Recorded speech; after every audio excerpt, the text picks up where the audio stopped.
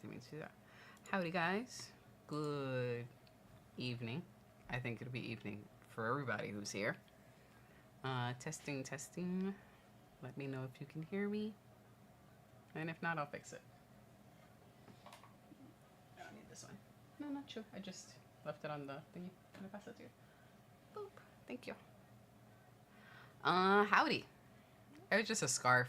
I randomly left it on. Yay, Dan can hear me. Midmo! Hi, dude.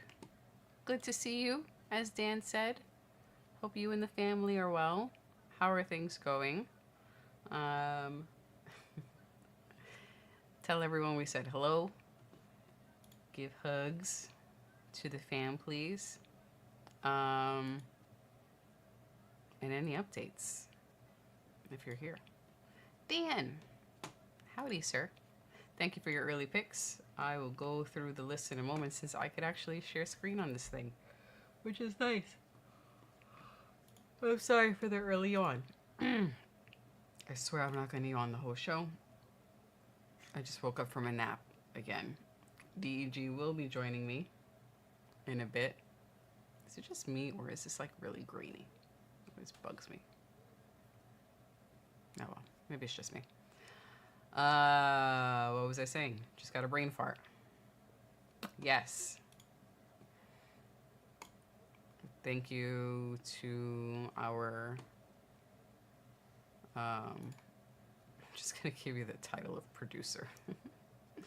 Thank you, Dan. Got the ticker. It's actually updated. I was somewhat ready. I got that updated. I have all my labels updated. And yeah, DG will be joining me soon. He's also just wrapping up a nap.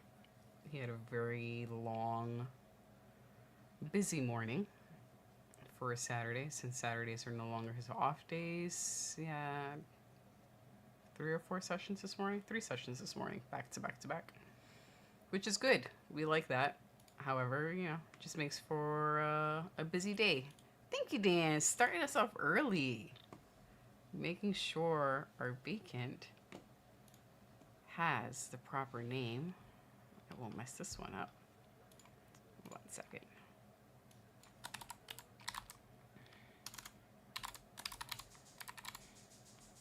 Save. I appreciate that, sir. Thank you for the donation. How's your weekend going? It was a while, I remember. Thank you very much, sir. How is your weekend going? Like I said, I'm gonna wake myself up a little more with this water. I will caffeinate in about an hour or 2.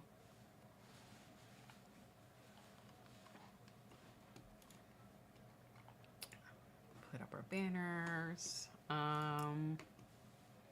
And I will go down the list and try to pick out my picks for this evening.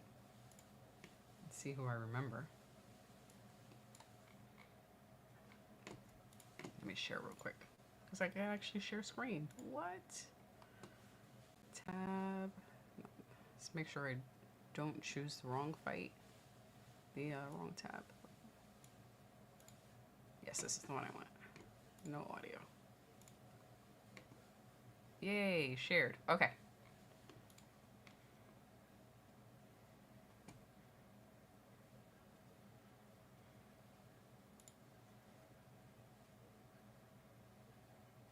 All right, your weekend has been busy, but I got that, and I will be here for the whole card. I hope you're here for the whole card. I hope you're able to stay awake for the whole card, because this is a card that will keep you up until about 6 a.m. This is going to be a long one. But I hope busy is good. I hope it's a good busy. Midmo says, I'm alright, but there's been quite a lot of BS I've been dealing with. Mental BS and life BS. Working through it. But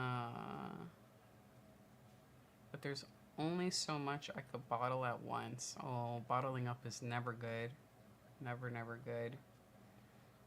But I think we can all understand the feeling of bottling up if you don't have an outlet. Best I can. Yeah, I figured it's working through it the best I can, but there's only but so much I can bottle up. I hope you have an outlet for it. An outlet where you can deal with the stress. Maybe it doesn't solve the stress, but where you can at least speak about it or put that energy somewhere before it explodes. But bottling up is no fun. No fun. Kinda. Okay, sir. I agree with Dan. I hope it gets better soon. I hope it gets better. But I'm glad you're here. Very glad you're here. Our fighters for today. I'll read through the... honestly, I won't read out all of the names because you know I'm going to jack them up. So, out of respect for the fighters, let me not butcher their names. And I'll only make picks on the ones that I'm really familiar with. The first two fighters, Markel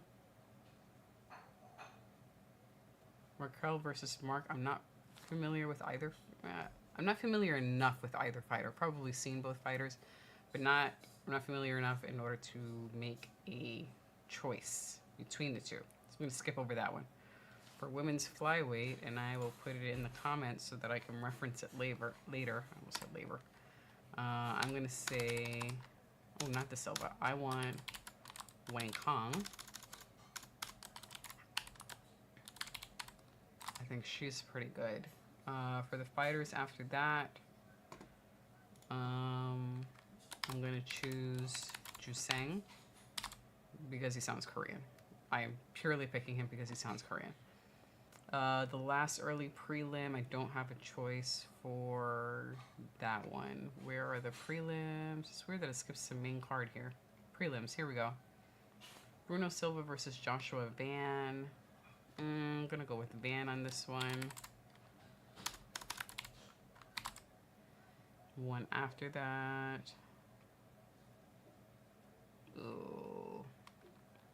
Don't have a pick for that one. For the heavyweights, I definitely have a pick. Not Spivak. Sorry, Spivak.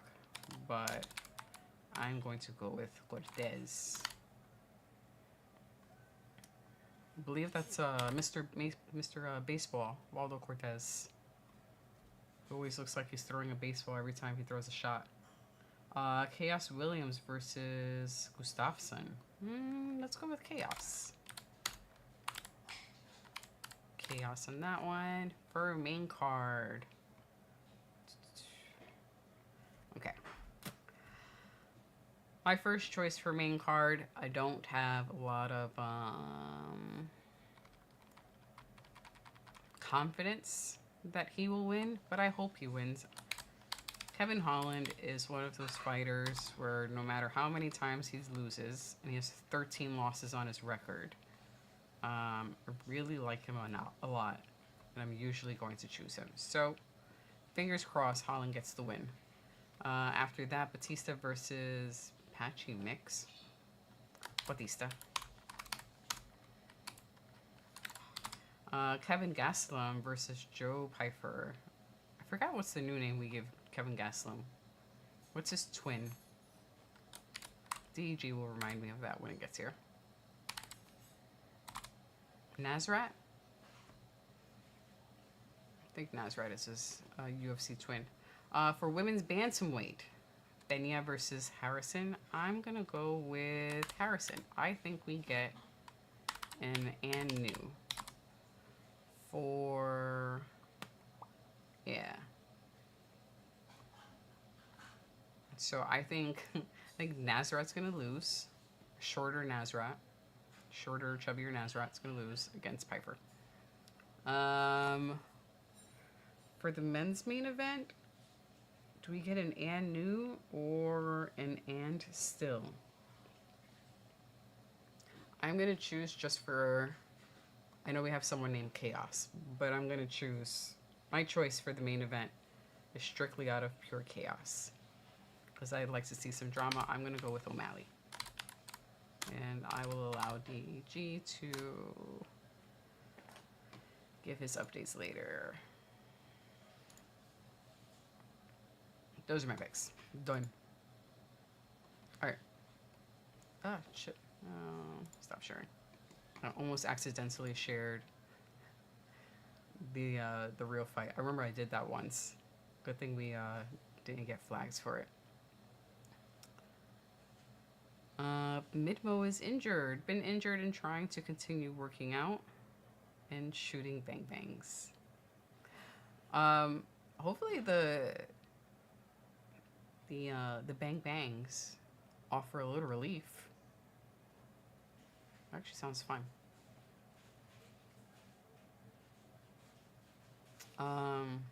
And also, the answer is probably no.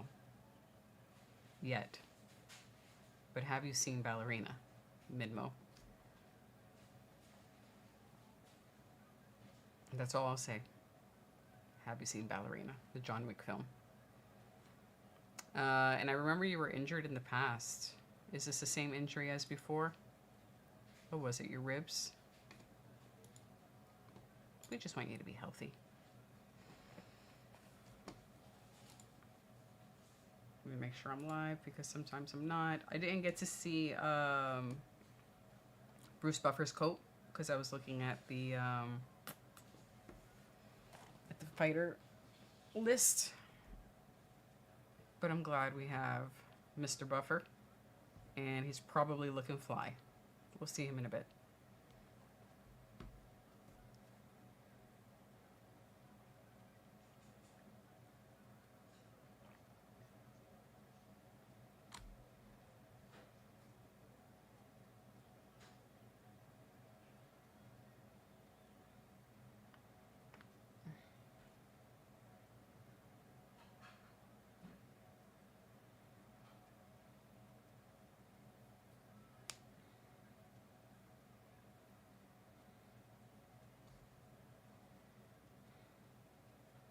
Just noticed this one.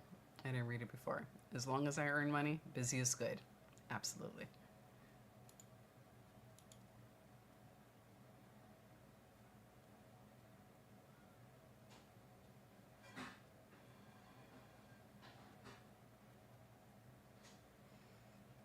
I can smell things too cooking. What you making?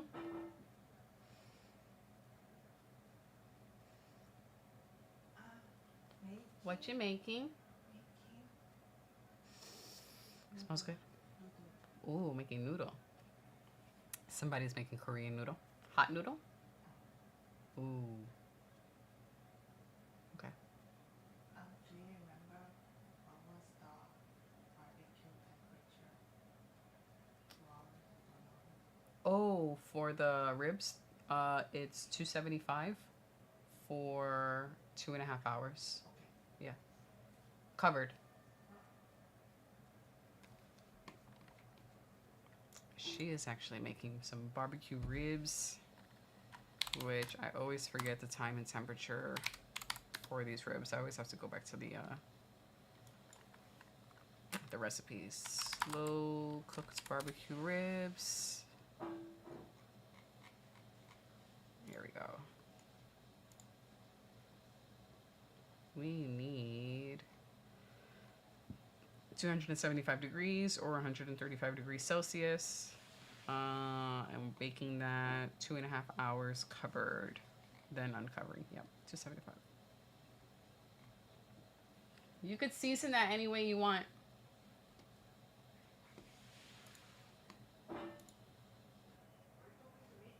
Yeah, I was saying you could season it any way you want.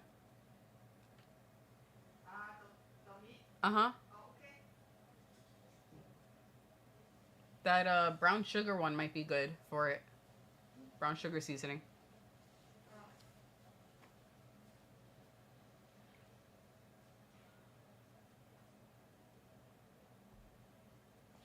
I wasn't paying attention enough to the first round to be able to pick between the two fighters of who won that round. It seemed pretty even from the bit that I saw, since I was reading off the fighter names.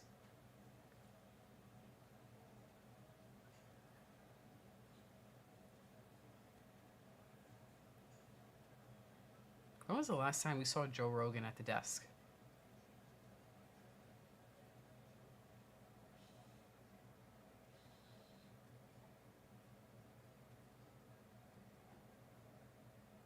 Does this guy only pop up now for pay-per-views?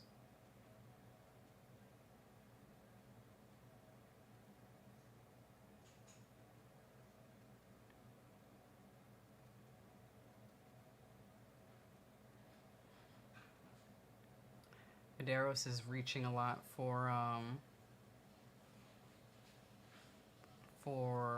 Trinsky?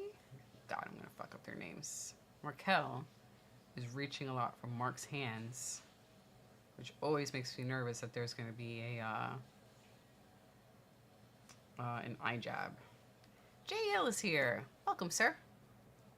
JL says, looks like I'm getting the silent treatment from my sister.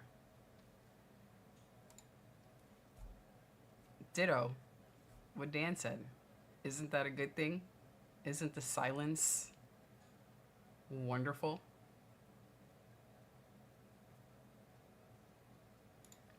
JL says, she said she guilt tripped me when I said no more money. She said, oh, you have it easy. You don't have to go through the same struggles. Ooh. And JL says, I said it's not my issue. You moved with $1 grand in the bank.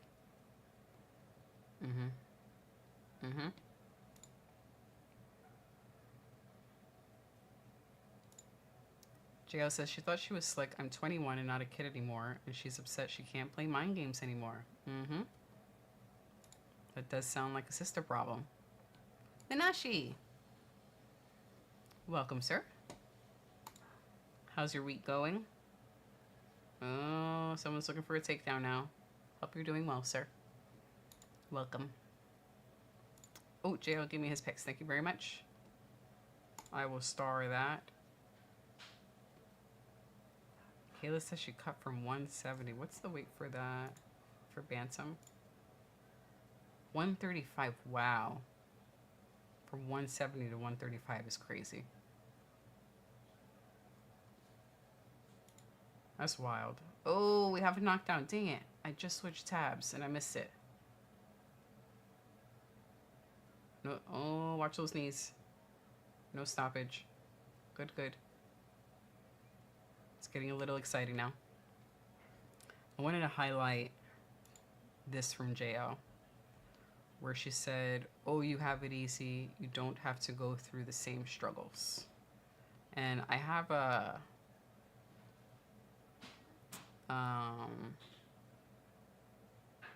oh, good knee. I have an acquaintance now. We were friends for a long time. Oh, good elbow. Sorry, this is just getting juicy now that I'm trying to make a point. And she made a decision in her life, and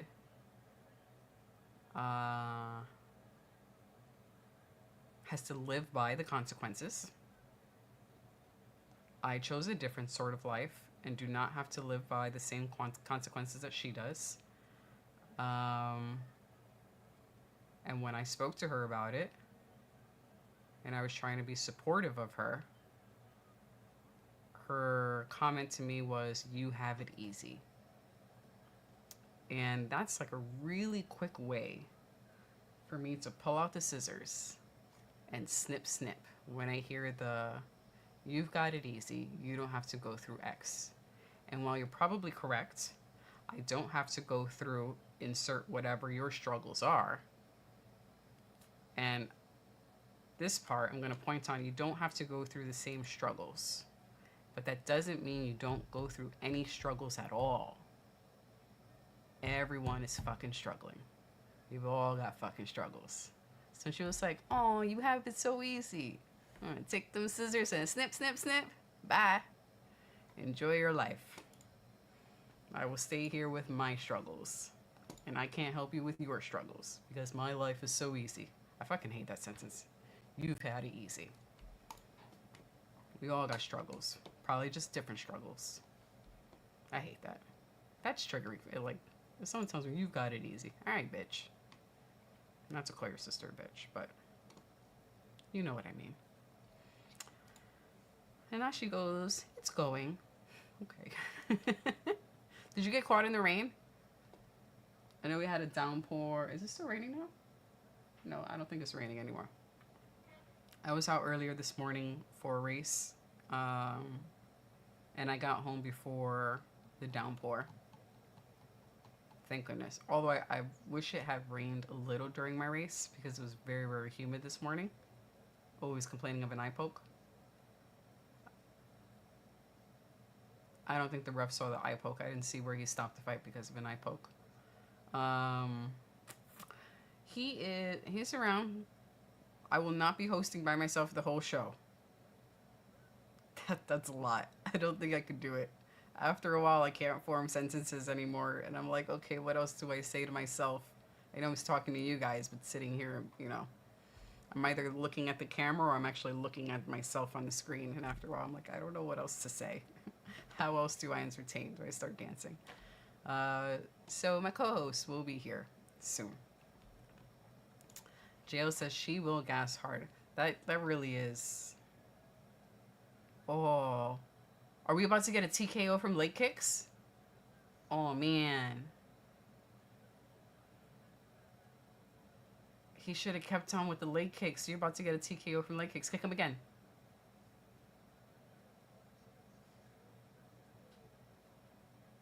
It doesn't look like he could really stand on that leg.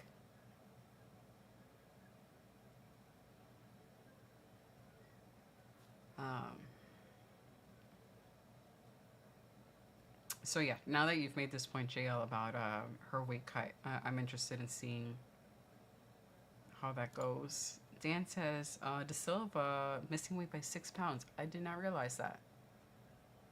I think I chose her opponent when I was making my picks, not realizing that she had missed weight.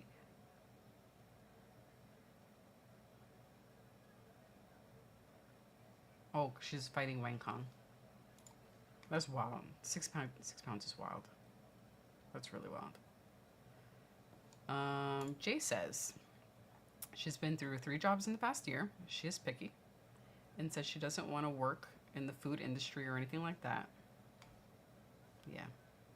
I've been sticking with a job that's, yes, shitty, but pays the bills. Absolutely. I agree with you on that last sentence. Shit is fucking hard. It is hard.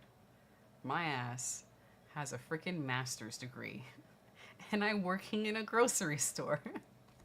Like, this is our reality. You know what I'm doing with my master's degree? Working in a fucking grocery store. I'll use it for something else, what I intended to use it for in the future.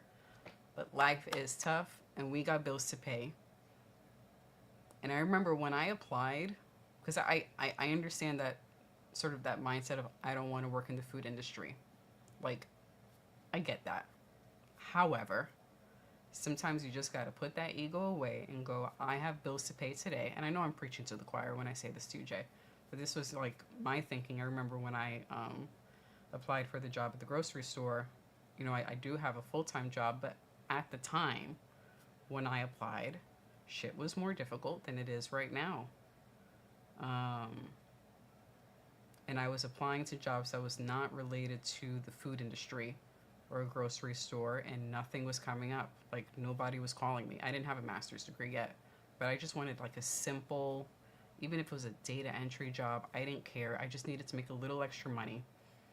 I think this is when I was applying for grad school, and I wanted to get the extra job to help me pay for grad school because I didn't want to take out loans.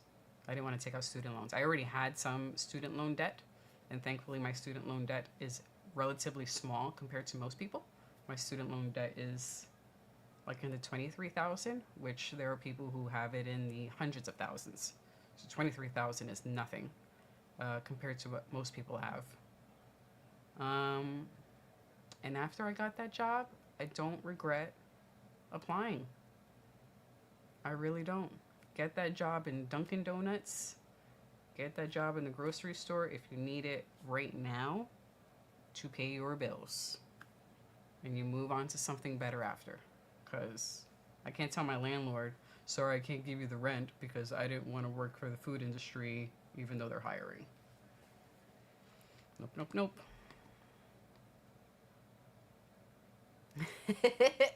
I love this. I don't feel bad. And she texted me saying, if you feel guilty, that's on you. Aw, sweetie. Aw, sweetie.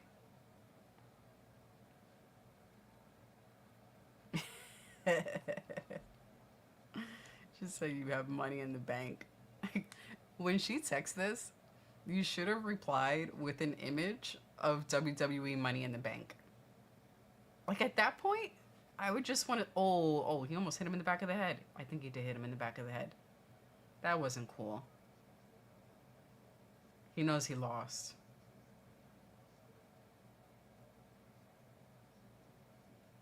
Punched him right in the back of the head at the end. Yeah, for a message like this, I would just want to reply with an image of the actual Money in the Bank briefcase. Oh, oh man, look at his face when he got kicked in the leg. Painful. I don't think he'll be able to walk on that leg for a little while. Dan says, your money, sister money, not the same. Absolutely. Send her a picture of Money in the Bank. Tell her that's my money in the bank.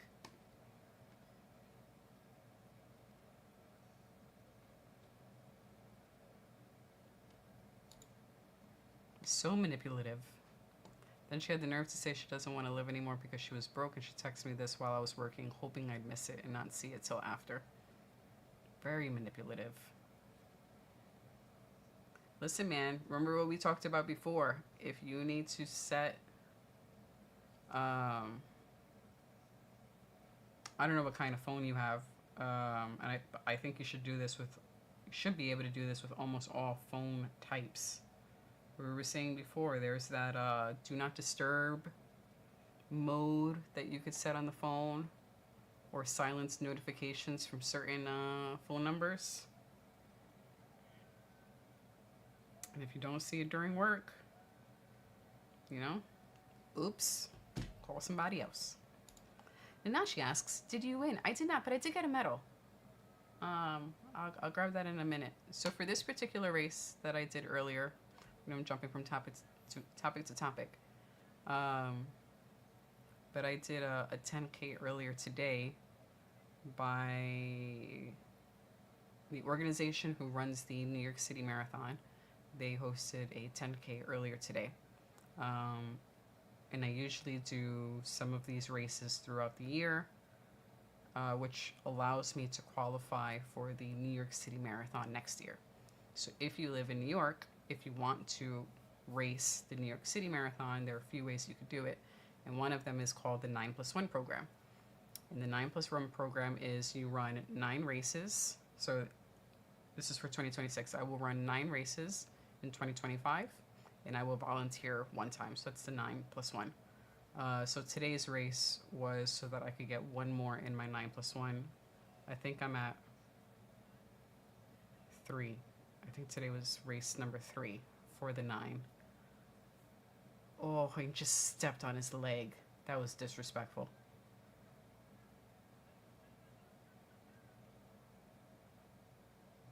Oh, he just stomped on his leg. Ugh. But like I said, they did give out a medal. I'll show it later. It's in the living room. I don't want to get up just yet. But did I win? In my heart. I know that's corny.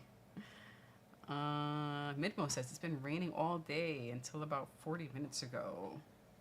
We need the rain. Canada needs the rain. Actually, that's where the rain should be going, Canada. We've been impacted, not too badly, but just a little bit by the Canadian wildfires. Does it get as far down as where you are, Midmo? Or do you guys get your own wildfires? But whatever is the part of Canada that's above New York, they should probably just pull up the map, because that's the smart thing to do. Canada wild. It'd be nice if I spell that correctly. Wildfires.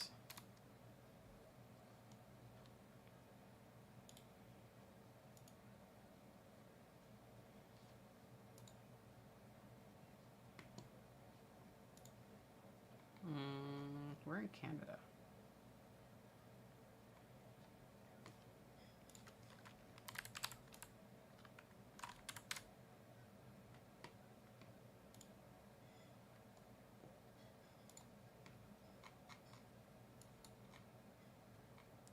think it is,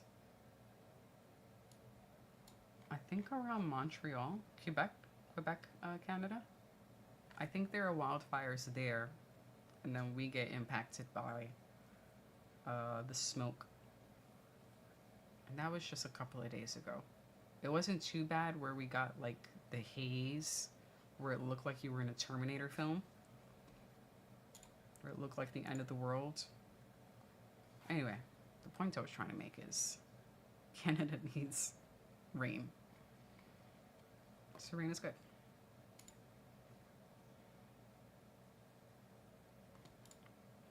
Oh, actually, let me take off this banner, because that fight is over.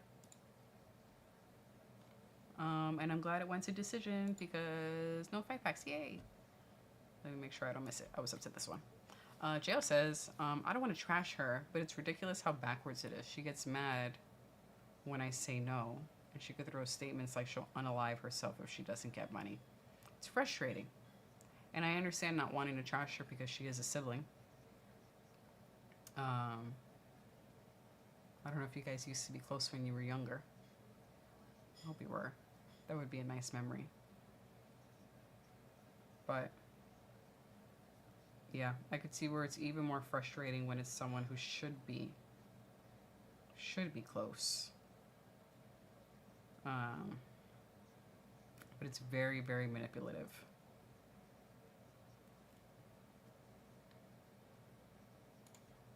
He goes, then she'll say, I need money for food. I said, we talked about this back in April. No more asking for money. And she says, it doesn't hurt to ask. I'm hungry. And while she's right, it doesn't hurt to ask, but the answer is still no. Get a job. Actually, let me take that back. I don't want to say it doesn't hurt to ask. In this situation, the context really does matter. It does hurt to ask. You already know the answer is no. So go to McDonald's. Work at McDonald's. Get a $1 pizza. Oh, meanwhile, she moved into a new apartment last weekend. Is she living by herself or did she get a roommate? And if you don't know that detail, that's okay too. There are people in my life where I don't know all of the details of their life, even something small about where they're living and how they're living, because honestly, I don't want to know. I have purposefully created distance, and that's just information I don't need to know. And if I do know that information, it might make me want to close the distance, but then that's drama I don't need in my life. I hope that makes sense. Drama I just don't need. So sometimes certain details about their life, I'm like, well, I'm not going to ask, and please don't volunteer the information because I don't want to know. It's your life. But just because she's a topic of conversation, I am curious. Did she move in with a roommate or by herself? Or you know what? Tell her to make a damn peanut butter and jelly sandwich. PB&J is super cheap and delicious. Hi. Rainy. Again? Damn, it's raining again. Oh, I see it now. Probably gonna get an awesome rainbow. No, she says dance. I might later. If I run out of shit to say. Or if DEG doesn't get up soon, I'm gonna go crazy. We're only 40 minutes in. But you guys are keeping me company, it's okay.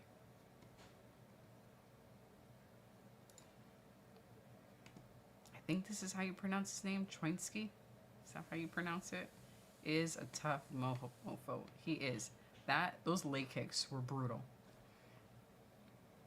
When they had the replay and they showed him getting kicked and going down because of the leg kick, and you could see that he was crying out and in pain. But then he just went back to game face immediately after. Ouchie, ouchie, ouch. And he seemed really, really frustrated at the end, especially when he threw that last minute back of the head punch, which wasn't cool. Was cool. But yes, is a tough mofo. I didn't see him try to walk out the cage. Was he limping? I expected that he was. JL says, she says all of this and then says, I'll talk to you next week. I called her out for trying to play mind games. Meanwhile, she says things like, I can't live anymore, but if you help me with money and rent, I'll continue. I don't know, man. Some of these conversations, for some of these conversations, do they require a response? You know? Do they require a response? And I don't think all of them require a response. I don't want to tell you don't speak to your sister, because that's not my place to say. Whatever you do is your choice. But some of these messages, maybe it's just you respond less and less and less and less and less. And how much less you respond is up to you. Like I said, I don't want to tell you not to speak to her, because that is your choice. But less responses. Yeah, I said that before actually reading Dan's comment. If I had been my sister, I would have dropped all contact with her. I agree with Dan. As I have gotten older, those scissors, I just, those metaphorical, scissors, I keep them in my back pocket, and I am very quick to take them out and cut. Snip, snip. Blood related or not. Because my peace is more important. Or for some, if it's not a complete cutoff, I reduce communication and only communicate every once in a while. For some, it's not that it's to the point where I should never speak to them again. However, I know how the conversations are going to go. I know they're going to say certain things that will frustrate me. And some of the people who frustrate me, they're not doing it intentionally, actually. They're not trying to frustrate me at all. It's just that their life choices frustrate me. And I don't want to have conversations about that. I know how all the conversations are going to go. So I just speak to them less.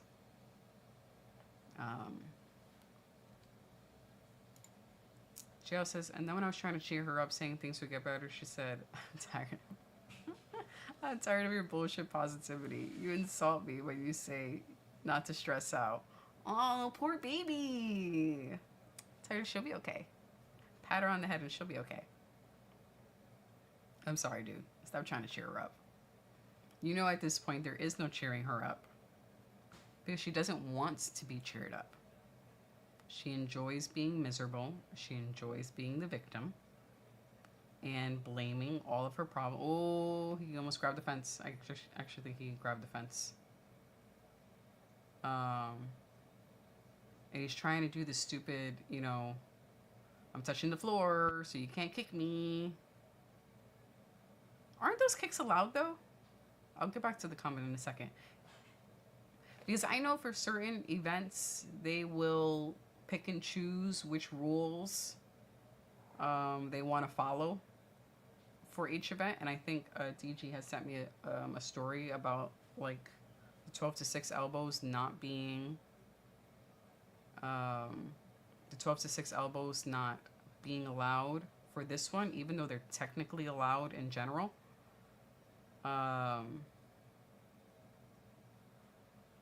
But I thought that kneeing is now allowed even if the person is touching the floor with their hands. Like, you can't knee them if their leg is down.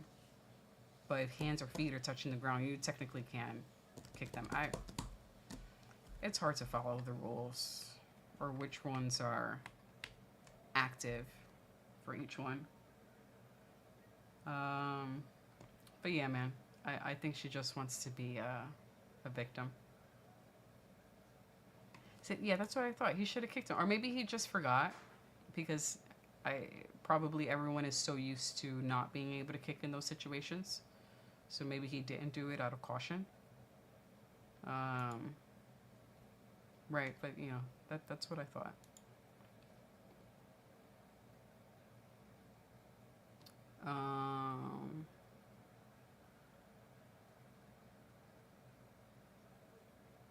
She does have some nerve.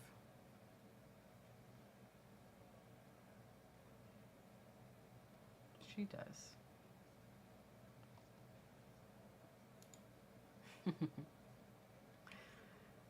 Yeah, man. Just continue the ignoring.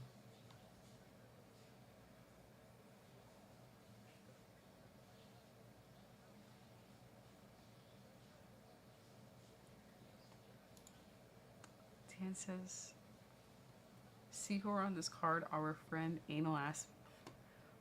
Wait, who is this?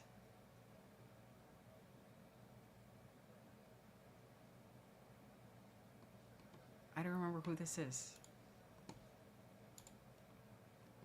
Now she goes, so much has been explained to me. Which part? I think I've jumped around a bunch of topics. Roommates, okay. Yeah, it should be. That's her roommate's problem now, not yours. Her roommate's problem.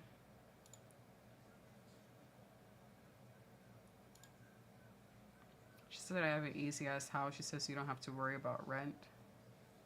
Yeah, because I don't waste money on takeaway and clothes every week. I mean, for some of these, like I said before, for some of these conversations, they don't require a response. I think that that's also what feeds her. It's just your response, no matter what it is, positive or negative.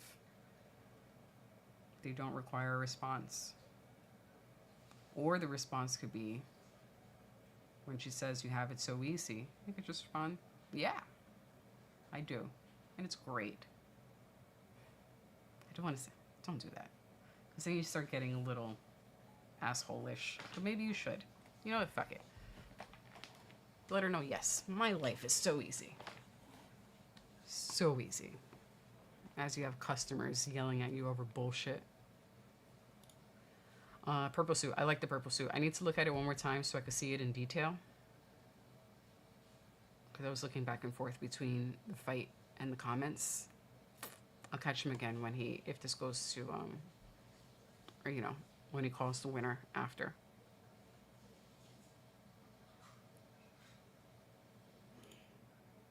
Oh, I didn't put up the banner. Oh, God. Man, I'm slow. Anal ass mouth. Ay. I don't know why I didn't pick that up immediately. You're hilarious. What's up? What was about the brown sugar seasoning? Oh, I was saying if you want to use that to season the ribs, you can. The powder? It's the one that we bought from Aldi's. It's on the counter. I think it's on the counter. I don't think I put it in the cabinet. Okay.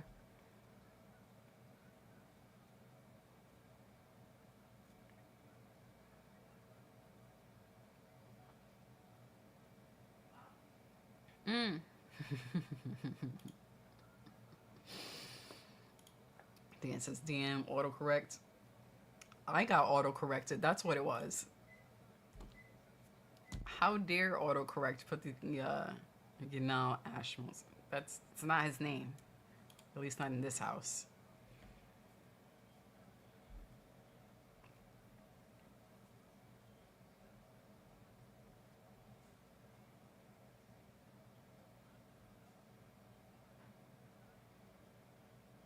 We can kick. Dude, kick him.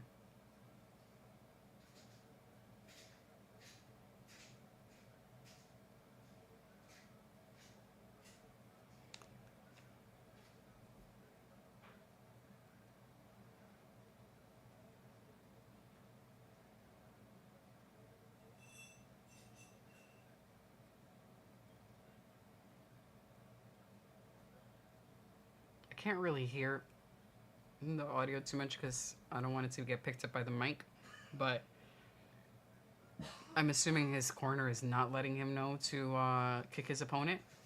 which they should be.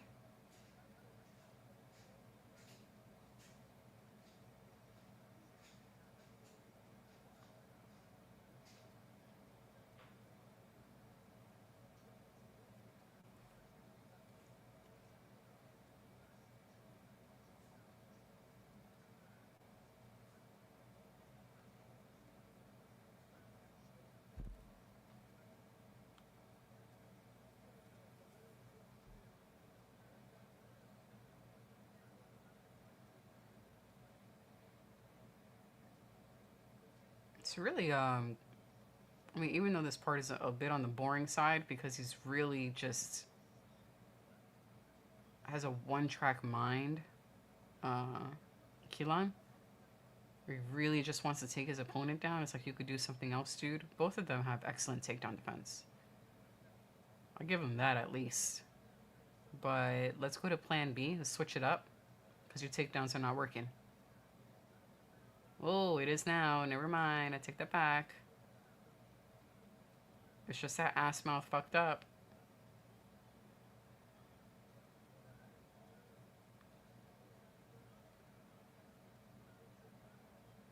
Oh, good punches. That's smart. Keep going. Keep doing that. Keep doing the smart thing.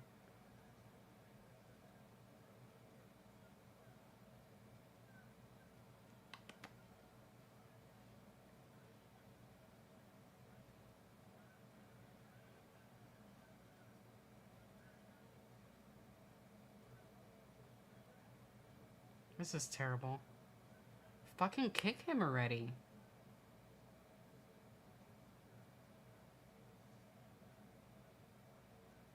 This fight is frustrating.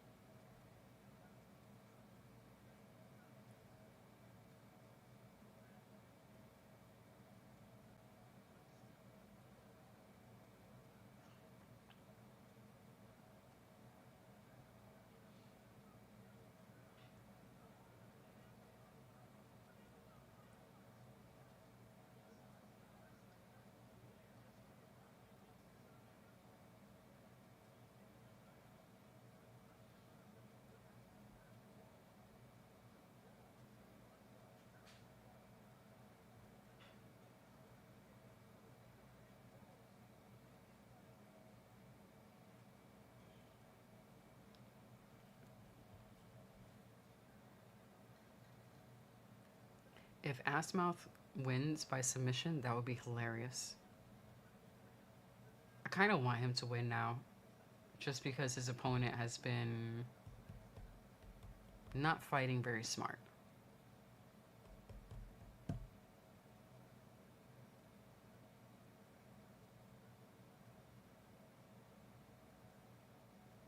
I think his opponent, Assmouth's opponent, has forgotten that this is an MMA event and not just a grappling event. And you could do more than just attempt to take your opponent down. Strikes are allowed.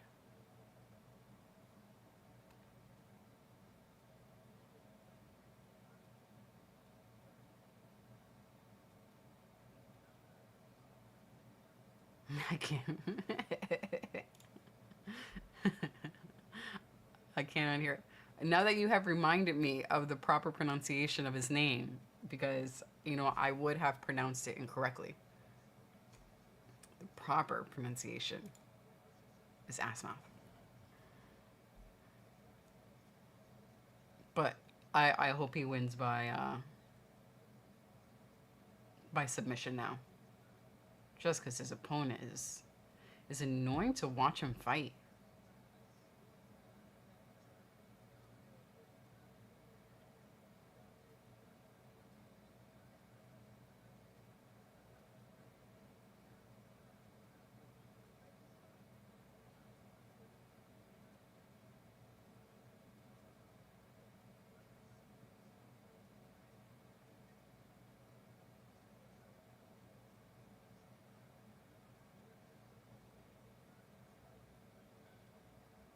usual.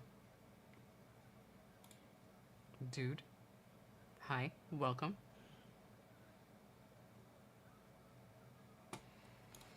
How's your weekend going, sir?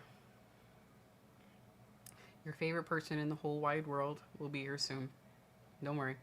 It's not just me tonight.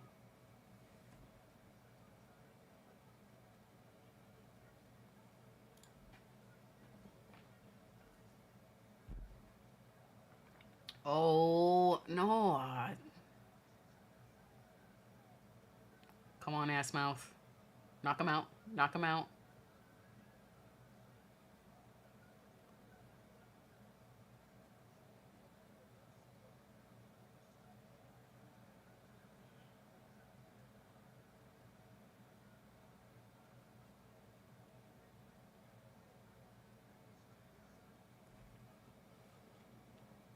Wait. Quaylen has no hands. No hands at all.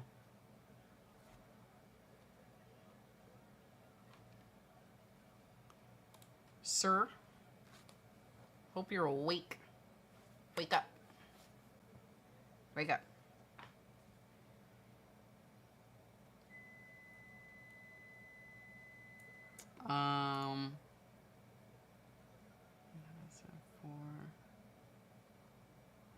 Oh boy.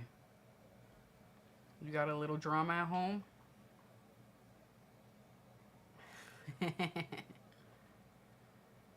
Oh, yeah. Are you still with the family down in Mexico? My day is going pretty good. I am going to grab my medal because I need to show it off. I worked pretty hard for it. Oh, Facebook drama. Okay. What are you doing with Facebook drama, man?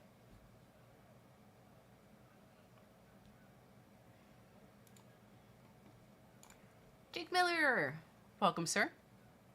I'm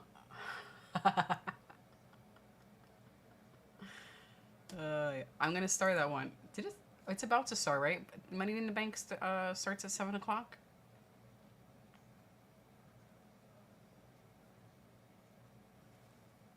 I have to say,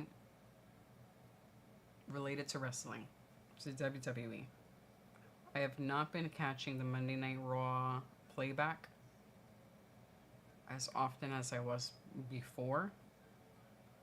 But this John Cena, what's his face tag team makes me not want to watch it. It makes me want to go back to not watching it. So 50-50 chance that we'll go, you know, we'll probably put it up because it's very easy to put up unless there's a sports event going on. If one of the New York teams is playing. Oh, come on, ass mouth. Knock him out. Knock him out. Knock him out. Oh, no.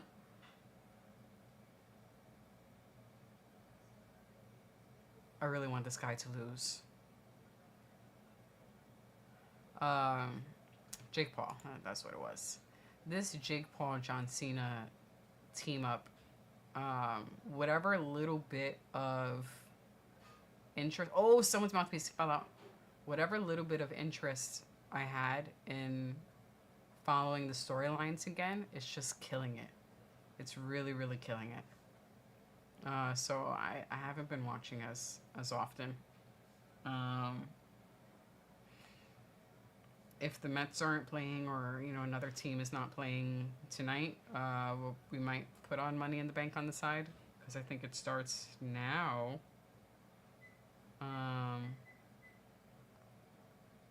But, you know, as of right now, I'm interested in any other fight that doesn't have to do with Jake Paul or John Cena. Or Logan Paul, yeah. One of the Pauls. Yeah, I don't know. They're the same fucking dude. One of the Pauls and John Cena. I don't like them together. DG goes, I rarely go on Facebook. As soon as I disagree with someone's political view, they act like I'm their sworn enemy. It's kind of pathetic, really. Yeah, absolutely.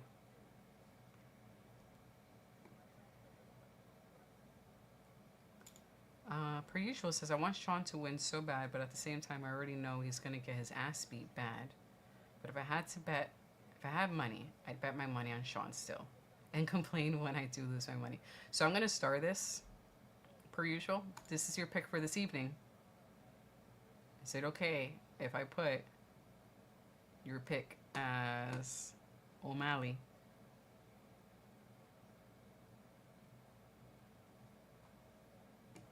But I'm starting that for later.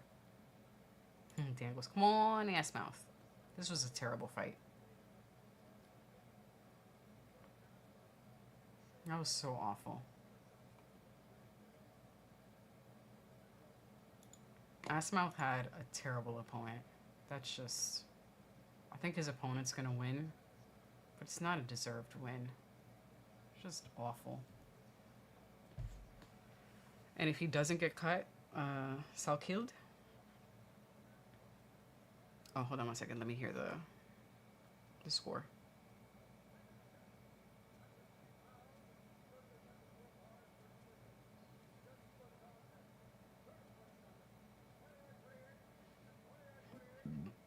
Excuse me.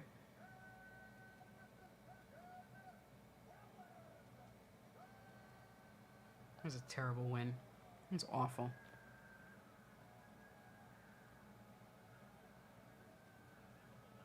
I don't want to hear this interview. That was a terrible performance. All right.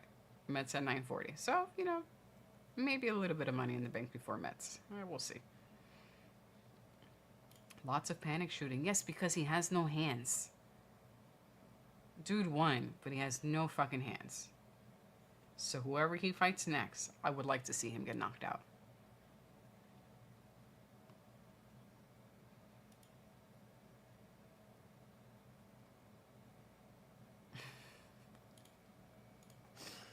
Pretty sure goes, put $1 million of my fake money on the line. I feel like I'm Drake when I bet on fighters. Yes, Cena sided with the crypto zoo scammer. And what makes it worse, I hate that he sided. It's not that I hate... let me say this. It's not necessarily that I hate that he sided with the Paul. I'm just going to call him the Paul. But that Paul, one of the Pauls, has anything to do with John Cena's storyline. Whether he sides with him, or he fights against him, or whatever. But we have limited time left with John Cena, and it's being wasted with one of the Pauls. I don't want him in the storyline at all. I don't want him anywhere near the storyline.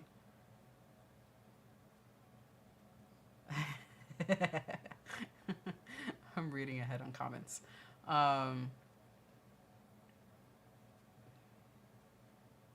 Can is watching Money in the Bank. We're actually just talking about this right now. I don't have it on yet. We'll probably put it on in a bit. But I don't want any of the Pauls anywhere near the little bit of time left we have with John Cena. And them, so that's one. That's one thing to make me not want to watch Monday Night Raw, or not being as excited to watch Monday Night Raw, and I wasn't even that excited to begin with, really. And number two, then you get rid of R-Truth. I would rather have R-Truth be one of the main characters in John Cena's exit tour. In whatever capacity you want to put him in. So much more entertaining than the Pauls. I mean, and as we saw that John Cena was the bad guy, I wasn't even thinking really about R-Truth. But as soon as they put him in, I was like, this makes so much sense because R-Truth loves John Cena. He's his biggest fan. So it's nice to have someone who's the biggest fan, you know, the representation of John Cena's fans, big fans of the kids, you know, going up against who was or is their hero. Way more entertaining than Logan Paul. So not only do you not put him really in the storyline, you just did it briefly, but you cut him after. That's disrespectful. So anyway, we'll probably play it in the background a bit. Yeah, that was terrible.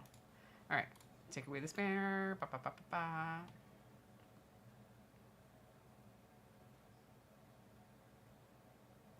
Jail goes. I wasn't impressed. Lots of shooting. He's basically camera. Yeah, that was.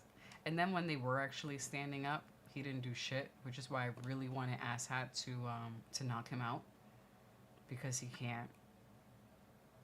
The dude can't, like, he can't stand and fight. He just has to sniff crotches.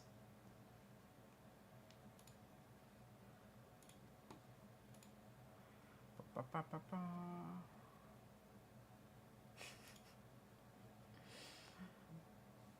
Thank you for the lesson in Australian slang.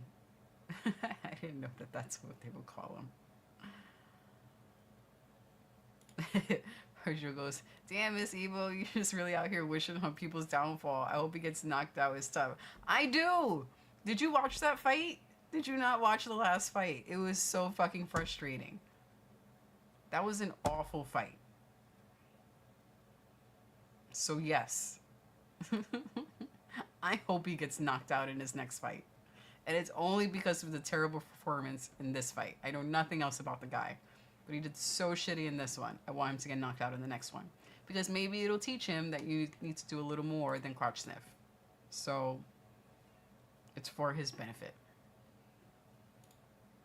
Thiago's Cena's heel run has been boring. The beginning was fun. When, overall, yeah. I think so. But the beginning was really fun. And his mic work was really fun to watch. With him really leaning hard on, you know, trying to be the bad guy and no, don't try to be my friend now. You hated me all this time. Continue hating me. His mic work was a lot of fun. We need more of that again. But the dude standing next to him, it just...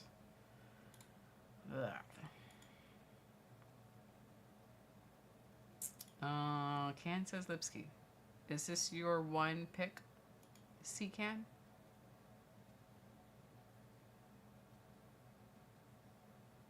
Wait, Lipsky is a fight site.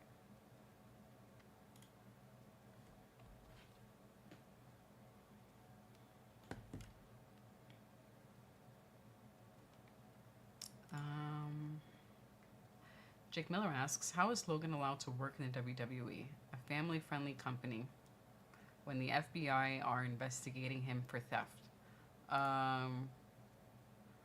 My guess is it's probably due to the that Prime deal that he has with WWE. Money. Money rules. I think it has to do with the deal. With that Prime advertisement, whatever amount of money WWE got for promoting his trash. What? What are you talking about?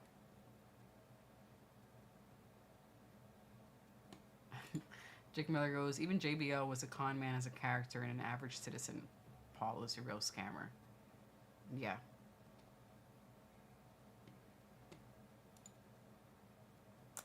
They have another pay-per-view on the 28th. WWE PLE schedule.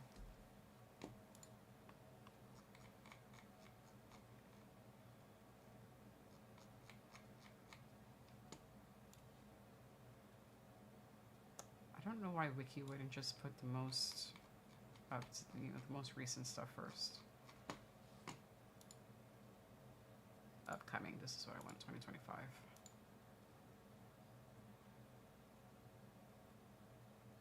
Oh, Night of Champions. That's the one. Then the Great American Bash.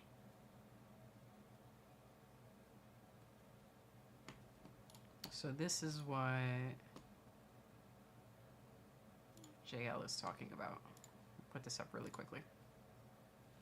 Oh, actually, wait. I didn't want to put... Sorry, let me do that again. I didn't want to do that. This is what I wanted. Yes. We've got Money in the Bank tonight. This is the second one, so it's 2 or 3, 2 per month so far. SummerSlam is a 2-night event at MetLife Stadium. Then we have Clash in Paris. But this one's pretty cool. I like that they're doing more shows internationally. So I don't mind that they're doing 2 in a month. And also, since we don't have to pay extra money the way we do for MMA pay-per-views, I don't mind the frequent shows. This part doesn't bother me, that they have a bunch of shows. If I had to pay extra money for every pay-per-view, it would absolutely bother me, and I wouldn't pay the money because I'm already paying for, UFC. But since it's not coming out of my pocket, I'm okay with the additional shows. And honestly, if they had less shows, do you think it would be better? Do you think the storylines would be better? I don't think so.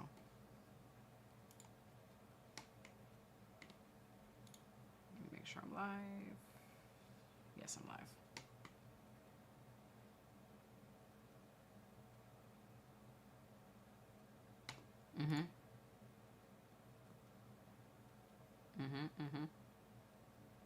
Yeah, with his prime drink.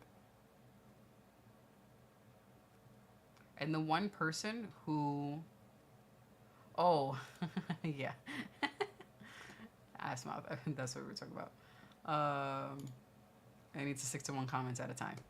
Stop looking forward. What was the point I was trying to make? Oh, holy shit. Please hold. Ooh, can we see a replay of that knockout? He did. He did. I'll go back to the comments in a moment. He did.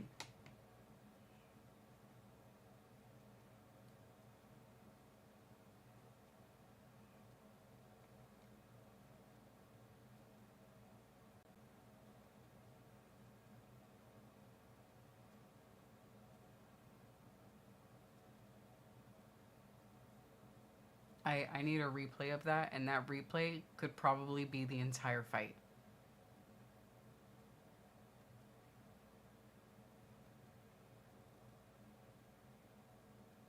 He only hit him once. Holy shit. 1 perfectly landed shot. Just bam, right on the chin. Perfect. Wow.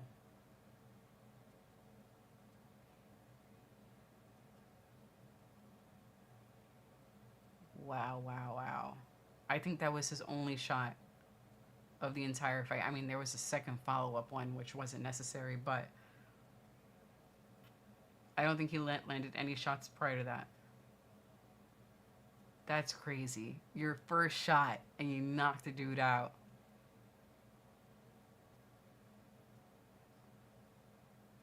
That was beautiful.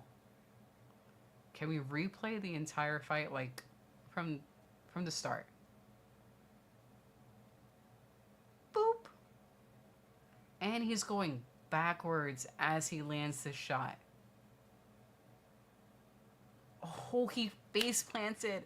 The guy just perfectly face plants on the floor.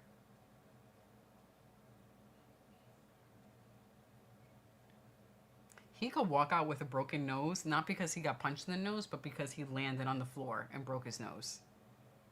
That's insult to injury if that happens. Holy shit.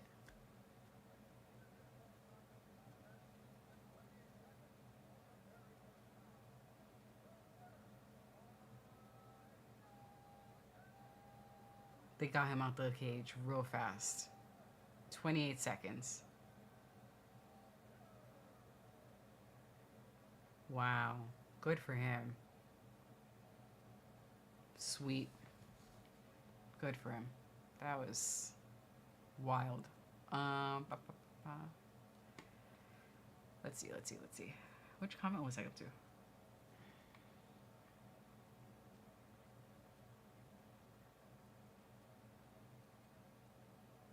Oof.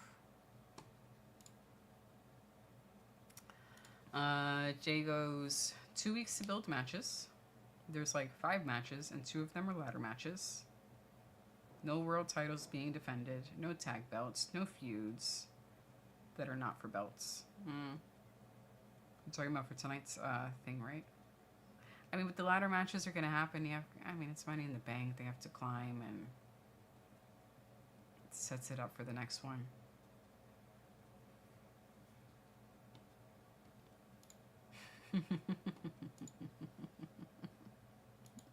Whoops.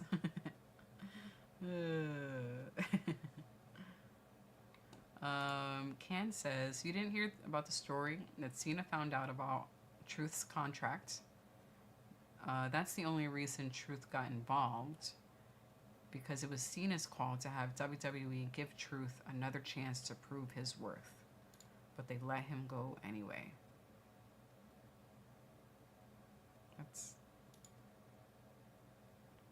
That's unfortunate. That makes it more frustrating. That makes it way more frustrating. Because the Cena Truth storyline would be just... It would be so entertaining. And you're like, nah, no thanks. No, no, no. No lemon pledge.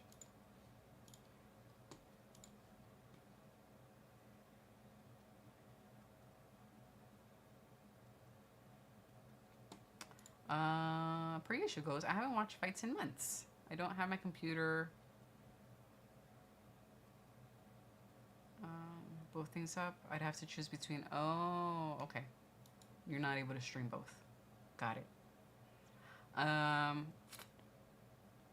DG is a little better at giving the play-by-play of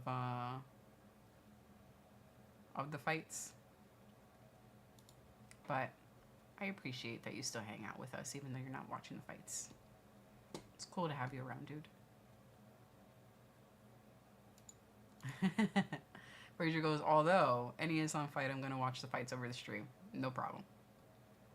No problem. WWE family friendly? Yeah, he was not family friendly. Not at all. We've been watching a lot of DG's been watching a lot of old school Rock promos and fights. And we were talking about how his promos these days, and not even just like, I would say within the past, what, like 10 years or more, where his promos are just, probably over 10 years, where his promos just don't hit the same the way they used to. But when you go back and watch The Rock's old promos, he can't get away with saying the stuff that he used to today, unfortunately. Because the wild shit that they would not allow today is the shit that made his promos so fucking funny. Made it so entertaining. And the only way he can cut an entertaining promo as really as The Rock is on social media. So there was that one where he told Cody to fuck his story. He said, fuck your story. He can only do that because he was on social media. Can't do that in the ring no more. Bottom of my heart. Fuck your story. Put your tits away. Per usual. You guys want to see an example? Male sexism? I can do this on screen. This is not a family-friendly show. Put your tits away. There are kids around.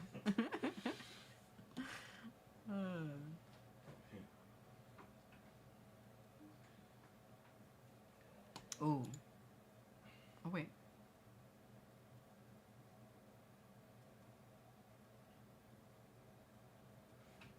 Jake Miller goes, zombie student turned the man into a zombie. Oh, I didn't realize he was zombie. Was zombie out? And I just missed it? Sometimes shit is going on in the ring and I just, if I'm reading the comments, I totally miss it.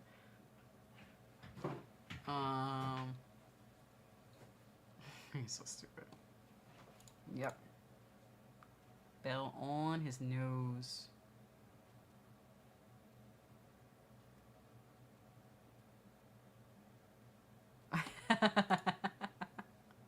Per usual goes, I feel fucking scammed for real. The thumbnail is Mr. Evil, but the stream is Thing 1. I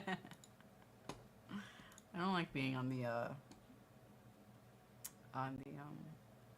thingy, unless it's like a different event.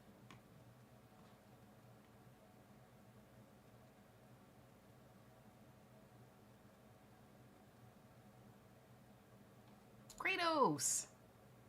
Kratos says, popped in to say hi, and I'm multitasking tonight with a stream. I'm playing on Destiny 2 and watching Money in the Bank.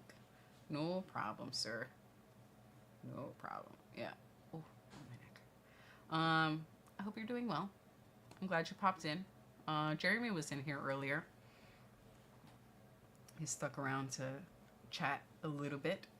I'm glad we were able to get both of you guys. So, good to see you, sir.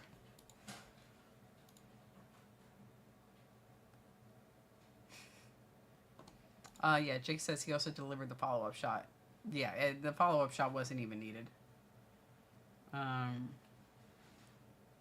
But your one and only, I don't want to say your one, your first shot in the fight fucking knocks him out. Beautiful. What was that, 20 seconds? Yeah. 20 seconds. What was the official time? 28 seconds. So they basically just circled each other or something? Yeah, so the Korean zombie in training was basically like backing up. He was on his back foot. His opponent was coming to him and just delivered a left. Another Korean gets knocked the fuck out? No, the Korean did the knocking out. Oh. It was beautiful. Landed right on the jaw. His first shot, his first hit, knocks the dude out instantly. Nighty-night. Nighty-night.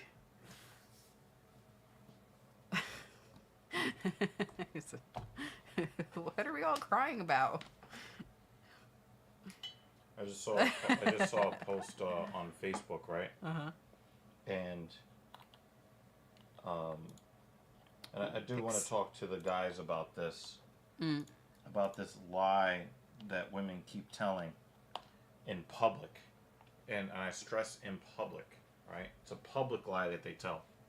Mm-hmm. So I'm gonna grab food real quick. The post asked women, which body type they would choose. Yeah, here it is. Look. Mm-hmm. So before you leave, I just want you to look at this, right? You can put it up here to show them, right? Put it up. No, but it's not. I'm not going to be able to get this. You know how they'll on Facebook you'll lose. Oh, okay. You'll lose. I thought it was an article. That's why. No, so I'm just going to show these guys on screen. So they asked the women which body types that they would prefer in men, right? The first 5 are not fit, and the last 7 are different variations of fit, right? Right? So you guys see this here, right? Now, when you actually click on the post, mm-hmm. all of the women are saying that they prefer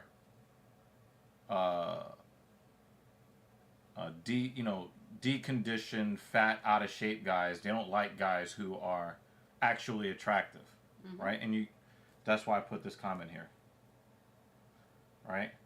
So you see them, yeah, that like, mm-hmm. right? So, okay. So guys, you're gonna see a lot in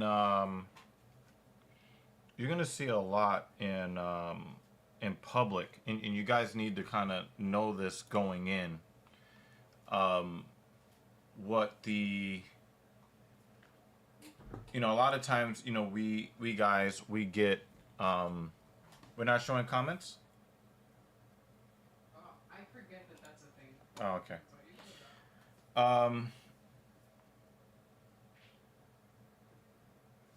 You guys need to understand that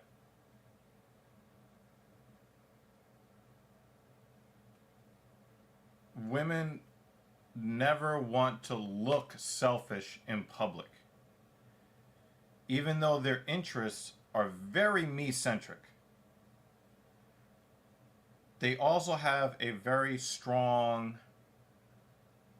they're very strongly affected by shame, public shame, because they need to feel like they're part of the group. So many times it will tell you that they prefer a man who's out of shape and short and fat and broke, but in the end, they're chasing the guys who are tall, well-heeled, and in shape. There are, a few years ago we had this whole thing where the women were like, "Oh my God, dad bod, dad bod, dad bod." It was the greatest trend ever, right? But they're still not going to fuck the guy with the dad bod. They are only saying that because A, they don't want to look like they are prioritizing looks, because then it would make them look selfish. They don't want to be seen publicly as selfish. Okay? But their natural reactions to when they see men, they can't fake that. They try. Trust me, they do try. But guys, don't fall for it. Get in the gym. Make sure you're taking care of your body. Make sure you're putting in your cardio.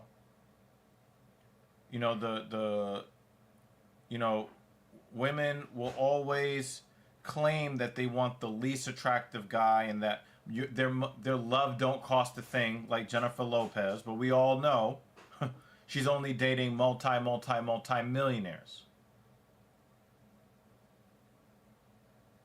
Beyonce will talk to all her single ladies, but she's going home to her billionaire husband, who's probably right now clapping 4 other chicks on a road trip somewhere. Oh, we don't put up with cheating, and we don't, say my name and all this other stuff, right? But when it comes down to it, look at the choices they make, not the words they say. I want a fat, out of shape guy. No, we don't believe you. You need more people. Guys, don't fall for it. Hit the fucking gym. Continue to take care of your bodies. Make sure that you're hydrating properly. Stay away from alcohol. Limit your caffeine intake. And stay away from annoying women. Get you a woman who's not annoying.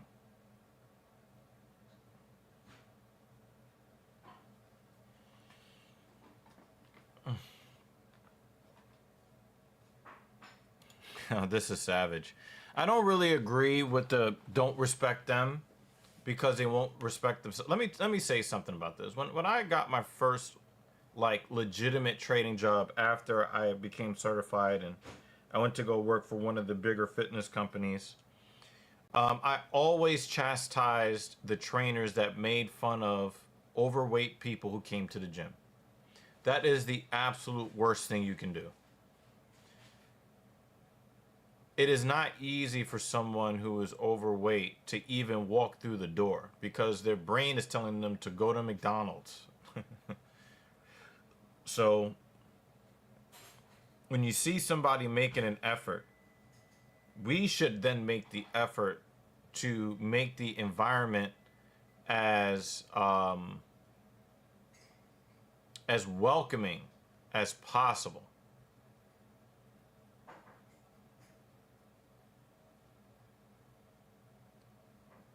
Absolutely, we need to make sure I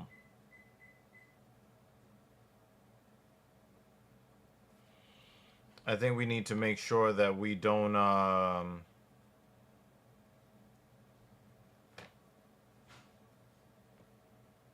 that we're not here to denigrate overweight people. We want to encourage them to engage in legitimate body positivity, which is to say, do positive things for your body.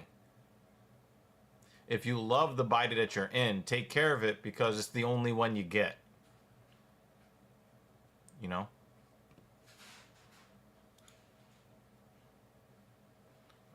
Really sorry about Ryan Fry's emotional pain. This is probably the second biggest reasons why I don't like having pets. This is the second biggest reason. We've had pets in the past, and when they die, I take it really hard. So I'm really sorry that you are going through what you're going through.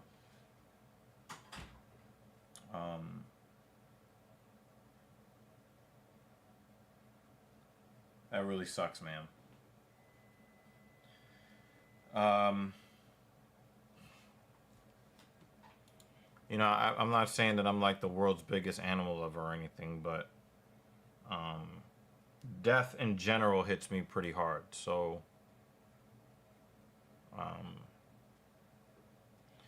but kind of going back to what you said, I choose to focus on the number 17. The number 17 to me means that a full life was lived.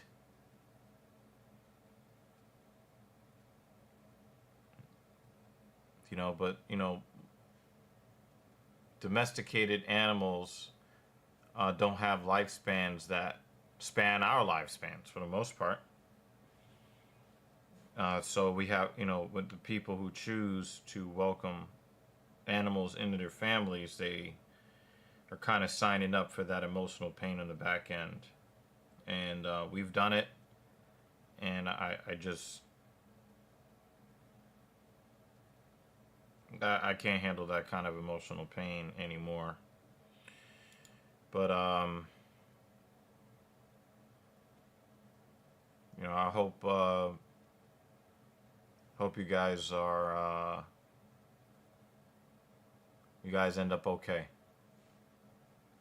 Yeah, Ariana Lipsky didn't even get close. She didn't even get close. It's really hard when you miss weight the way she missed weight. It's really hard to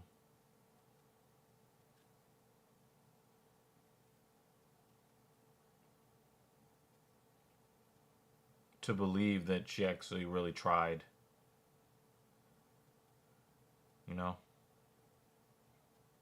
Sometimes I think, well, give her a break. Maybe she had like a weight cut during the menstrual cycle. Well, then my logical brain kicks in and says, well, oh, and by the way, Lipsky was not fined 25% of purse. She was fined 30% of her purse, by the way. It's not 25, it's 30. Even though that's the number that they're putting up there. But the thing is that, how like some of these fighters will claim that, they unknowingly took a banned substance. Well, you're supposed to read the labels to make sure that everything that's in whatever you're taking is on the list of allowed substances, and none of them are on the list of banned substances. If you're a woman and your menstrual cycle hasn't been destroyed by intense training and weight cutting over the years,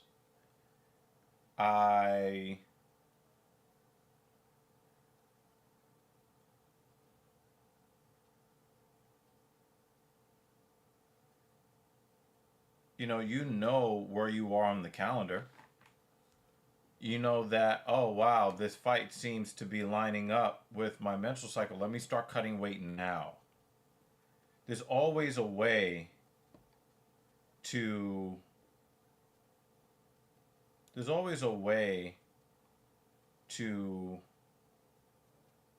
fix these types of issues.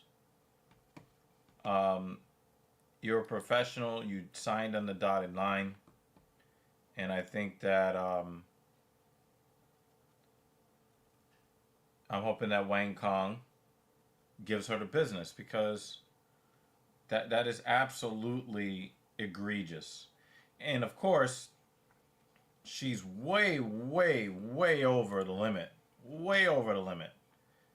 And she let Wang Kong cut all the way to 25, knowing she wasn't going to get there.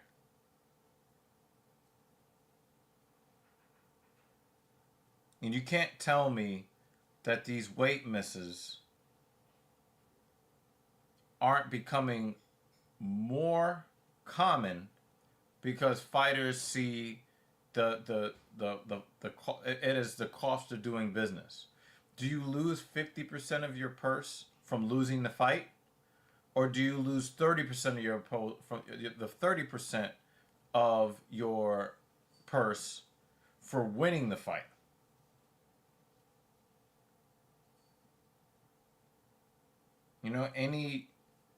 I think that they look at it as any competitive edge, because when they look at the official rankings and they look at the records, they're not going to say, this guy is 16-10 and, with, 2 weight miss victories. No, they just move on as if they were totally equal and even.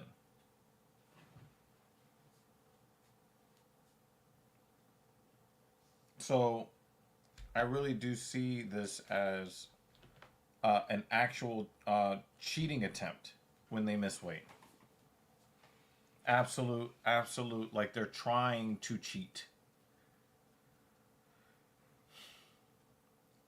So I just have a question for you, because I know that you have girl talk, right? Okay. No, when you think of some of the times you've had girl talk, right? How many of the women are swooning over fat, unattractive guys? Like, oh my God, he's so hot. When was the last time that happened? Well, also, we have to put a little caveat, a little disclaimer. Who am I girl talking with? I'm just saying, ever in life. No, but there's, that does matter. Because the girls who, I know the point that you're trying to make. Yeah. And the girls who would fall under that category, I don't girl talk with them. I don't. The people that I girl talk with see you on the camera, and then I send you a text message saying, my colleague thinks you're handsome. Yeah. And they have no shame in saying that someone is attractive. So who is in your circle does matter. Right, but I also believe the people that you say that you don't mess with, a lot of them really, they also belong to that subsection, or mostly to that subsection of people who love to virtue signal outwardly. Like, they want people to know, oh, look, I'm a contrarian. Oh, look, I actually like super ugly guys that don't wash their balls. Like nobody believes that. So what I'm saying, when you are actually like, that's what I'm saying, like when you're actually just like away from, social media, away from, the public, how many of them are like, oh my God, The Rock is just awful looking. Give me what was the fat kid in the 40-year-old virgin that became famous? Not Seth Rogen. He went and he got thin, and people got mad for getting thin. He was like really fat. But at least the ladies I talk with, they have Jonah no Hill. problem saying someone's hot. Yeah. How many women have you saw like they just melt for Jonah Hill? Mm-hmm.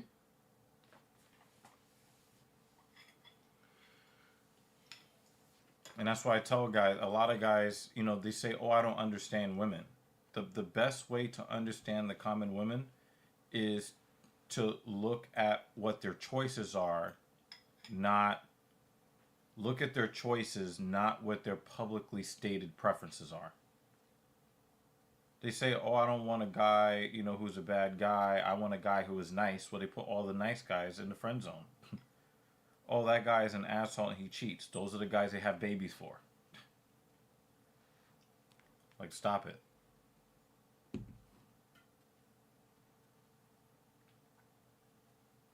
So Lipsky was over by more than 6 pounds, and she let Wang Kong cut all the way to 125. Yeah, Dan was talking about that earlier. Now they said that. Oh yeah, there you go. So they said that she. Oh look. Oh, she hit that spot like. So, I love seeing this leg. She punched that bottom titty right there. Okay, so I really do see this as people saying, you know what? I'd rather not lose 50% of my purse by losing the fight. Mm-hmm. I'd rather cheat and only lose 30% of my purse. Mm-hmm. Oh, wow.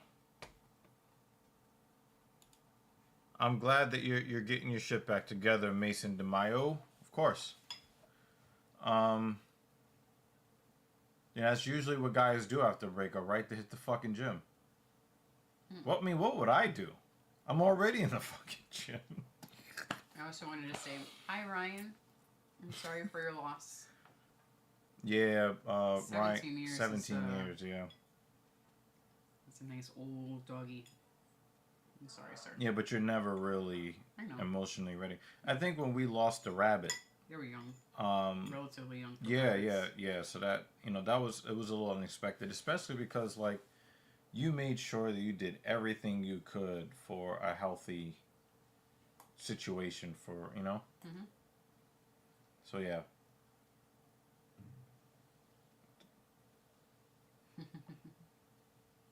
Yeah, definitely. I got you, Mason. Yeah, so. Good to see you, though. Glad you popped in. She's trying to hide that leg. Look at that nasty knot on her calf. She's trying to hide it. She's trying to hide that leg. And of course, that's not her natural stance. She's not an ambidextrous fighter. So having to hide that calf is not fun for her at all. But she has to. Otherwise, she's not going to be able to basically move that back foot anymore. Midmo and Yep. Carlos were in here earlier. Yeah, I saw. Shout out to those guys. Always supporting. Even when they're not here.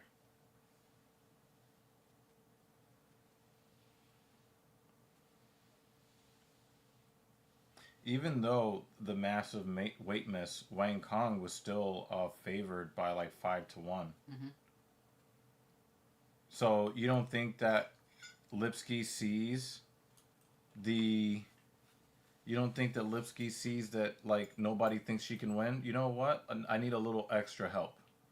Mm-hmm. Let's not actually cut the weight. I think that's really messed up. And the point that I was making when you were coming in here is when they go to do the rankings, they don't decipher, who missed weight or not.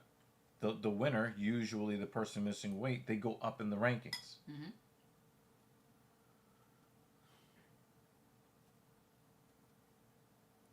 Yo, Vex is wild, man.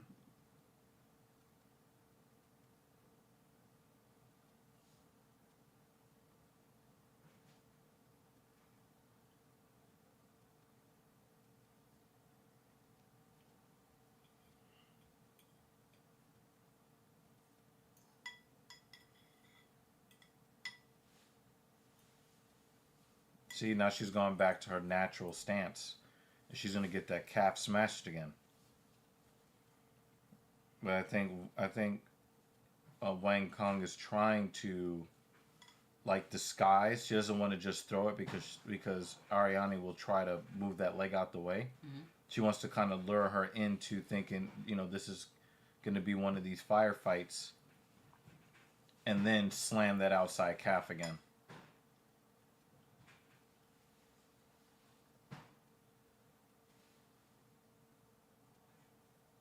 It was very interesting. I saw an article about Kayla Harrison, right?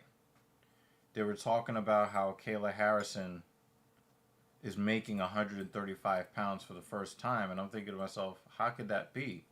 And then I remember that she made 136 pounds twice in the UFC. Mm. And they're like, yo, that 1 pound makes all the difference. Imagine if... Oh, there it is! I told you! I told you she had it in her back pocket! I told you! I told you! I told you! I fucking told you! She was going to... She had it in the back pocket, lure her to sleep, and then bang that calf again. Oh, wow. That knot's getting bigger. Oh, man. That was beautiful.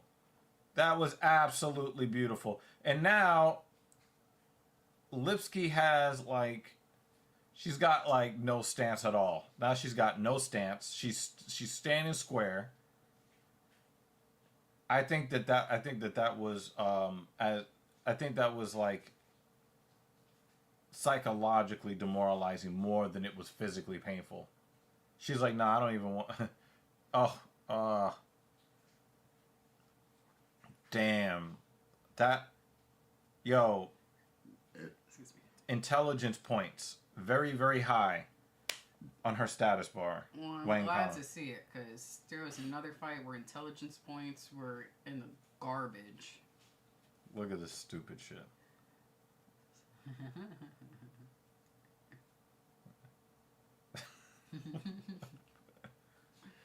I'm not reading that name. That's too long. What a piece of garbage. Let's look at a couple of comments though. Hi, Jim Bro. What are you doing? Step, bro. Okay, so I'm gonna start my own comment. Here's the deal. Here's the deal.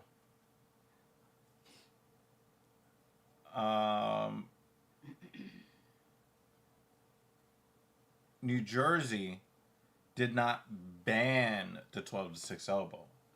New Jersey is going by the old unified rules. That is what they've chosen to do prior to November 2024, which means... Does that also include the no kicks? That also means hand down, one hand down is a downed opponent. You are not allowed to do kicks to the head with one or two hands down. They're going back to the old unified rules. They are not just banning the 12-6. This is what the New Jersey Boxing Commission has chosen to do. And that it's their thing.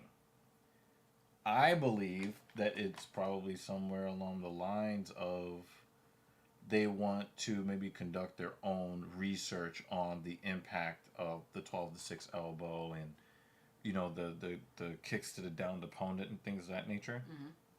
I do believe... What makes that one fight make a little more sense. It's still frustrating, that fight, but Right. The opponent used that to his advantage, and he's like, I'm touching the floor. I'm touching the floor. Right. And I think that they just...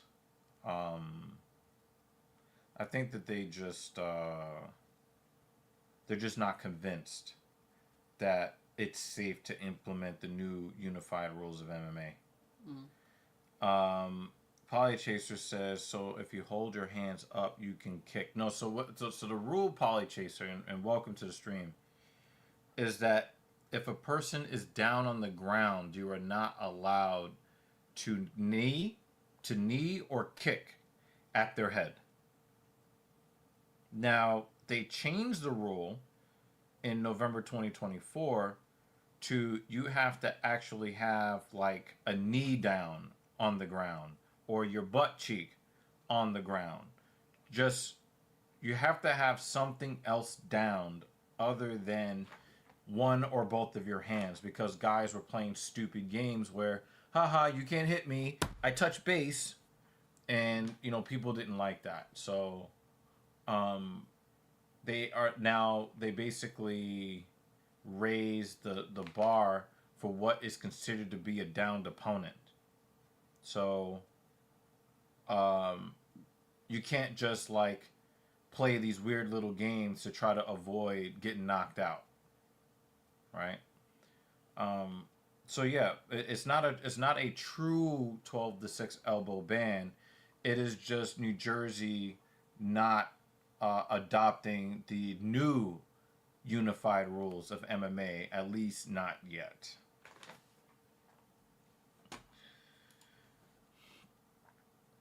Somebody said that Elon and Trump thing. So this is what people on social media are apparently mad at me about, because I don't just like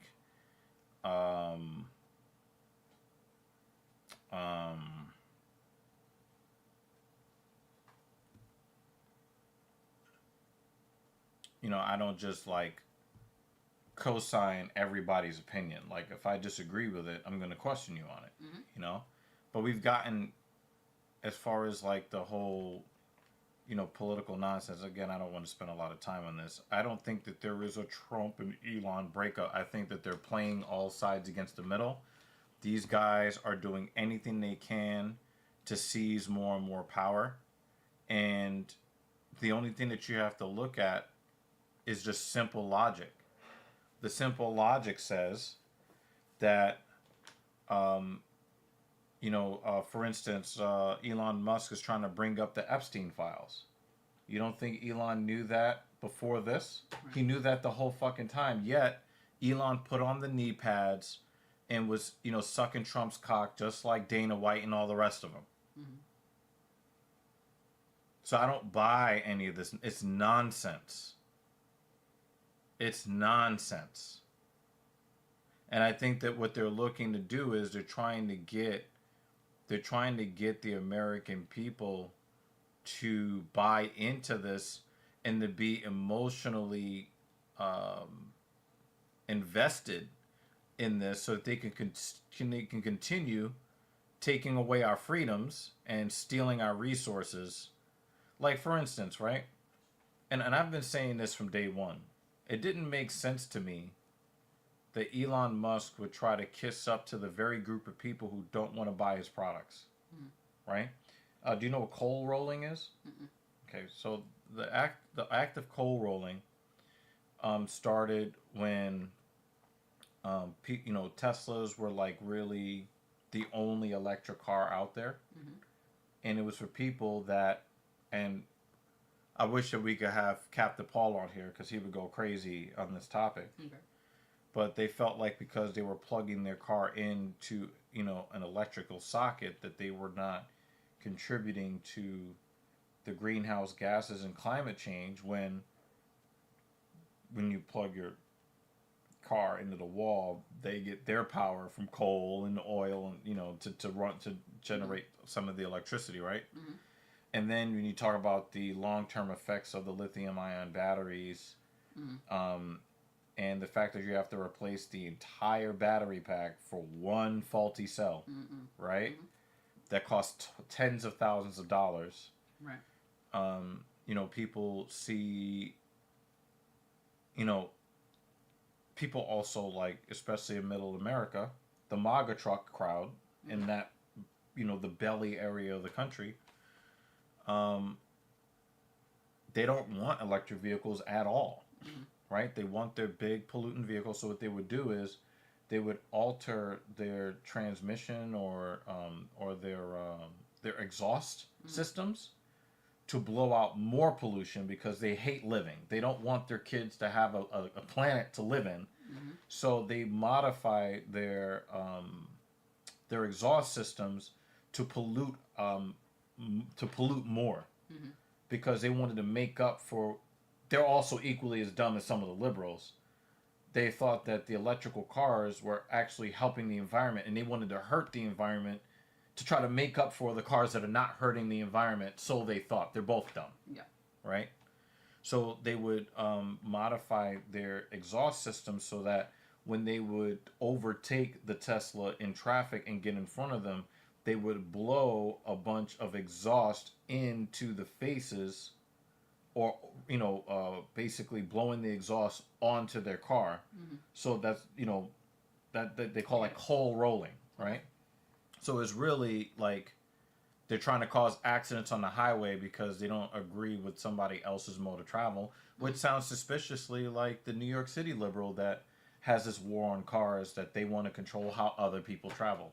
See, conservatives and liberals, they're the same fucking people, but they're locked into this gang war. Like when you look at the Bloods and the Crips, they're both a bunch of poor black people living under the same conditions, killing each other. Yeah. The so-called, politics shit, it's the same shit. So, if I were you, I would not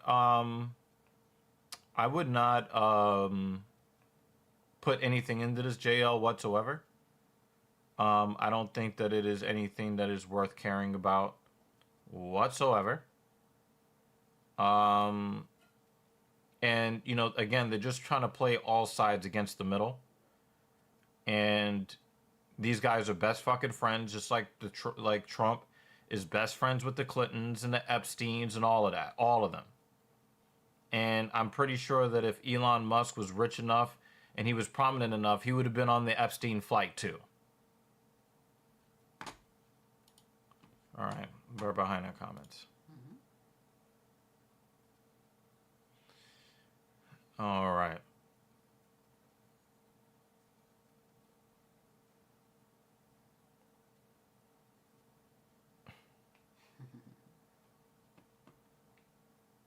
Yeah, I mean, Vex is right. Like, we all knew this, Like, stop. Yeah, and I'm happy it happened, JL. I'm happy it happened. Now she had to give up 30% of her losing purse. So she actually came to work, tried to cheat, and walked out with what? 35% of what she would normally get or something like that? 38%, and then that gets taxed? Might as well just pulled out of the fight. Not taking sides, but if Musk has some evidence, he should provide it or shut up. I'm not a big fan of just throwing accusations without providing evidence backing it up. The evidence been out there, Polychaser. It's been out there. It's been out there for a long, long time. That's the reason why they killed Epstein in prison, man.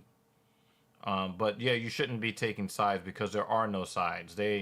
He's saying these things to try to get people riled up and rally to his cause.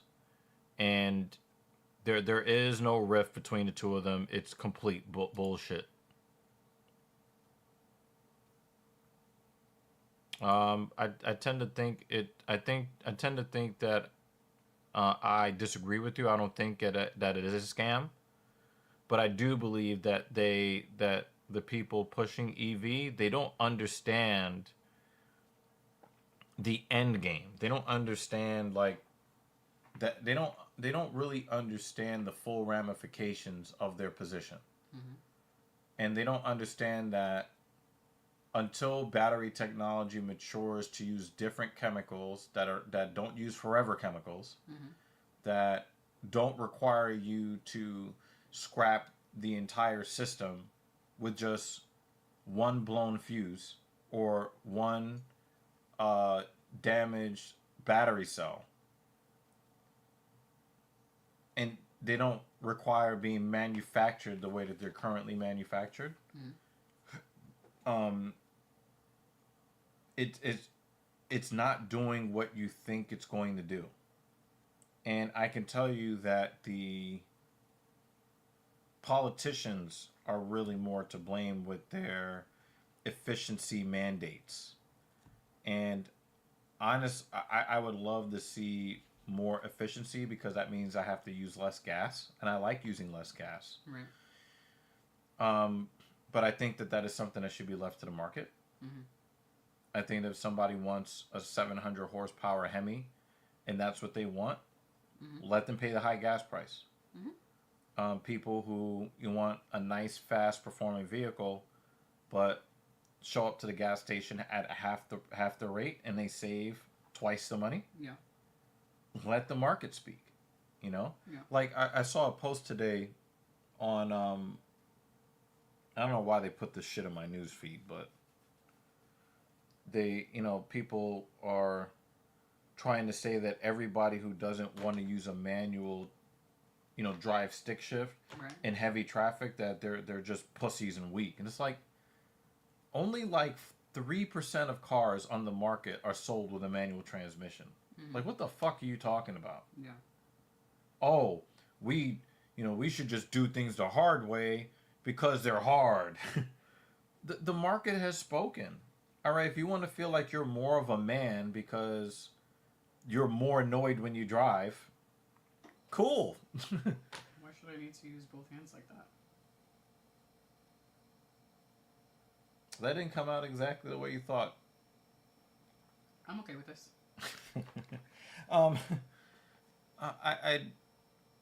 It's like people choose to travel the way they want to travel, and you think that you're better than someone who drives an automatic. Like, okay, dude. I mean, if that's where your manhood is centered, but meanwhile, you've got like half of your arteries are blocked from cheeseburgers, and you never hit the gym. What happened to being a man?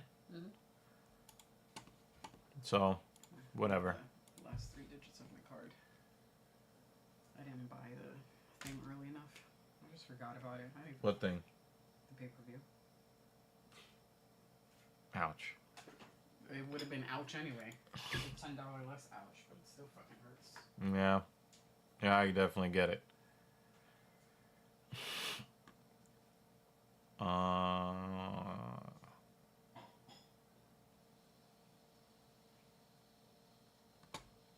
don't even know why Naomi would win Money in the Bank, but hopefully some interesting comes out of it.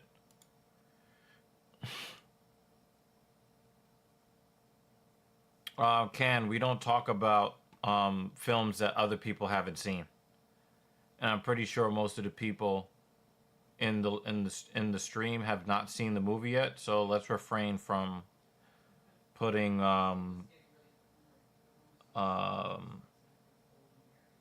opinions on films other people haven't seen. Let's kind of chill out on that. Some people excuse weight miss by saying, oh, they still took the fight even though they knew they would lose money and didn't bet. Nah, that's bullshit, man. That's bullshit.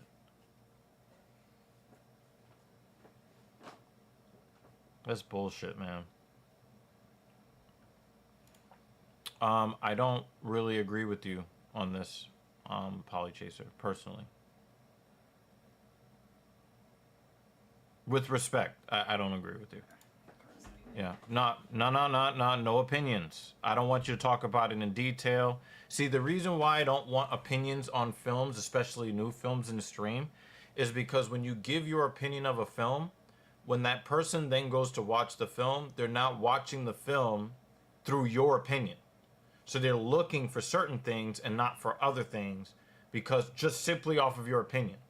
Everybody should be able to go to the movies and be completely surprised by what they see.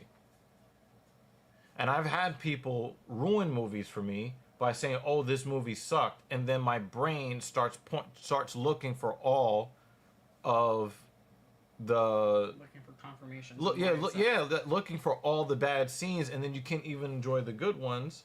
That's why I said just let people. But this ain't Rotten Tomatoes, C-Can. This is the Talking Shit podcast, and we would prefer it if we just don't give opinions on media other people haven't seen. You know, like, let them develop their own opinions. When everybody has seen the movie, we'll spend half the fucking stream talking about it. We don't have any problems. We've seen the film already, right? No, that's an opinion. Trust me. But yeah, let's not put opinions, right? How many people haven't seen Bambi? That movie is like 40 years old, about. Oh, he's older than me. Yep. Just as long as we have that understanding, yes, absolutely. But Rob should be thanking Sugar. If it wasn't for him, he'd be a co-main event. You know, I hadn't thought about it like that, but I think you're right. I really do think you're right.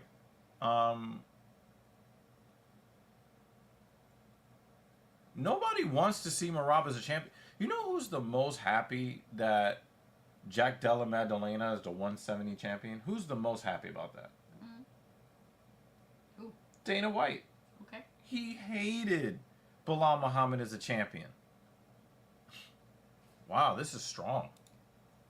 I don't hate Peña. I just don't think that she's very interesting. I don't think her story is very interesting. I don't think that put up this my own guy's picks. got a whole bunch of runes on him. I thought I starred my own comment and I didn't. Oh, well. Oh. What's with all the runes and stuff? And a nice big racist tattoo on the shoulder. Okay.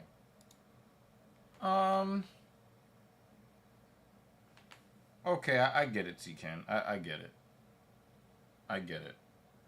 You know, there are some talkers in the UFC that I like because they're talkers. Mm-hmm. But there are some other fighters that when they talk, I'm just like, I want to like you, but your mouth makes that impossible. Actually, I like for that. me, Bambi was kind of like a horror film for me when I was a kid. Mm-hmm. At least the beginning of it. I would watch that film, Polly Chaser. Yeah, she would, actually. I would watch She's not a good person. Sugar beat all cans. Yeah, he beat all the cans, but then he also beat other legitimate fighters as well. So he's got 2 losses on his record, and he avenged one of them already with a complete beatdown. Mm-hmm. So I don't... All the great fighters beat cans. All of them do. You think they walk into the UFC fighting for the championship? Very, very rarely, and they never should. They should have to earn it. He beat Piotr Jan when Piotr Jan was at the top of the division. Let's actually look at his... The wiki's up. Yeah, but I want to go to another page, so I'm going to... So then you just click on his name. Oh, well, I'm gonna do this. Let's look at this guy's...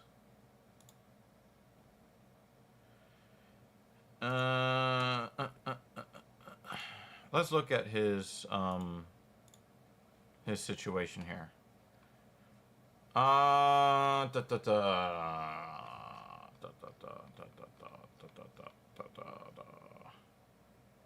Okay. Okay. So, Extreme Beatdown 20, intense fighting, intense championship fighting. Intense. We got a TKO to punt for punches, Josh Reyes, Shane Sargent, another KO, a submission, we're gonna make a choke. So all right, this is all Montana, right? This is regional stuff. Then he went to LFA, hit a spinning wheel kick KO. That's nasty. Then went to Dana White's Contender Series, first round knockout. So he got his contract. The Ultimate Fighter, a new world champion, and this happened 8 years ago. He's still relatively young. Keep that in mind. He got a unanimous decision against Terion Ware. Andrei Sukhmatov got fight of the night in his actual UFC debut. And then Jose Alberto Quinones, we got a TKO to head kick for 2 minutes of the first round. Performance of the night. So he's 2 for 2 on bonuses. The Eddie Wineland knockout is like ridiculous. In fact, I think this is the one where he injured his ankle and still fought through it. That was this one right here. This is the one where he finished the fight and he couldn't get off the mat because, like, his ankle, he suffered a pretty bad foot or ankle injury or something like that. Mm-hmm. The Eddie Wineland knockout was ridiculous.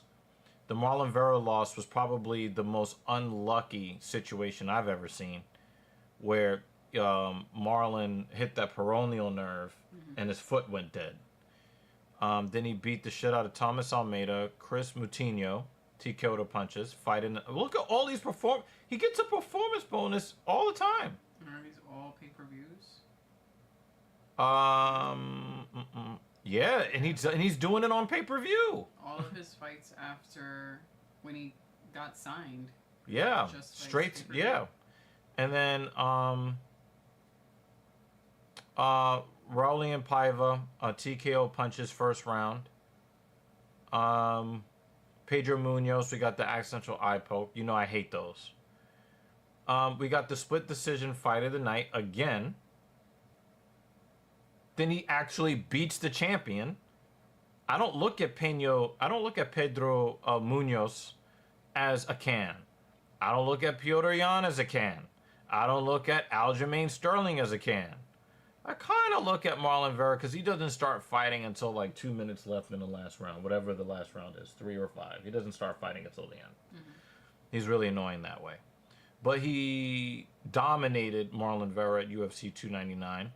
And then, you know, and here's my main problem with O'Malley. My main problem with O'Malley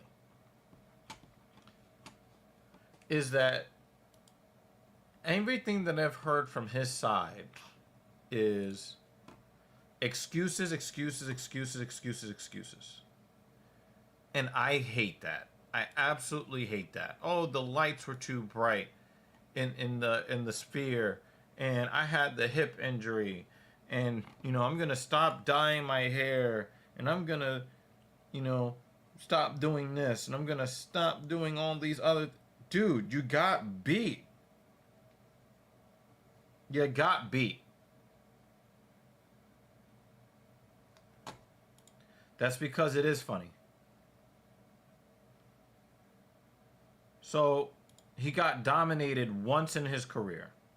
And you have to also admit this, Ken. You're biased. You want to see the worst in Sugar Sean O'Malley, and you have that right, but it doesn't mean you're right. It just means you're emotional.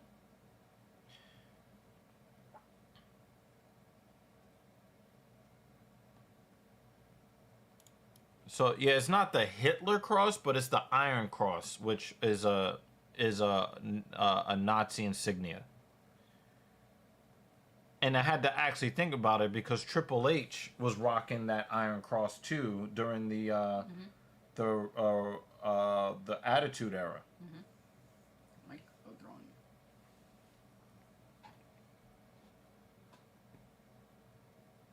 Yeah, Merab. I mean, he was kissing a man in the cage. That's his version of showboating.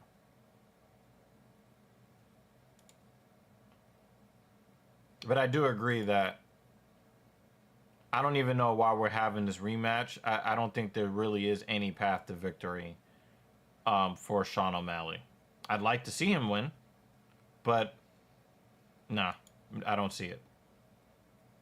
So what do I have here? I have a Trader Joe's milk chocolate bar with cornflakes in it. This has been in the fridge for several months. Still fine. So I'm just gonna. For me, the sharp, stabby crunch from the. I didn't like that too much, but you know, it's not a bad taste. Yeah. Next up, I have another really great RTD, Raw Nutrition. Their salted caramel flavor is ridiculously good for no fucking reason. This is going to keep me from handing her cash and then ordering another hamburger because I need to eat a little bit less beef than I've been eating in the last 3 or 4 weeks. But this... You just need to spend less money eating out. That's free.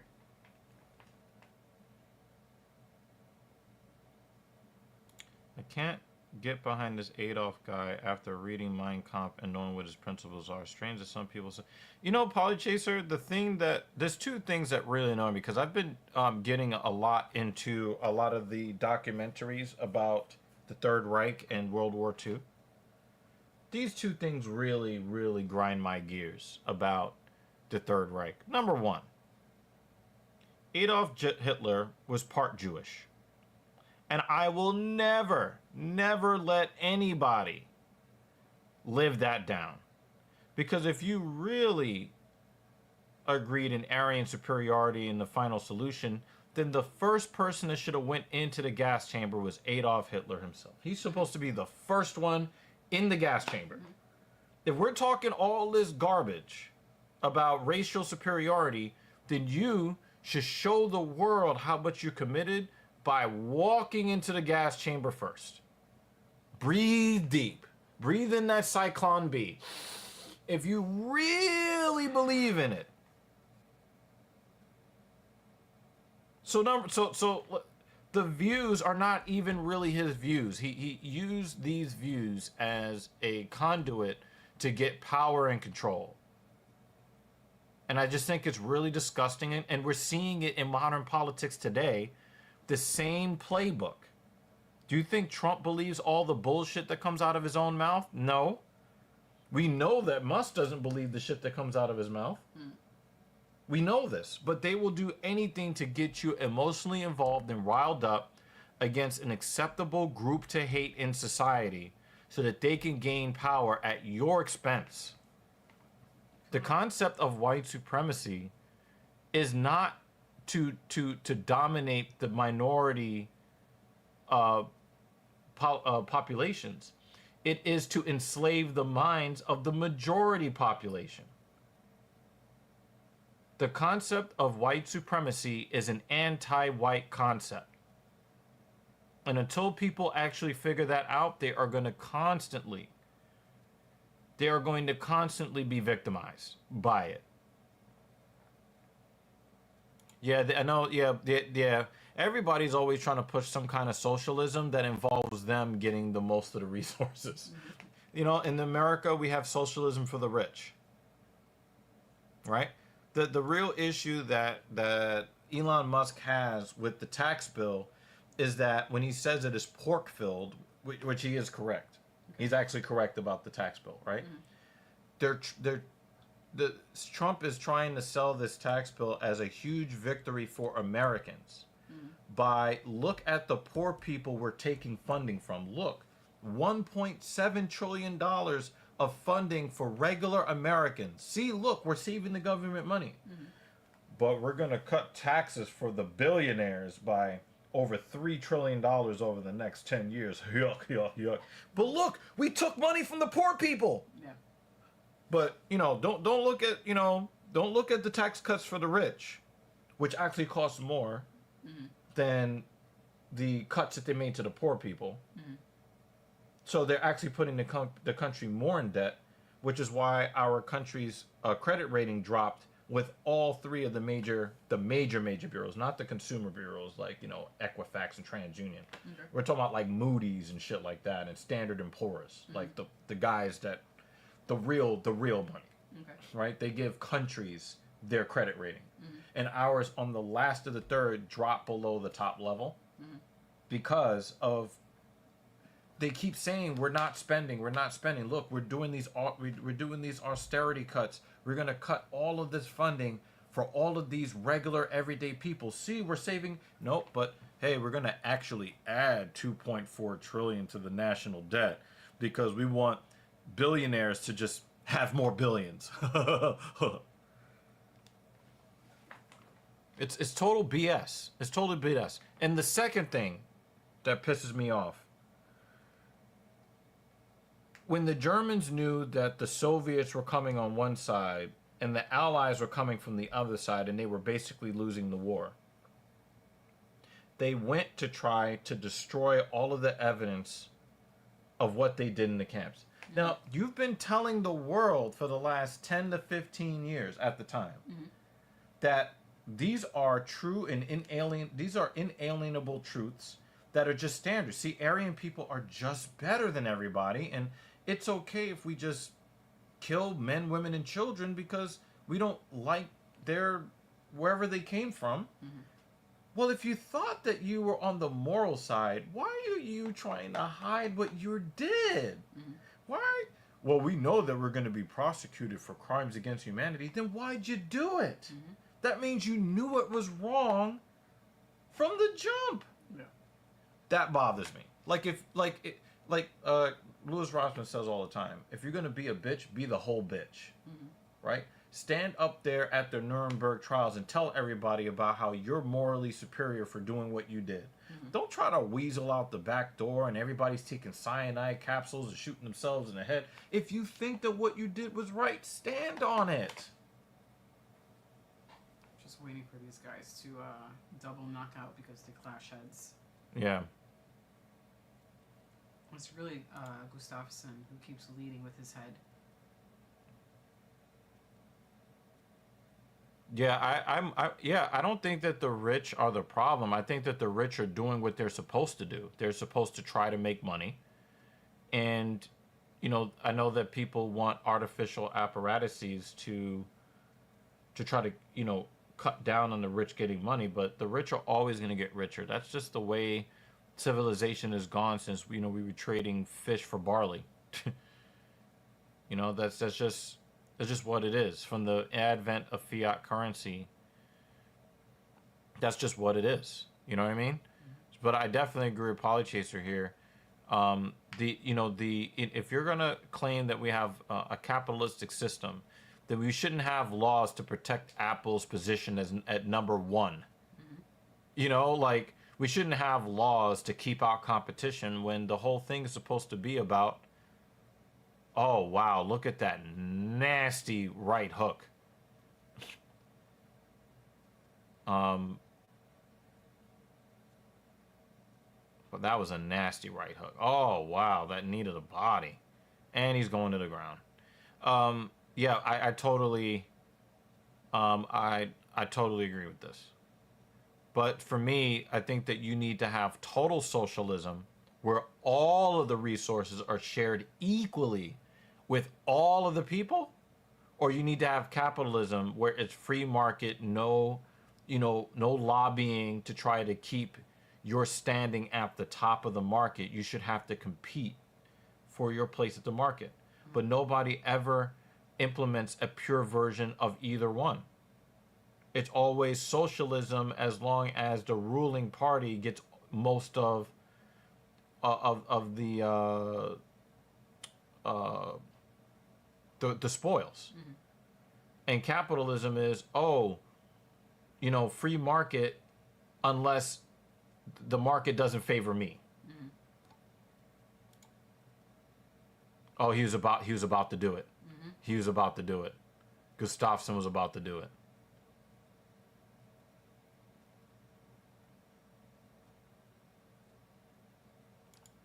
I totally understand this, but what I'm saying is, my issue is, if you are going to claim that you are socialist, don't then come up on the back end and try to be the rich person in the society. I don't want you to try to be the rich person in the society above everybody else, subject to. You shouldn't have all. You as a person shouldn't have all of the advantages of what socialism is, and everybody gets all the bad parts of socialism.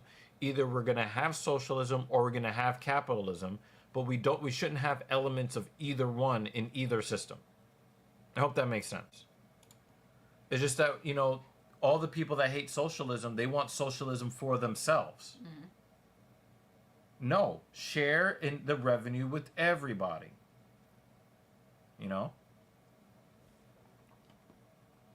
But also, we need to understand this in capitalism, Polychaser. The people that do all the hard work don't get the money. Understand that too. Right? If I work my ass off all year, the majority of people in all countries are working their ass off and they don't see shit for it. And the one in the wintertime knocking on your door demanding food is actually the capitalist sitting at the top that doesn't do any of the work but sees all of the profits.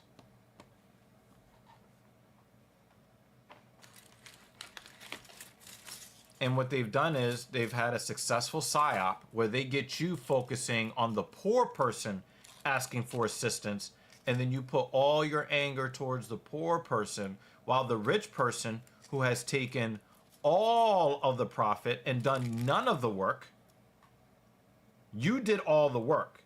The overseer at the top has the whip in his hand and is making sure you work harder for less wages so that they can get more profit.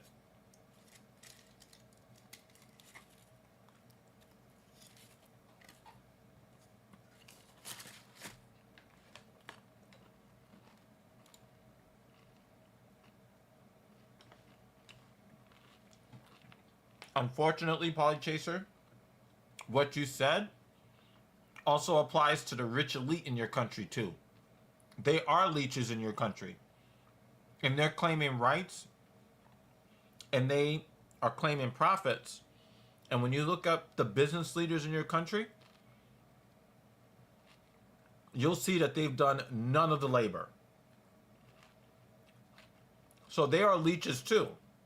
You're just conditioned to not think of them as leeches, just like the poor people, like the poor immigrants.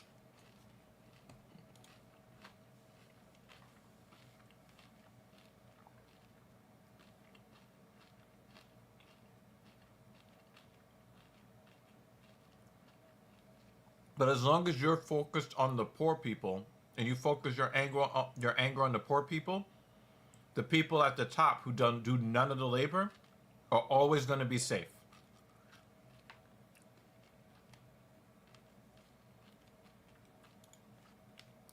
Yeah, I agree with this. By and large, I've seen evidence of both. I mean, that's why we love you, Polly Chaser. Also because your name is Polly, and we're Polly. And you hate Polly. We know if your workers interrupt you while you're watching fights, they're getting fired, Dan. We're not, you know, like... Someone calls, he's like, you better be bleeding. Better be missing an arm. Do we care anything about what Joe Rogan has to say about anything? I've been slow enough, we can't even hear him. I was commenting earlier, like, do we only see him just now on certain pay-per-views? I was surprised he was sitting at the desk. Yeah, so he didn't like the fact that Canadian people were booing the American national anthem, so he stopped doing commentary on Canadian shows. He doesn't want to travel far distances to the other. So really, he'll only, basically, if he thinks that it's MAGA friendly, he'll commentate on those pay-per-views. They should just leave the chick. Sad, but yeah. Or the other dude. There's at least two other people who do commentary. Yeah.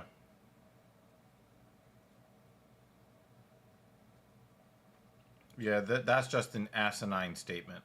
That's just an asinine. And this is how you know people have gone like off the deep end with their emotions. Like, the dude is so emotional now. Before, he used to, like, really try to learn about different positions and, you know, different socio-political. And now it's just MAGA, MAGA, MAGA, MAGA, MAGA with him.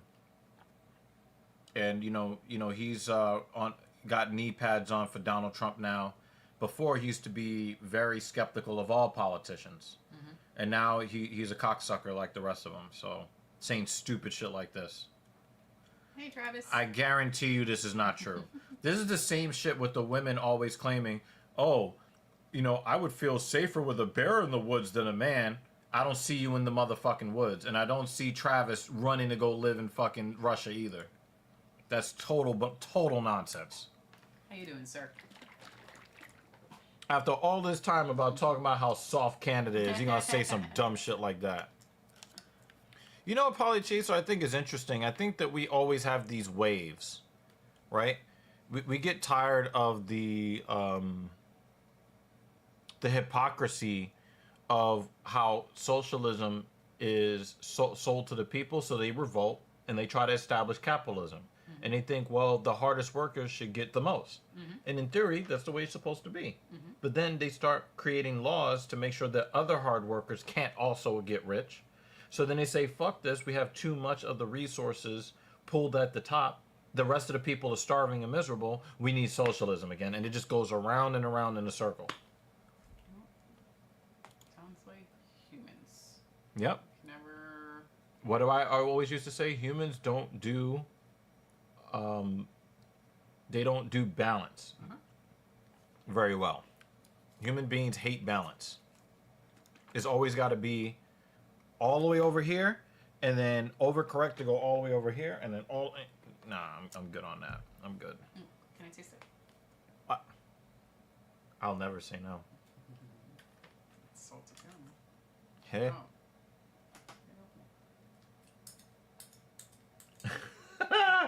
You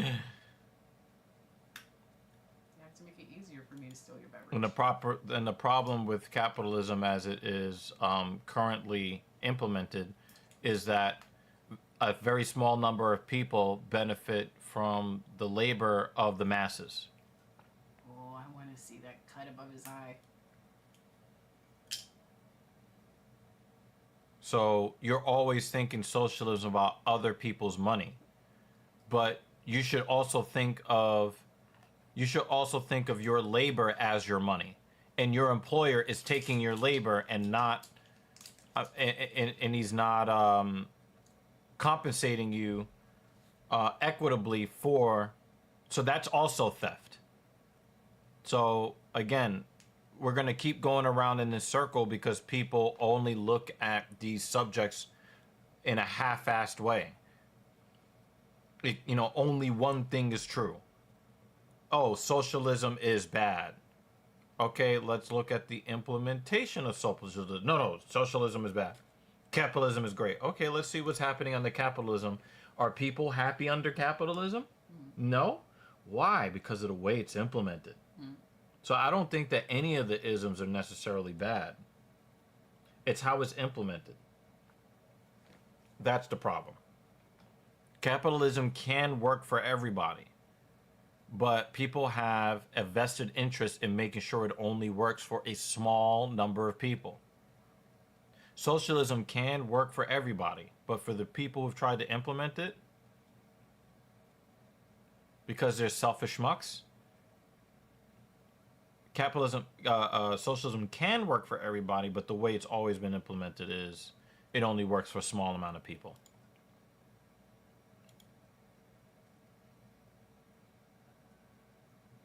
The problem is that 6 figures is not going to be enough because everything keeps costing more. I remember in the 80s, if you made $30,000 a year, everybody thought you were the shit. Now, $30,000 a year, it doesn't even cover rent. Yeah, it doesn't even cover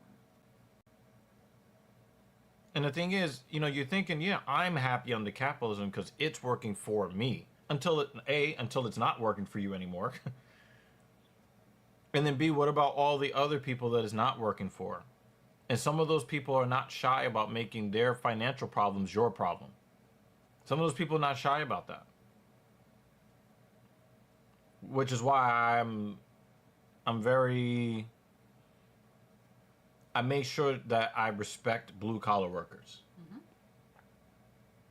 Right? Because without what they do, and they're extremely underpaid for what they do, without the blue collar worker, we don't have none of this shit. I don't have the opportunity to try to get my fan base to try to give super chats. I don't have that opportunity. If not for people who are doing the real hard work, making sure that the plumbing is still working. That they clear the fat birds. Don't, walk into the building randomly. Right. Yeah, exactly.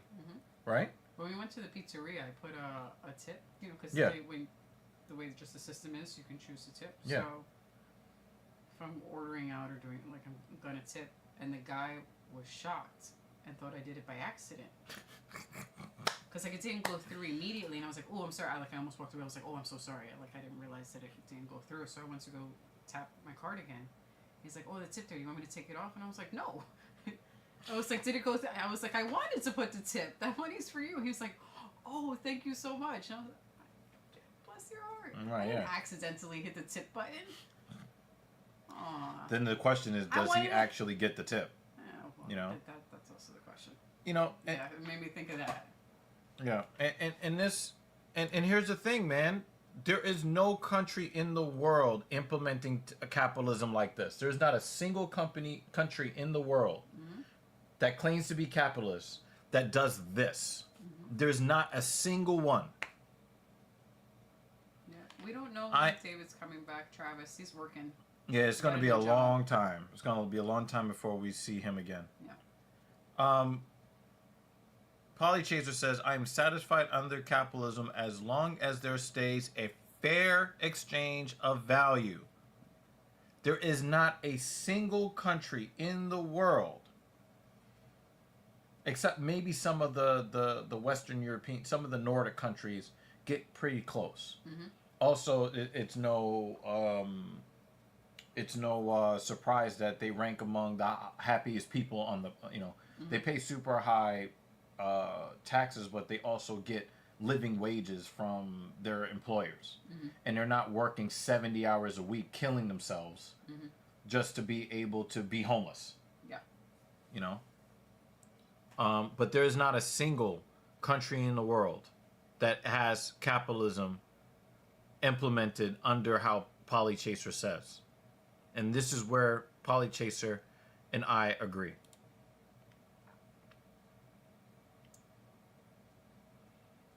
I'm not sure Yeah, what David does. Yeah, he's traveling. I think he said he had to take a job far from his place of living, Oh, and he had to also take like a different schedule. okay. So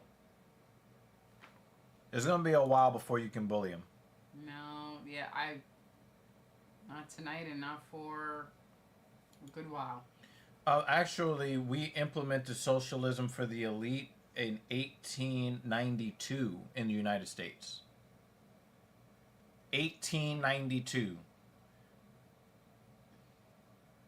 So, Well, fuck. right? We miss him too, Travis. If you are a history buff, Polly Chaser, I encourage you to look at the political career of one William McKinley.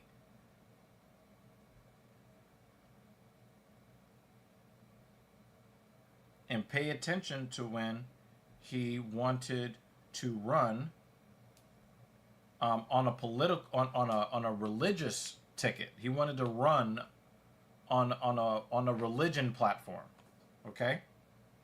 I want you to look at the his political career starting around I'd probably say 1890, 1891, 1892 when he was running for president.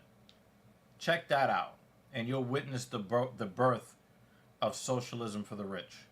I mean, they had socialism for the rich. It was called slavery.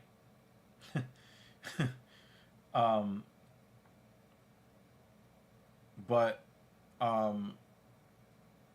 or socialism for the whites.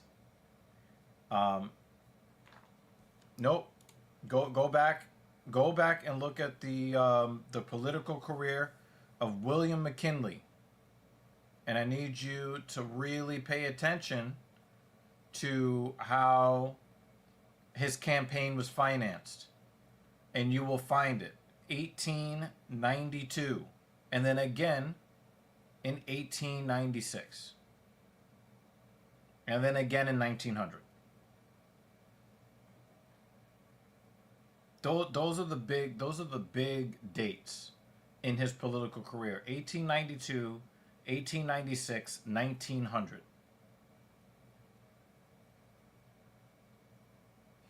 Here in the United States. I do agree with this as well. Yeah. Oh, you just want to copy off of other people's picks. No, how about you give us your picks first? How about you give us your picks first?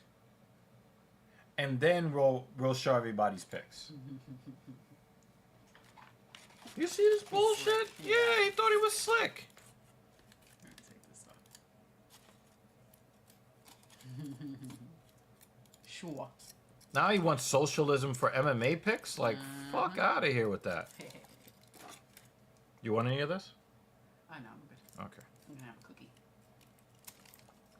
You want a cookie? Yes, actually.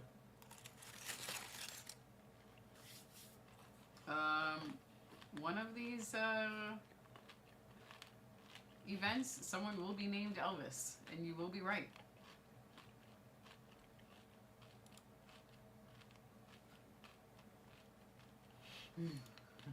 That's kind of racist.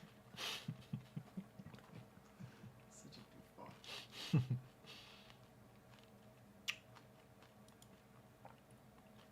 We're not counting. If I show these pics, we're not counting yours. We're just going to ignore them like you didn't say anything. Oh, you don't understand what cracker is in the United States. Cracker is a racist term that black people give for white people. He agrees. So you can star that. Fair enough. Cracker is actually a racist term here in the United States.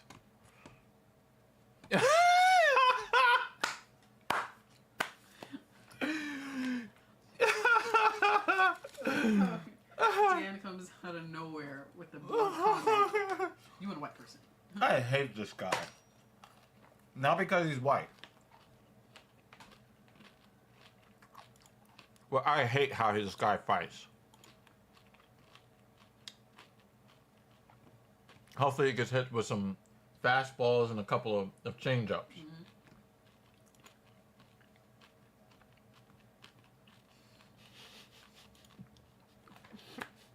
He mad. He can't even take the joke. He mad.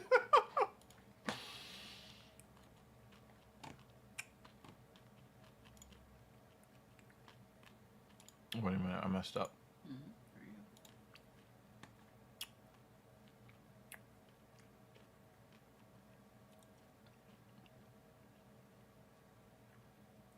go. Oh, I did start my comic. Yay. So you were right on Wang Kong. You were right on Jusang, right? Mm-hmm. You were wrong on Chaos.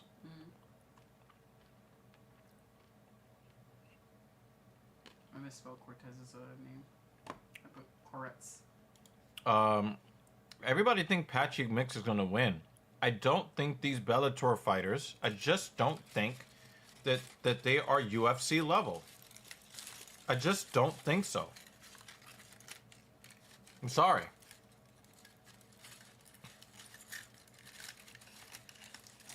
And they keep proving it too.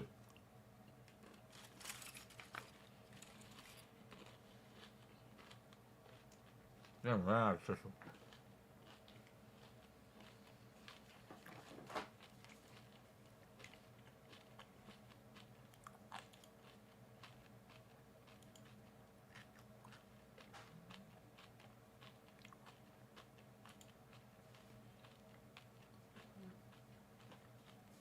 Thank you.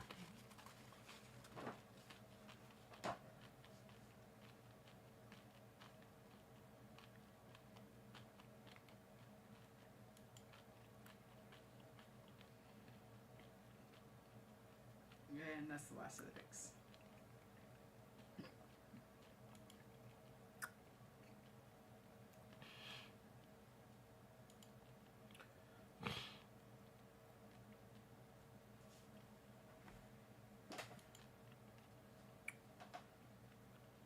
This is how I feel about it.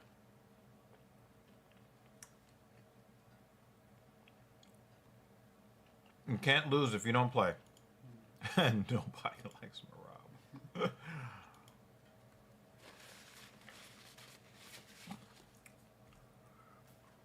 Liter of water. I've been using a lot of metric units. I've been preferring them lately to freedom units. I know Travis is not going to be happy about that. He's probably going to drop a dislike, but I don't know. I've been liking these measurements.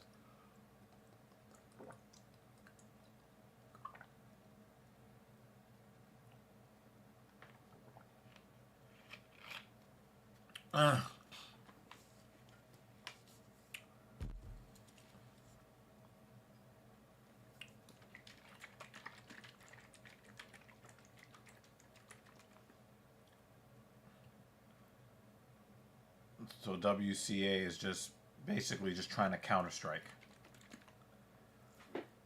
I don't like him changing his formula. I mean, he's gotten this far to being ranked near the top 10 in the UFC after just a few fights from his aggressive approach to striking.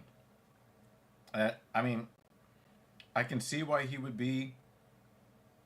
I can see why he would be a little apprehensive because of, you know, Spivak just likes to lay on people. He doesn't want to he doesn't want to overcommit to the striking game. He wants to be, he knows if he goes to the floor, he's probably not getting up. Yeah. You know? So I kind of get why he wants to back up to the fence and counter-strike, but I mean, for all we know, he could have already won this fight by KO if he would have just been himself. You know? Throw the fucking baseball. Yeah, pretty much. I will say that his striking mechanics are definitely more conventional as time has gone, which I think it was going to happen with time and opportunity, hitting heavy bags and shit, you know? He should be putting more leg kicks out there. Yeah. Leg is already. Oh, nice forearm. Starting to get a little. Oh, he's getting lumpy. Yeah, he's getting lumpy.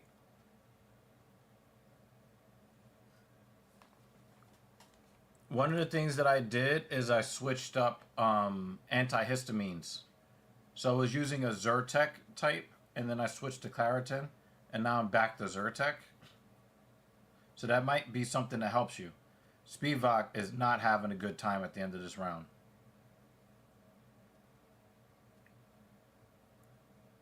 But I think he probably gets the win of the round. He controlled. Most of it. Yeah, he controlled. Number one, he ugly as fuck. That I can't get past that. And his fighting style is ugly. I mean, I don't ever want to see him win again. I don't want to see him in the cage again. Yeah. He looks like an orc. Slower orc. One of the things I love about raw nutrition, no carrageenan. They don't put that in here. Good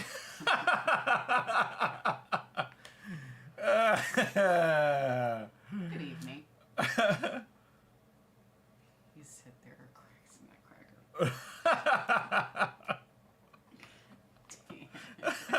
Damn. Oh man. Spivak. Yo, good to see you, man. We gotta go to the gym and I don't know, hit chest or something.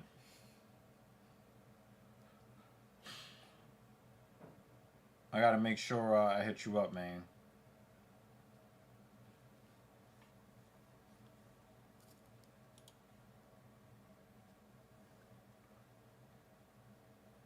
Isn't it kind of like very cool, Polly Chaser. Isn't that like riding the bike? Congratulations. Oh, I got a funny thing for you guys. I got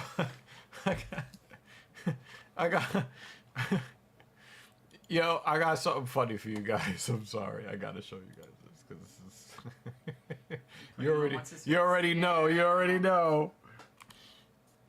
You already know. You already know. Hold on a sec. I gotta.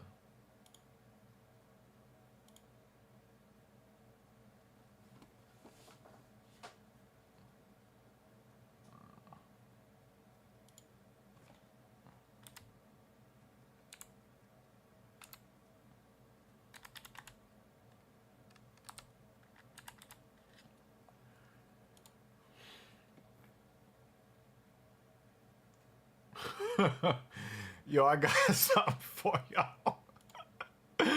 And this is for Travis, yo, right here.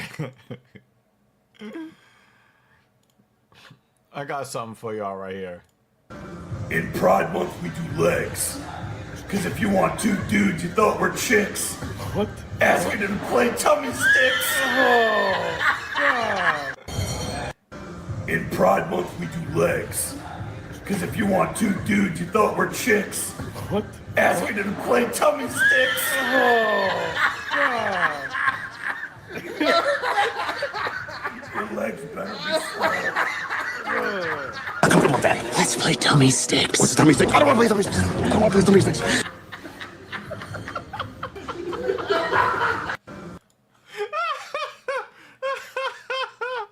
Everybody was so embarrassed at the end. You got me to say that shit. Oh man. Should I show them my favorite I don't know why you're asking. Did you close out the tab? Yeah, I did. Wait, don't share yet. Don't share yet. Oh, yeah, I Open the gotta tab open it, first. right, Oh yeah, my yeah, god, you're about to get the channel shut down. Don't pull a me and accidentally show the fight. Oh man, I'm gonna show you guys my favorite. Oh, Hooligrim is live right now. Yeah, I got. Now I'm not gonna say that like I agree with like the whole political thing, but this is probably one of the funniest, the absolute funniest. Hold on a second. I gotta go to my history for this.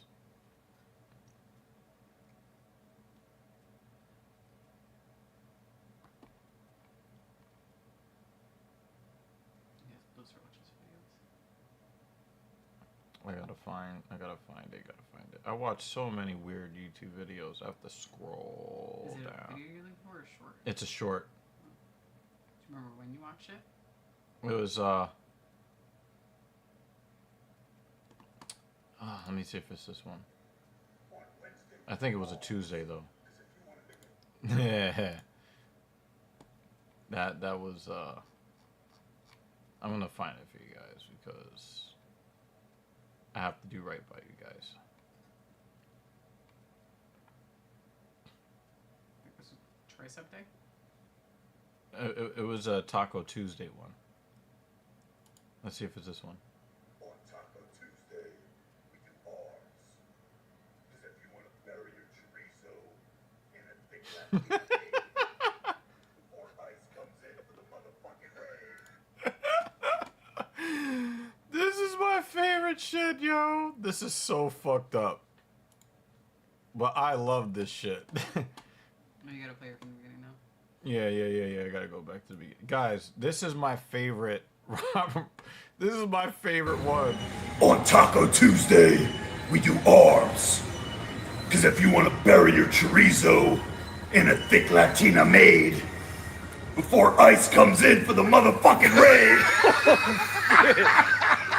your arms better be fucking still hard. We speak.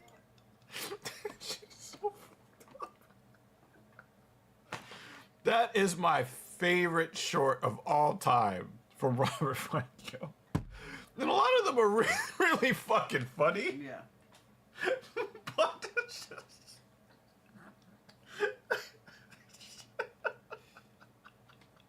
You even got Polly Chaser laughing.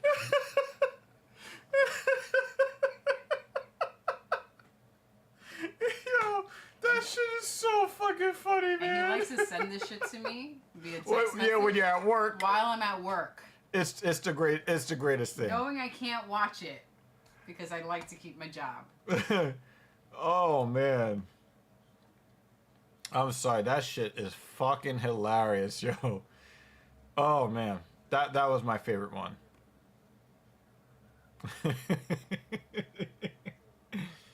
Oh man. No, we've had some good fights already.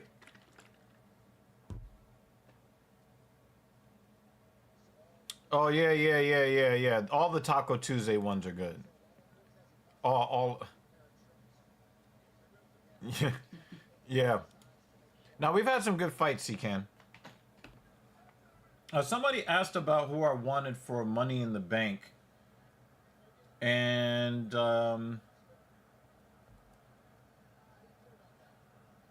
it's really hard to tell because I really have not cared about WWE in a while. It's really hard to care about.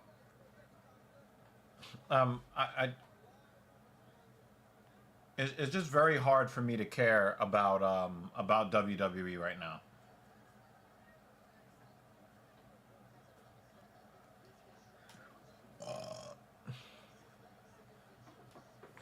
I don't find Penta to be very interesting at all.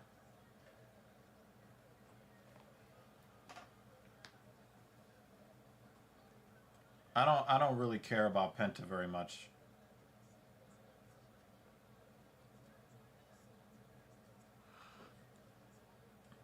I don't really want to see Seth Rollins with the Money in the Bank briefcase. Oh, he accidentally hit him in the balls. But I do think that to further the storyline for Seth Rollins, I think he's probably going to win. They need him to win for the storyline because he's supposed to be the leader of the monster faction. They're probably gonna, you know. No. I think that it's just playing off of what is current right now. And I think it's actually kind of funny. I just don't care. I just don't care about. I just don't care. You know. It's just very hard for me to care about. I think of Coffee when I first heard his new ring name. I thought of Coffee. Or no, like he just put it on right now. But I also wasn't excited to watch this. I expressed the reasons why earlier. Yeah, and I agree with her. We're Dan Jensen doesn't watch movies or TV? Wow.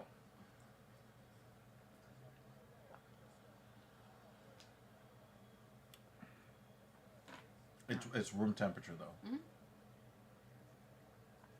It's pretty good. Yeah, I love this. Becky took the belt. Yeah, that had to happen. That had to happen. I really don't like Lyra. Look at the name he chose. Every time I see her, or she comes out. He couldn't even spell pushdowns properly.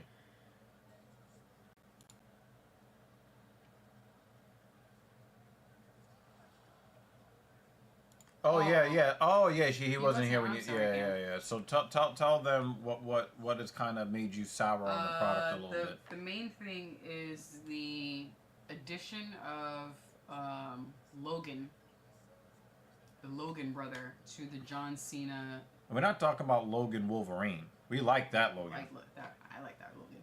Not him. I don't like the addition of him in the John Cena storyline. And I like. Really, really specifically, I don't want him in the John Cena storyline whatsoever. And the fact that they have him teaming with John Cena just makes it worse. I don't want him anywhere near the John Cena storyline. And my main thing was, we don't have John Cena for very long. He's on his way out, and he's being wasted on Paul, Logan, whatever. And then it's made even worse. Oh, that looked like that hurt. It's made even worse with them firing R-Truth. So when I see Paul in the ring, one of the Logan brothers in the ring with John Cena... One of these guys are going to get cut or scraped on the edges of these ladders. Yeah, they will. I don't want to watch it at all. I don't want to see him... Yes. If I were TLDR, sum it all up, it's this comment right here. He really kills it that much for me. Yeah. And I know that John Cena is trying to get more heat on him, but I don't. Did he break Spivac's nose, or was his nose all? I mean, he does look like an orc, the same thing. But it looked like he dented in his nose. I would rather watch R-Truth in there. Yeah. With John Cena. Oh, also, that's another thing that kind of has me feeling a little bit salty about the WWE product. How they've been getting rid of wrestlers that we like to see. Something just fell. I guess so. Oh, okay.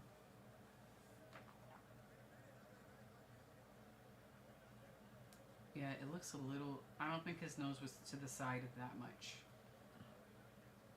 He made it a little more crooked than it was, I think.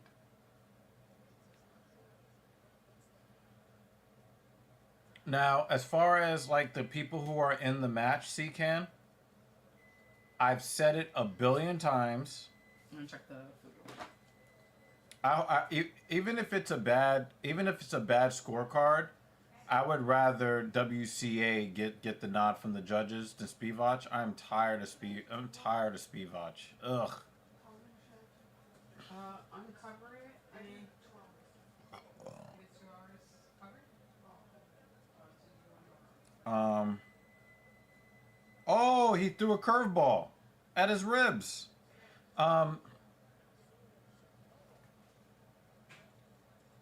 Vex says, that was your sanity that felt evil. I saw it fall off the shelf. Thank you. Thank you very much.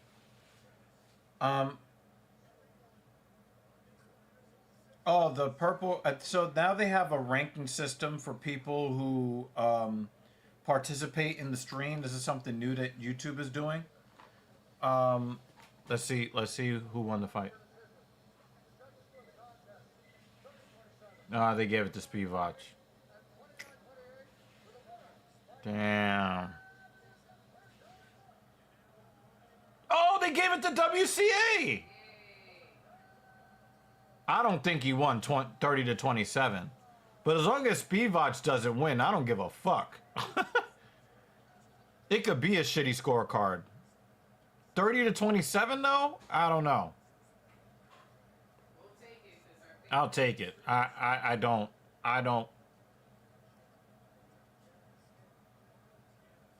want to see Spivak win anything.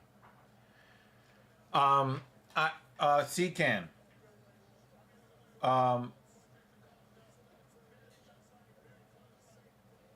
There are Russian fighters I like, Travis. I just don't like ugly orcs that have ugly fighting styles that are not entertaining to watch.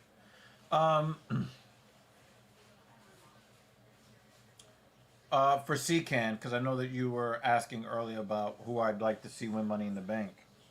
I think Seth Rollins is going to win Money in the Bank. But I think that, again, I think that WWE is getting it wrong by not having the megastar leading the company. He should be the face of the company. LA Knight should be top billing in the company.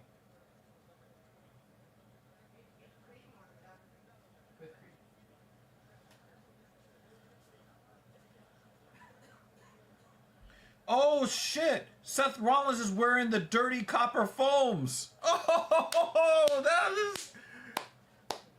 He's wearing the dirty copper foams.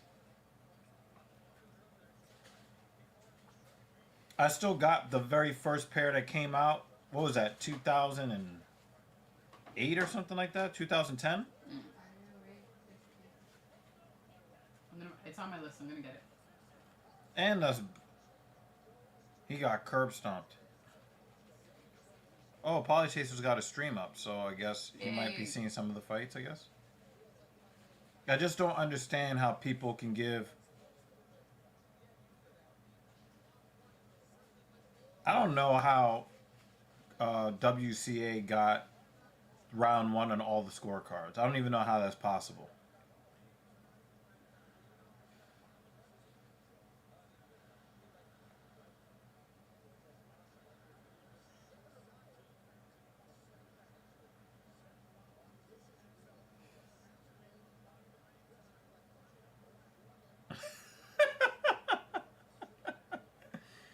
Oh my God.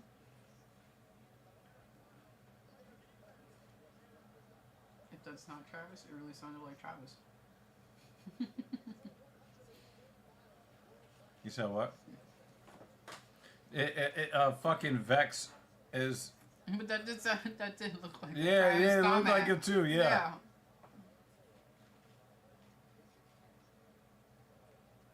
That was one of the first things that Polly Chaser said to us. He was just like, I don't believe in polyamory, but I am Polly Chaser. He said gay is fine too. For some reason, Seth never grew on me as a top guy. Agreed. Like I said, LA Knight should be the face of the company. And the fact that they have not figured that out yet is very annoying.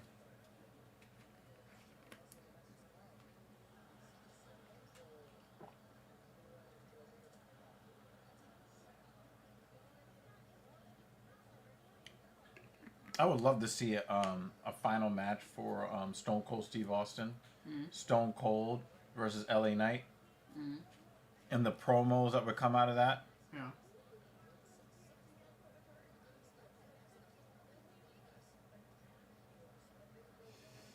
Drew McIntyre, that's interesting. I don't think that he, I just don't think that he has the company leading. But also, I think they ruined his persona as well. I think they ruined his persona.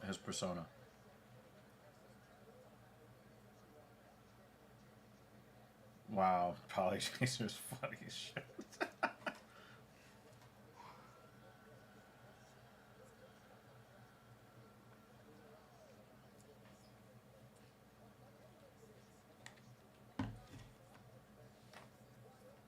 I don't even know what's happening in the comment section anymore.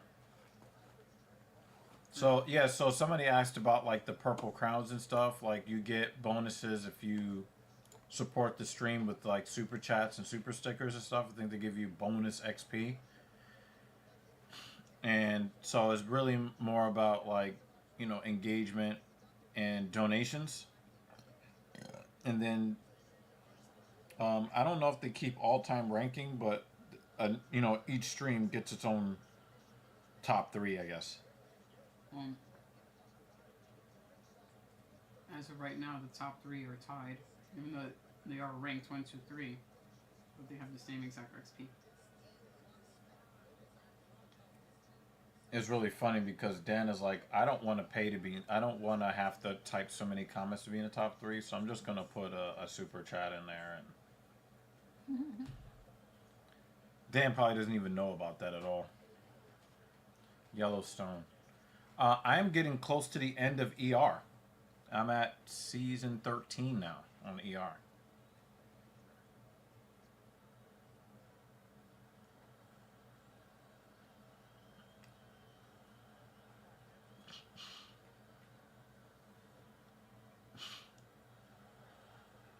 We're not connected to Twitch yet, Polychaser. So we changed. Oh! We changed our streaming platform, the OBS. So instead of Streamlabs, we're back to StreamYard. Look! Yeah, oof. But there's a limit, and so we share StreamYard with Captain Paul. So there's a limit as to how many accounts we can have set up. So it's set up for TSP and also Captain Paul's accounts. Yeah, we got to get our old system back the way it was a couple of years ago. It's going to be a little while before we go to Twitch again. Yeah, just a little bit. It's not going to be too long, but, you know, we're trying to work some stuff out with Captain Paul. He's actually around, so we'll see what's what. I mean, it'd be nice if we get him to, like, come join the stream because he, there's no NHL Stanley Cup final tonight because they played last night. And he's off from work, but...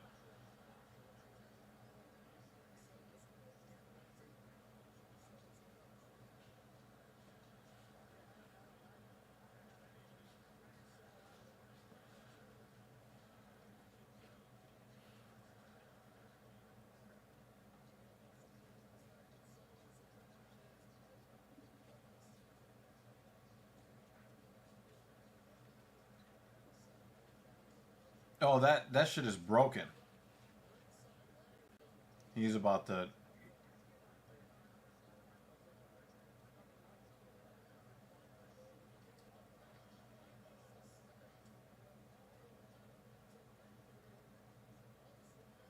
Check your email, babe.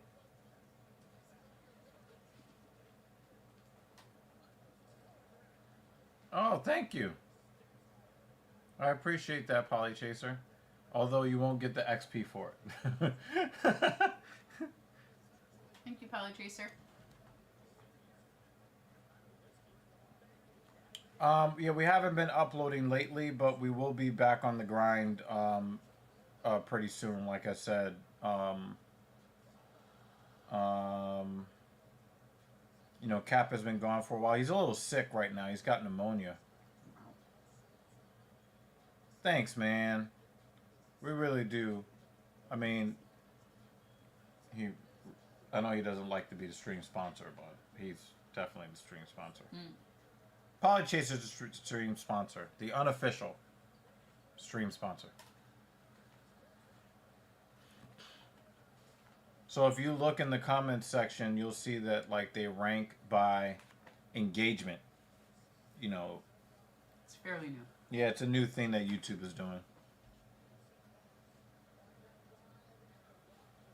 Yeah.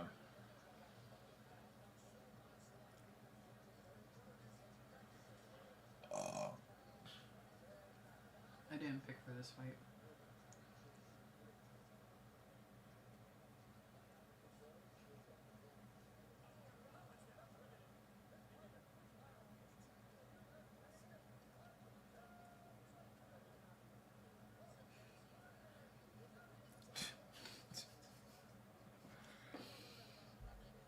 I just don't know what to say.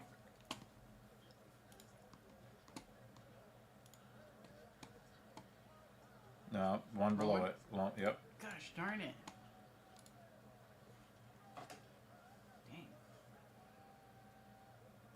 Dang.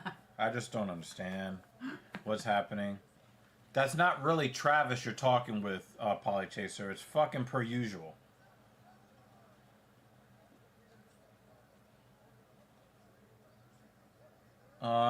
They have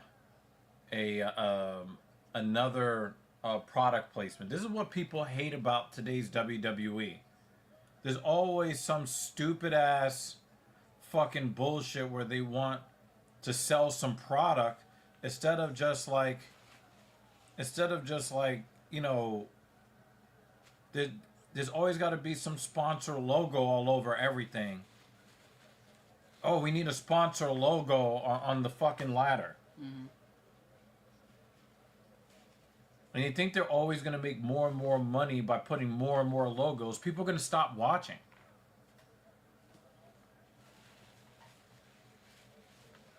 Oh, hey, speaking of the devil himself. I got scared for a moment. And I thought it was per is usual. It the real David Banner? Yeah, I thought it was per usual. But it has the wrench. Dude. Welcome back. I thought it was Even per if for usual. a short while. I had to look to make sure, okay, he's wrenched up. Yeah. Because right now, per usual, is pretending to be Travis.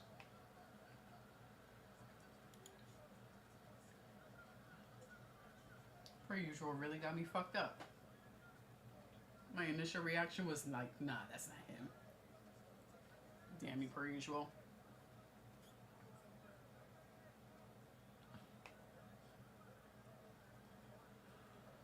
Yep. Yeah, do you want to tell people like what you were doing? Because I tried to represent you as much as I could. Tell us about the new gig.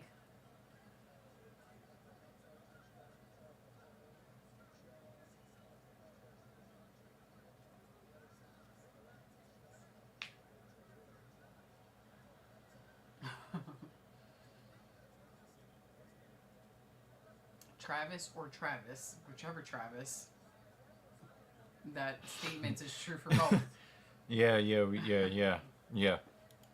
want to tell the people what you've been doing? Because I know that you were talking about, you know, the job that you took and all of that. Another thing I hate about this is that when you put the branding on there, we know that this is the final ladder. Mm-hmm. We know this is the ladder that the winner is going to climb. And it's already in the middle of the ring.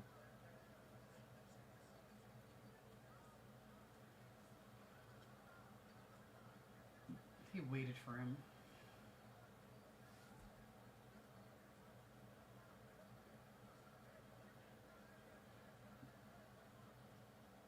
No! Did he hit his head on the ladder? It's possible? Oh, I need to see a replay of that. That was That was dangerously close. crazy! That was great! This is... Oh, Seth Rollins helped him. You see? Seth Rollins is at the bottom.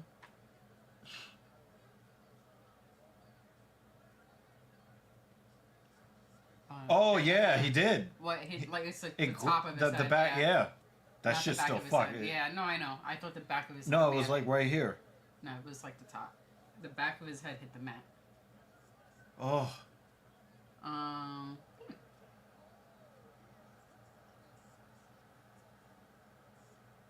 Ooh. Ribero's. Oh, that's a high. Yeah. This fight's about that. Oh, why'd you change position, dude? You had it. Okay. He's probably still gonna win. Ribero's trying to. Yeah. Yeah. That was not Nuketown, but he got a stoppage. Not Nuketown though. Mm-hmm.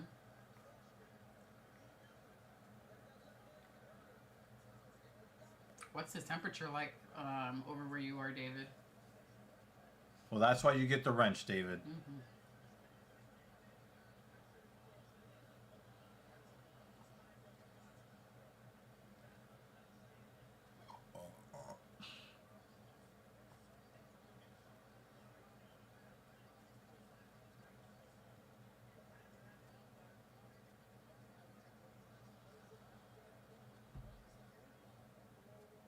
Please, I always get scared of these ladder matches where I don't want to see another like Owen Hart type of situation, you know?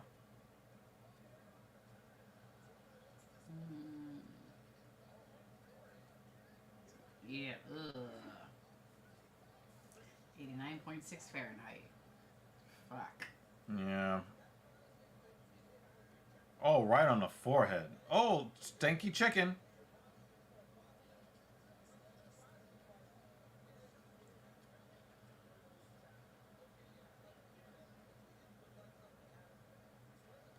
And now we're gonna get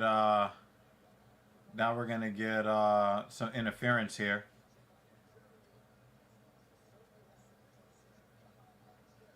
So David, YouTube started this ranking system maybe 1 or 2 weeks ago that gives everyone points based on their engagement. Yep. Via comments and super chats.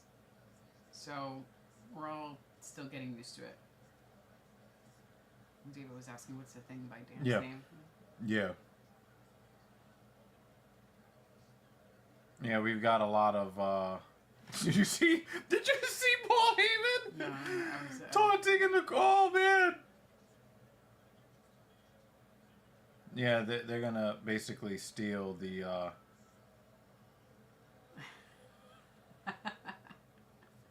they're gonna steal the like I said, I knew Seth Rollins was gonna win this, but I still think that LA Knight should be the one leading the company, but whatever. Starting from David and go down. Dick ride rankings. Wow, you really don't love our platform, dude? What the fuck, man? Look at Travis's. He goes, "That's why I have none." Oh wow! Actually, now that David's here, Travis is going to get a ranking. That was hateful. That was. No, Travis is gonna get one now because David's here. That is the most hate. I don't know. We might have to take away his wrench for that one. That was hateful as fuck.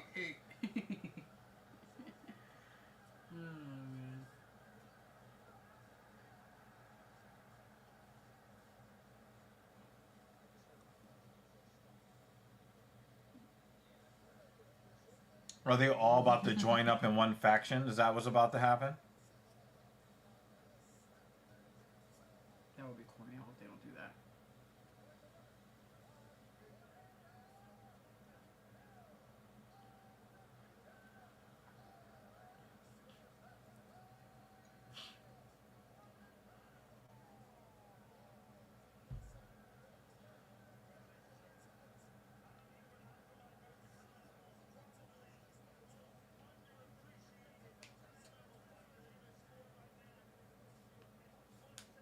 Oh, you got a spear coming? Oh!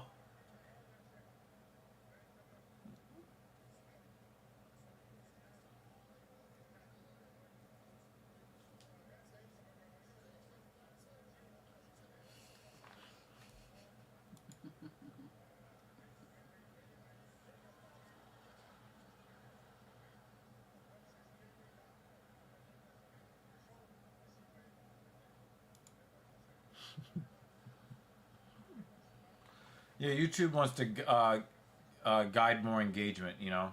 That's all.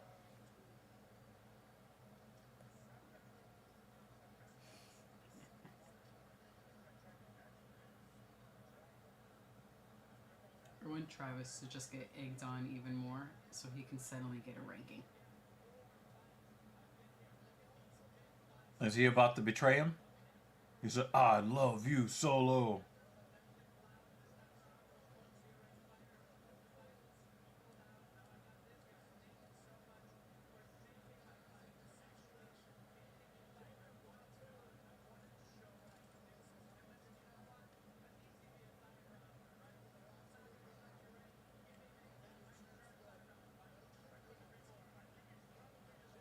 I want to see the big betrayal right here.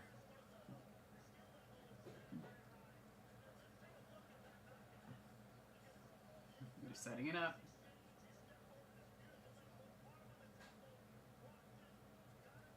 He's gonna turn on him.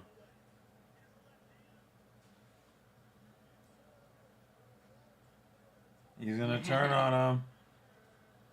I knew it was coming.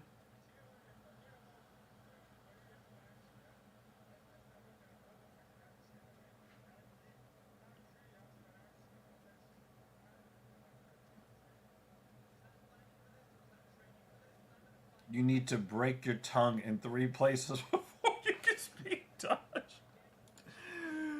Oh my god!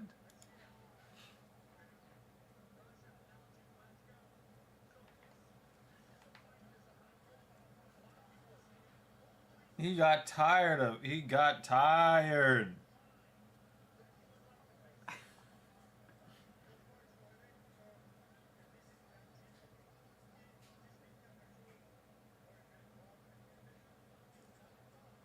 I would have loved it if Jacob Fatu just took the fucking belt himself. Took the briefcase, caused some real chaos. Mm-hmm.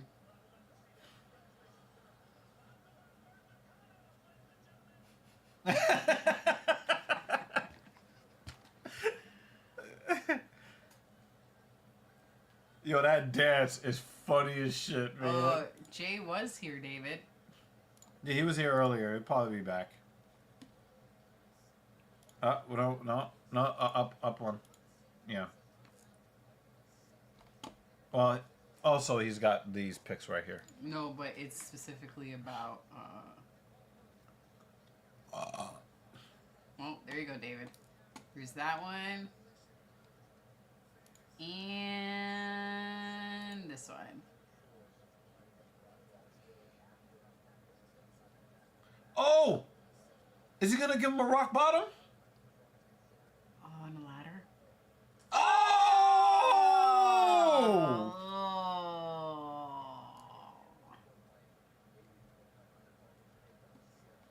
That kind of looked like a rock bottom. Yo, if he brings back the rock bottom, he's gonna be so over, yo. I think this one is. He did. I know Dan Jensen likes to say Nuketown, even if there's no nuke. That was Nuketown. Not the type that he likes, because you know it's professional wrestling.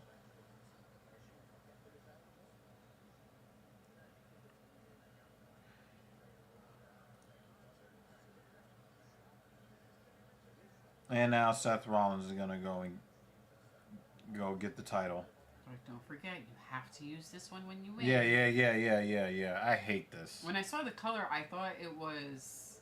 My initial thought was that it was. I really hope that somebody runs in and stops this. Americano's branding. Like, if you're gonna put something on the ladder, make it fun and to match the wrestler who's in there. Well, it's they're making money, so it's fun to them. Yeah.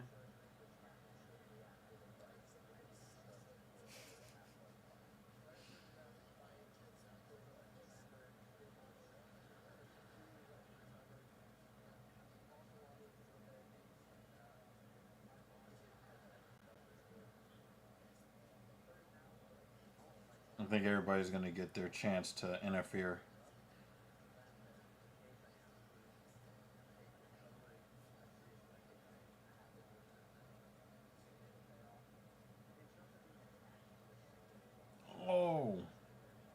It's okay, Polly Chaser. One is the actual Travis, and the other one is Yeah.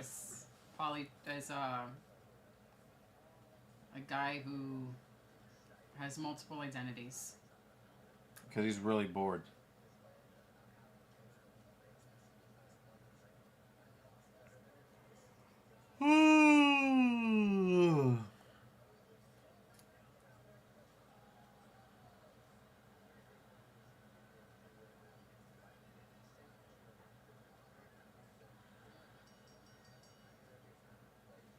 That was so predictable.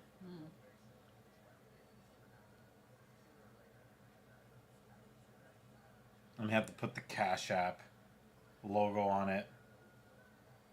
Oh, I didn't see that. It's so stupid.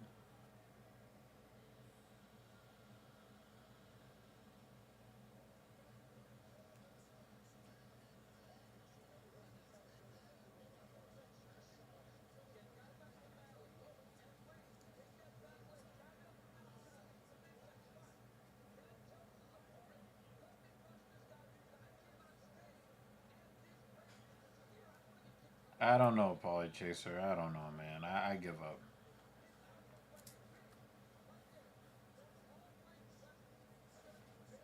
Oof. That looks like a rock bottom, doesn't it? Mm.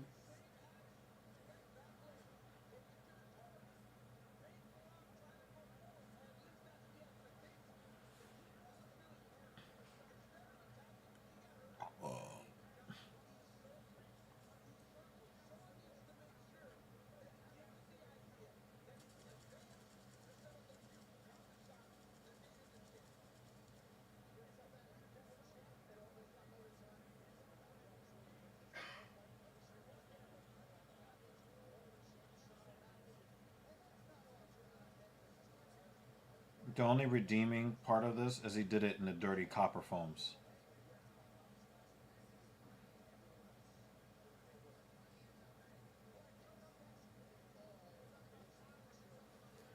I think it was too predictable, Secan.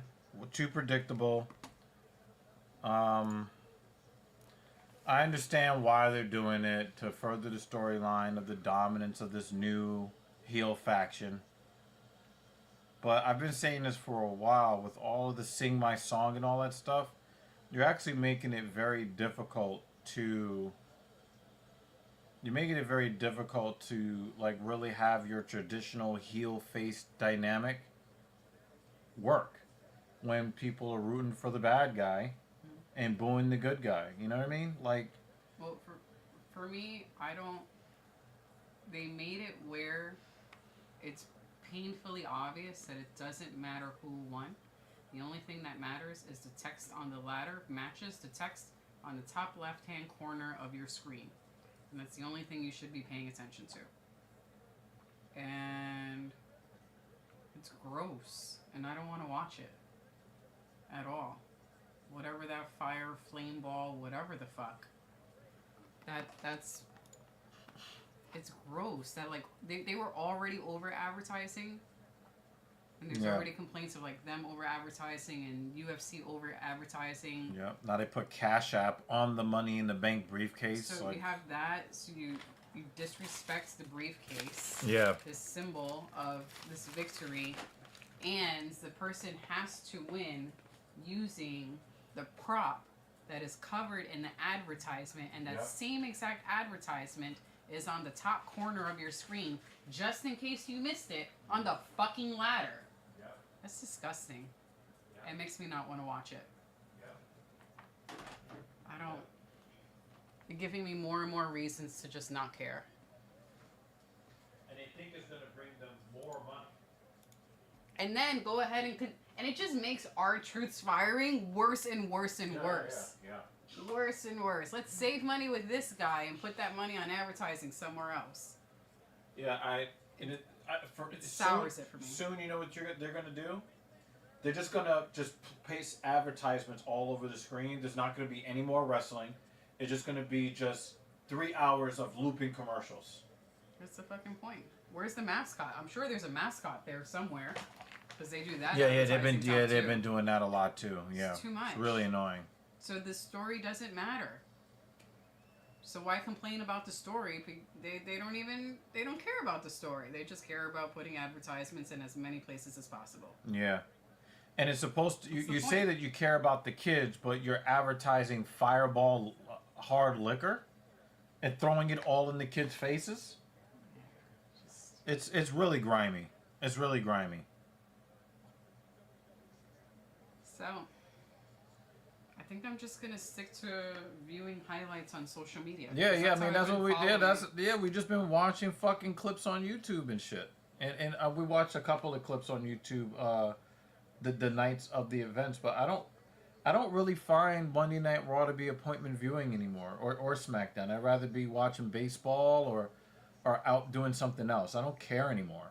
They don't care. Why the fuck should I care? Yeah, they had me briefly. I was willing to give it a chance, and I know not every single show is going to be spectacular, and I don't expect it, and that's okay.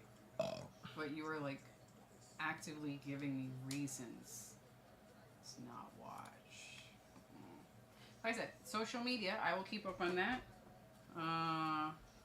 If something good pops up, if I rewatch Raw, it's always the next day anyway, because I can't watch it on Monday. That was funny as hell. But if I see something interesting on social media, maybe I'll go back to the recording and watch that match in full. What did you think, Secan? I don't know if you typed that up.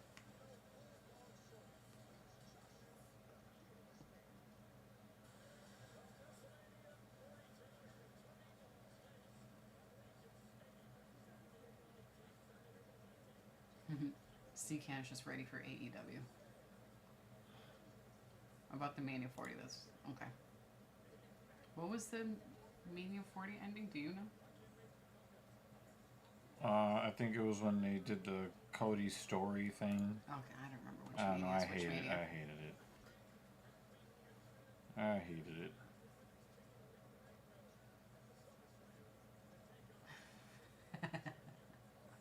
Oh, yeah. Polychaser says, I might not keep up on any of it and only spread my ignorance when hopping on here. That's alright.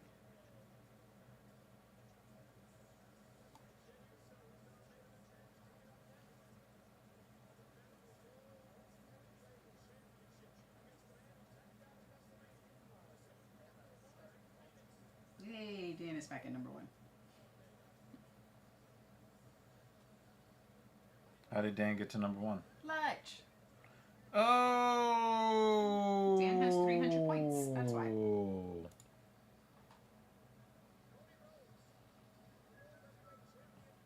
Wow, we got Lutch in the building. Just got cut and I could finally pay attention. What does just got cut mean? Because you know what I think. I think he meant to say just got out. Oh, okay. That's what I think he meant to say. When you write that, I think, did you just get fired? What happened? Just got out. Okay. That makes more sense.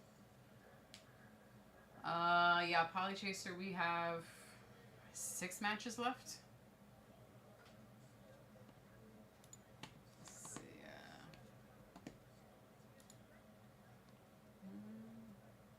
Yep, 6 matches left. We'll be here for a little bit.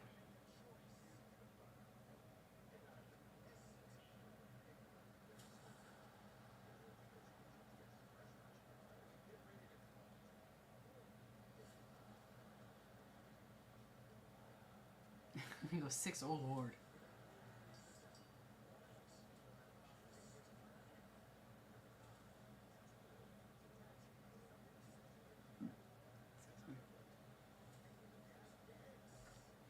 That sucks. We used to watch it at, where did we watch it? Buffalo Wild Wings? When we were watching pay-per-views at the restaurant? Was it Buffalo Wild Wings? One of those spots.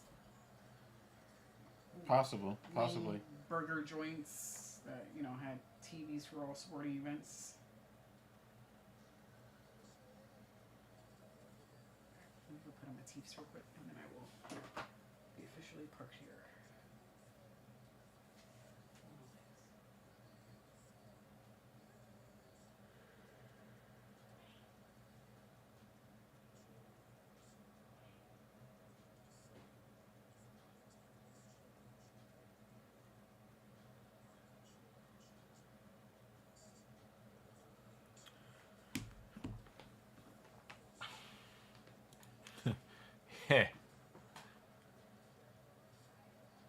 Yeah, I did. I did like.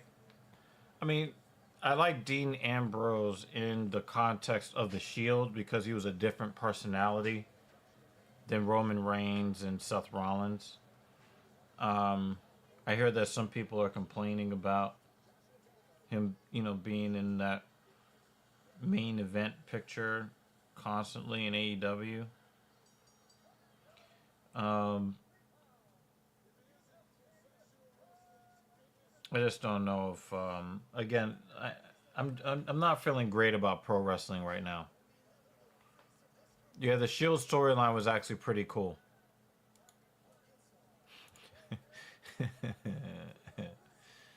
Yeah.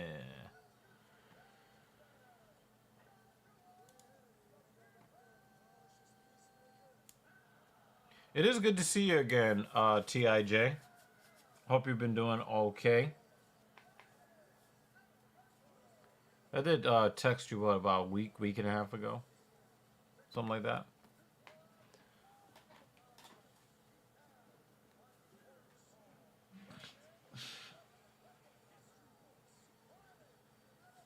Oh, Moxley is a heel. I hear something about like there's always some sort of interference to keep him winning or something like that.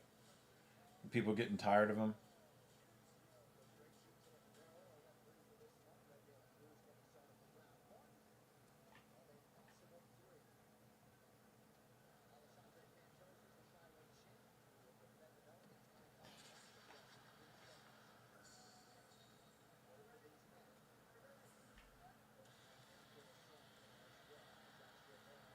Sorry, I just don't care about this match at all, so I'm gonna swap it out for baseball for a while. I just really don't care.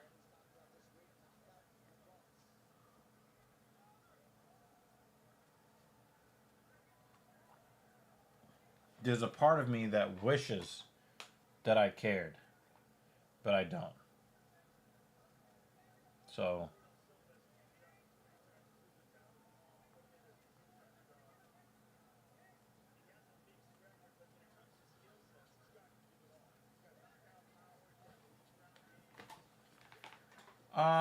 I never cared for Sasha Banks. I do know that JD was a big fan of hers and like friends with like her husband or something like that. You want to know the picks for Dan? Dan's picks are these are Dan's picks. Um, yeah, WWE is just not very interesting, personally, in my opinion. We got my guy Josh Van.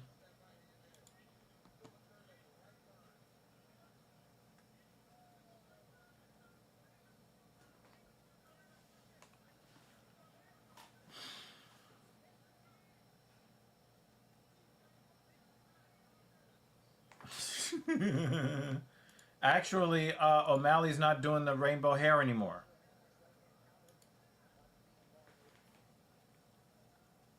So that'll be very interesting to see him come out just like, a decent, normal human being.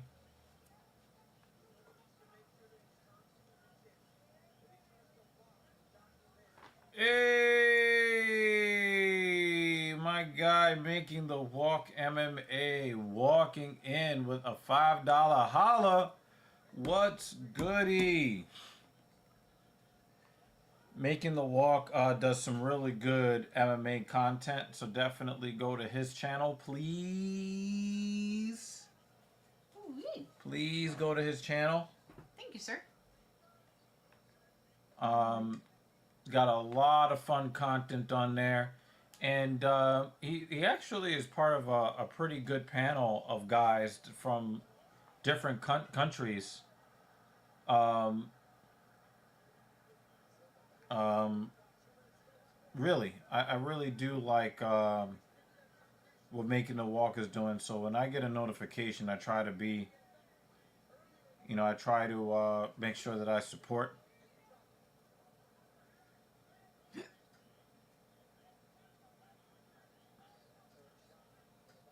Let's go, Joshua Van.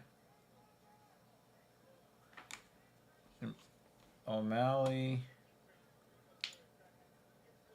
was on Embedded acting like a new man, kissing his baby mama on the mouth and saying, "This is for my kids now." I think he's married.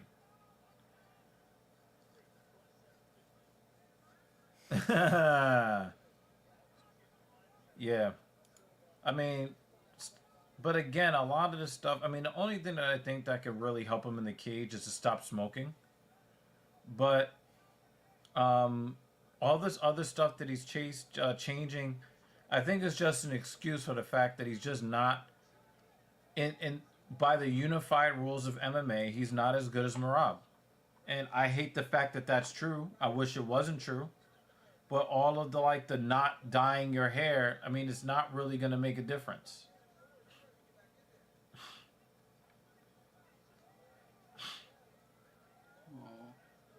Joshua Vans is taking those leg kicks like a black man.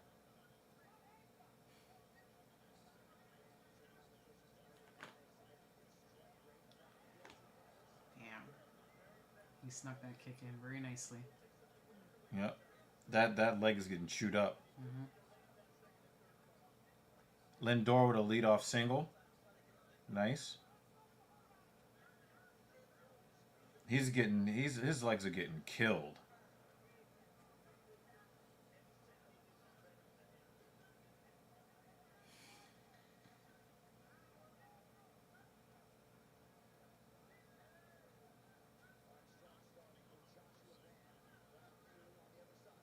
Even though he absorbed a lot of leg kicks, I think you still got to give him the round. He did get that knockdown. Making the walk, man. I appreciate you, brother, man.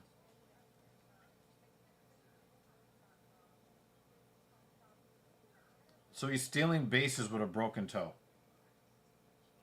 I thought he was supposed to go out on IL. He should. He should be out on the injured list.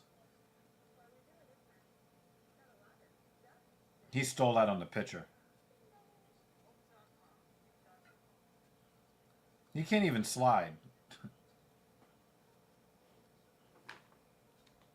Yeah, so yeah, he was talking about how he had the hip injury, and you know the lights in the sphere weren't like good MMA lights, and so like the lights were in his eyes. It's like, my nigga, you got so many fucking excuses. You lost. Oh, well, I got my hip fixed. Okay, that's legitimate. Oh, I stopped smoking weed. Okay, I could.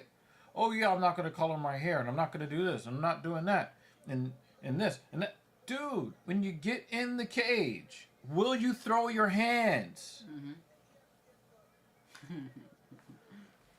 I sort of disagree. There have been some nice things that happen in this card. It's been better than the past few weeks. Yeah, but not saying that is necessarily great, but an improvement. I've liked some of the performances I've seen tonight, especially the relative to, you know, earlier getting that knockout within 20 seconds.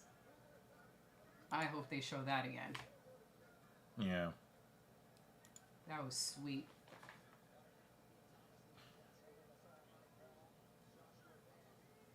Yeah, I don't think that he has anything for Ilio Topuria, and I hate saying that too because I am not a Topuria fan.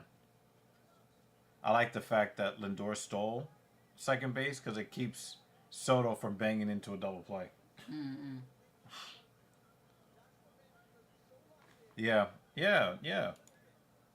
He had that whole Sugar State Boxing Commission thing where he didn't count his losses where he lost. I don't like that. It's hard to disagree with this. It's hard to disagree with this.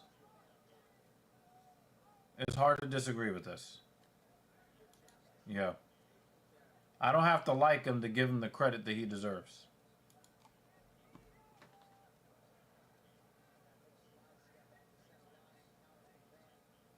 Why does it look like Silva's got steroids related back knee? Do you see it's really the cystic? chunky. Yeah. You see they're like cysts on his back. That's strike 3. Go sit down.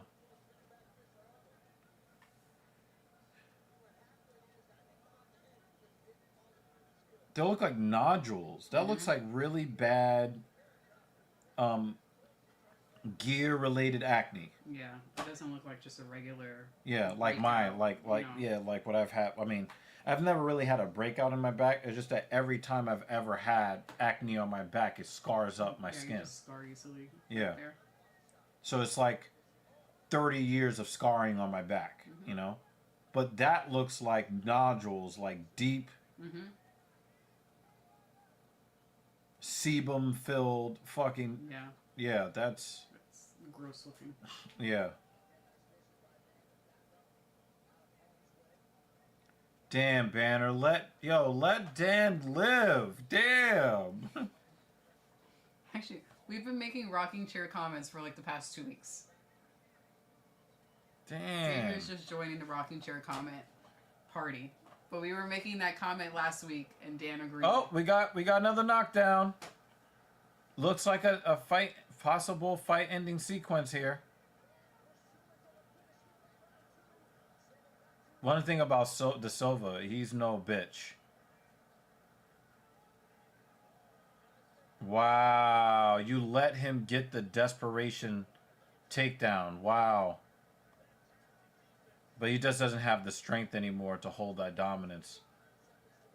But he was definitely grappling for his life there.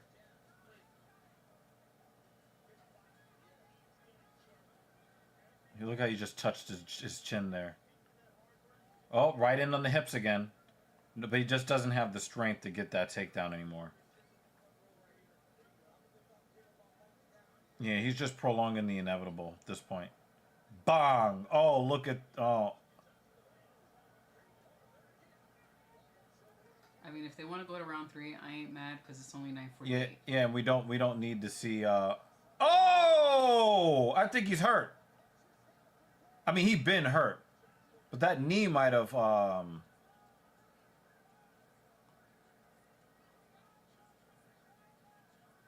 think he's a masochist.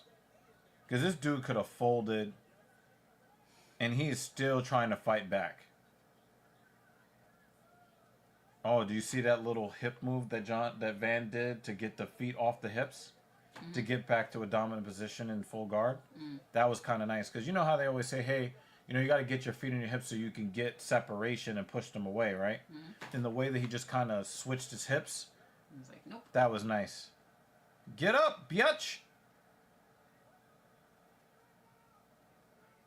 It's crazy when the referee looks like the fighter getting beat up. They got the same beard. Damn, he's getting fucked up. Oh my god, you have too many names anyway.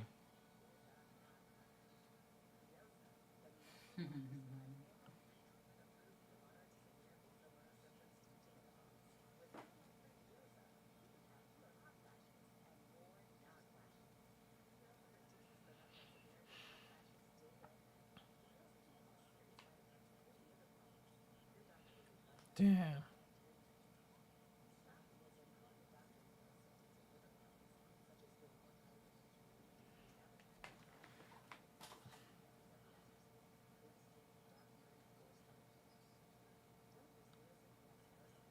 Ah, right through the hole.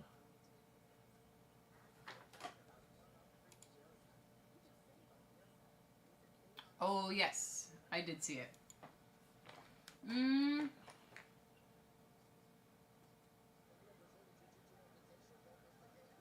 going to give it an 8. And it's only because I almost gave it a 7. It's a fly suit. I'm just being super picky, annoying with my ranking because I've seen him in some way better suits. But 8 out of 10. He has spoiled me. I want more.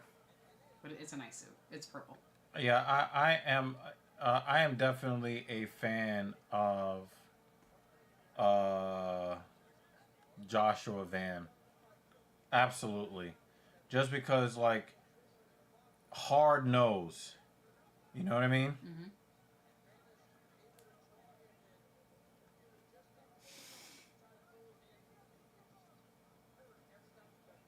Oh, he's not allowed to do the multiple personality. He has to troll us somehow. That's crazy. Oh yeah, we can actually ban from here. Yay! Yay. Oh, Polly Chase, thank you. Thank you. I'm gonna let Captain Paul know. Like, dude, Coffee gotta make money. sure. Gotta make sure. Thank you, Appreciate it, sir. sir. If you donate again, you're gonna be a stream sponsor. You can't donate so much money and nobody know about it.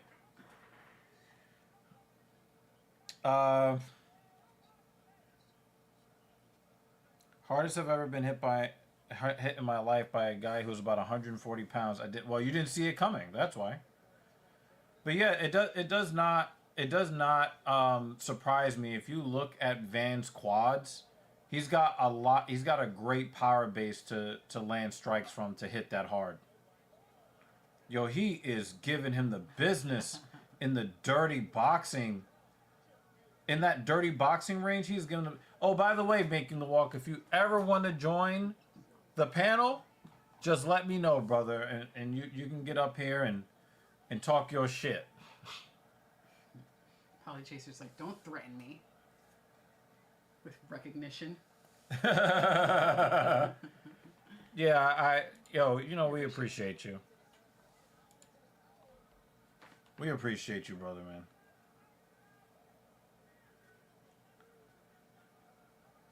And the thing is, De Silva is not doing a bad job, leading with the leg kicks and the whole bit. It's just that Joshua Van he just doesn't care about pain. To a certain degree, Silva doesn't care either, but like it's really hard not to root for Joshua Van.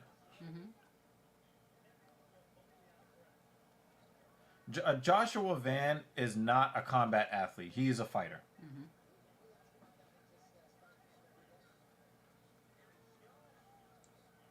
Damn, he just olayed the shit out of him. That might be a 10-8 round 2. 53-16 and a knockdown. That might be a 10-8 round.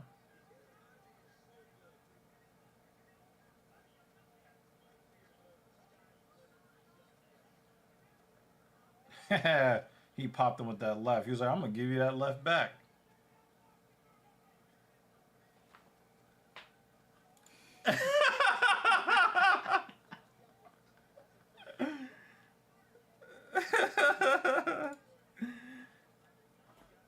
Yeah, Joshua Van is a real fucking fighter, man. I mean, De Silva is a fighter too. Like, I don't take anything away from him, but yeah, it's over. And then he drummed on him.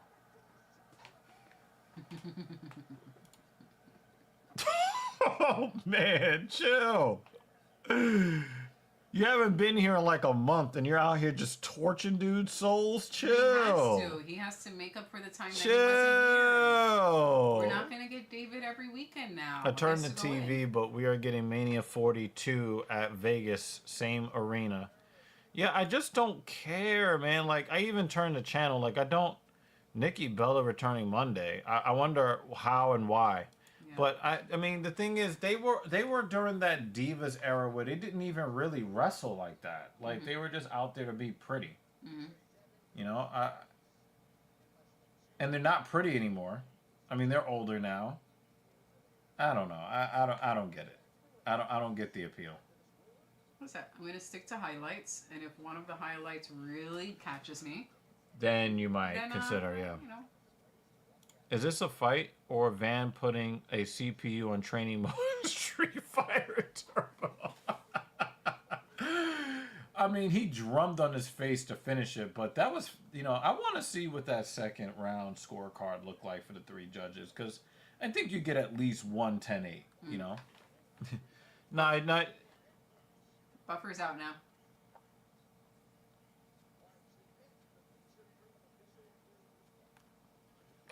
Okay, the tie is really off. He blessed us again, by the way.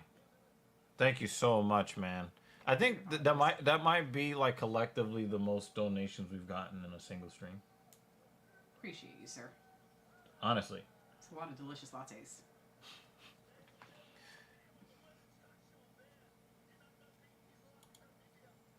Yeah.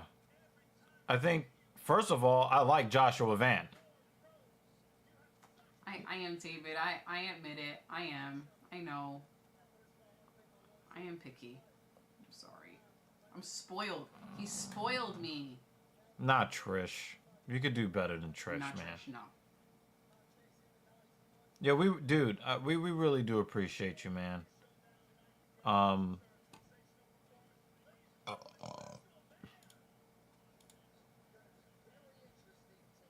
Dude, when he came out with those dragonflies, I mean, but we're Coheed and Cambria fans, so. I'm a spoiled woman. I'm Yeah, sorry. yeah. Nah, I don't like fake titty chicks with lots of makeup. I just, nah. Rhea Ripley is awesome. Yeah, she's awesome. She's I want to see her with someone she who's going to fight. she is very near Butterface status. She's almost Butterface status. She's not like. No, I mean, we have conversations. We don't have an echo chamber, and I like that we can have the conversation. Nah,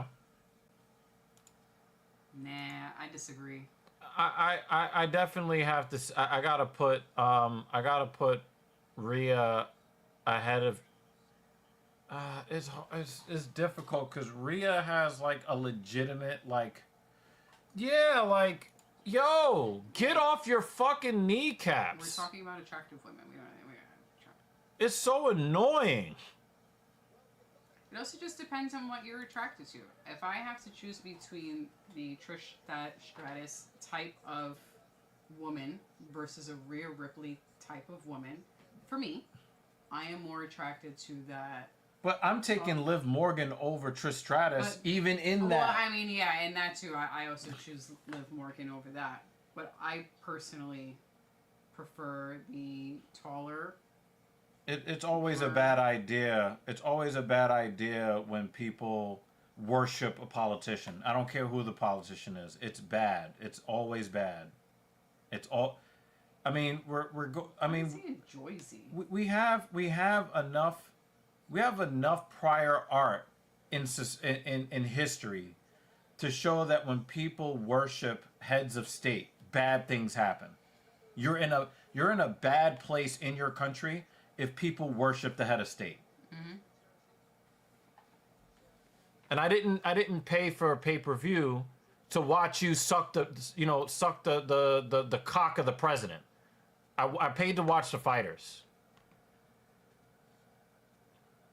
We don't want him over here. It's a bit rare nowadays. So many people are unable to disagree and still be sort of friends, not taking it personally. Yeah, like I was just talking before you got on the stream that I had. Look at this dude with his pink suit. Yeah, that's Mike Tyson. Yeah, I know. I didn't realize he was there. It's just a bad idea. Worshipping politicians is always going to be bad for your life.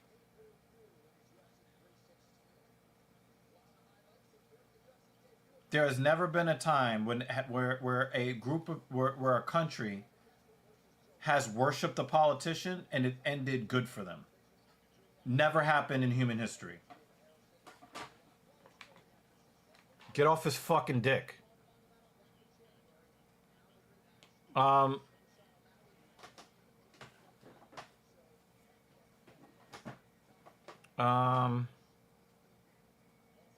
Yeah, so I wanted to talk to you about this Poly Chaser because I actually had an exchange with somebody that I respected who is a liberal and is making me rethink the respect that I have for him. Okay. One of the Coheed and Cambria friends that I picked up along the way it shows, Okay. And he was talking all of this stuff about how gleeful he is as a liberal because there's apparently a rift between Elon Musk and Donald Trump, which is fake. It's a fake rift. Mm-hmm. Guys, they're playing you. Mm-hmm. Right? And I'm like, dude, don't buy into this stuff. And it's the second time that I told him I'm not buying into this stuff. Mm-hmm.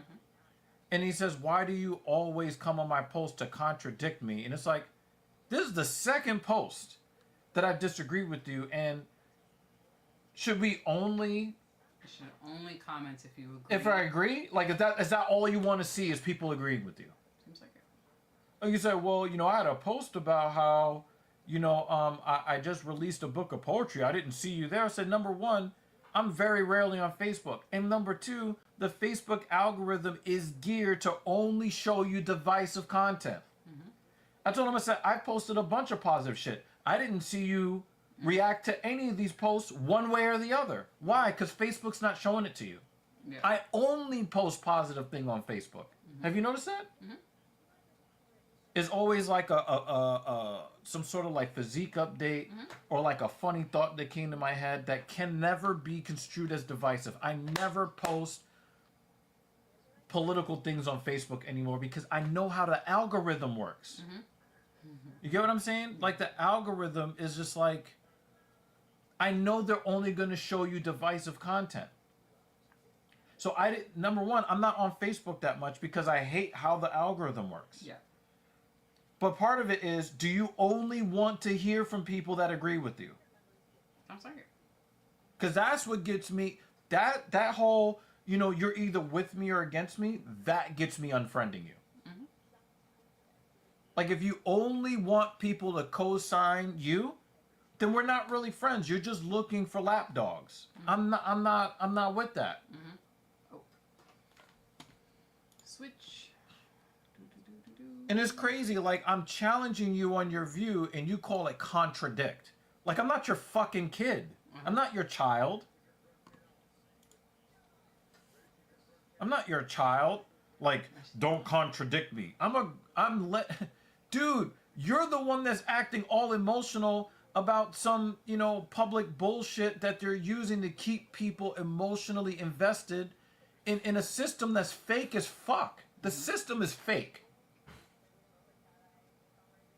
If you believe that Elon Musk and Donald Trump are at odds, you're a fucking idiot.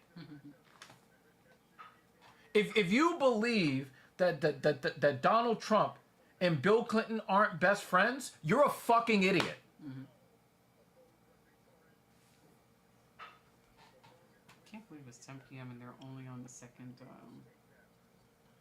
inning. We can disagree or not like what we hear and still get along. Shit, we have to hear about how the Mets are a good team every stream. Okay.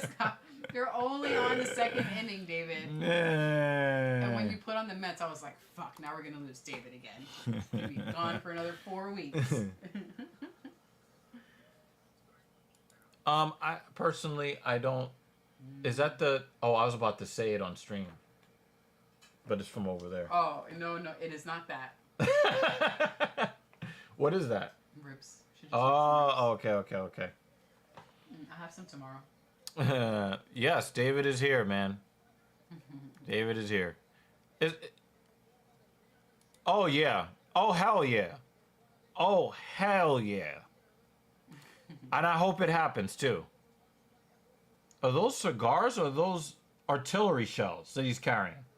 Well, I don't know. You could take off the banner. The David banner?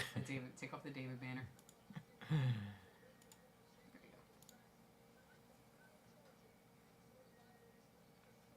We just had a whole diatribe on that. So I'm just gonna give you the TLDR. Worshipping politicians is always a bad idea.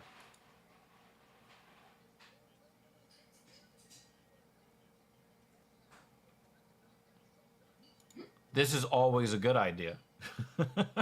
Hit the like button. Or the dislike button. Okay, yes I did. On my own stream.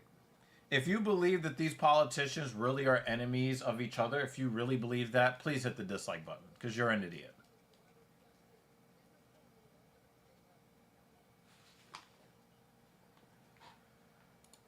Yeah, I know. But we all knew that Rollins was going to win the contract. We knew this already.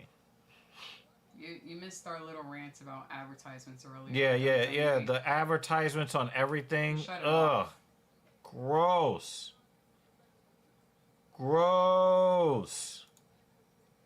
And the thing is, when they brought out the ladder, you already knew that the match was coming to an end.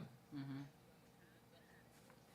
And they put like a Cash App logo on the Money in the Bank. Why you gotta put a fucking advertisement on everything?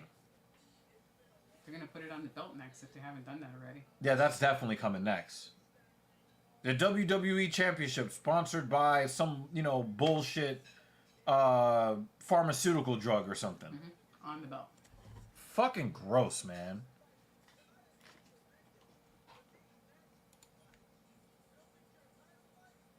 I think you meant to say Rollins, just a world title fight a couple weeks ago, and that briefcase could have went to night. And when Cody wins the belt from Cena in December, made LA a monster heel. But you don't need to make LA Knight a heel. He's already over with everybody. He's been over for years. I think the point is you could have just done a way better storyline with LA Knight in general, with him winning. Yeah, we both agree on that. We've been saying this for a long time. Mm-hmm. We've been saying this for a long time.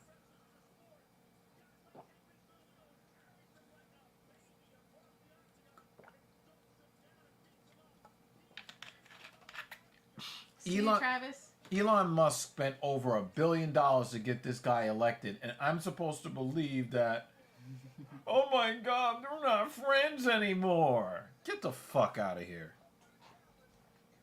See you next week. Yeah, we'll see you on one of these fight nights. Yeah, next week. He'll probably pop in at the very least to say hello. He usually does. Wow, Dave don't give a fuck. He's like, good. Get out. David's like, that's crazy. I won't be here every week, so I really just gotta. Yeah, he definitely. He's trying to make up for 4 weeks of. Listen. Just jamming. Do it, David.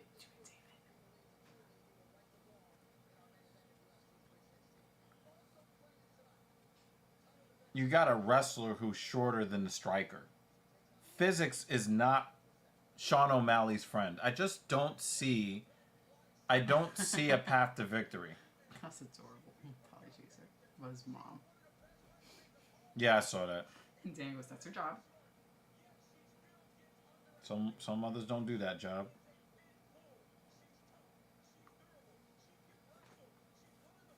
Wait, did the Dodgers lose today? Wait. Did the Dodgers possibly lose today?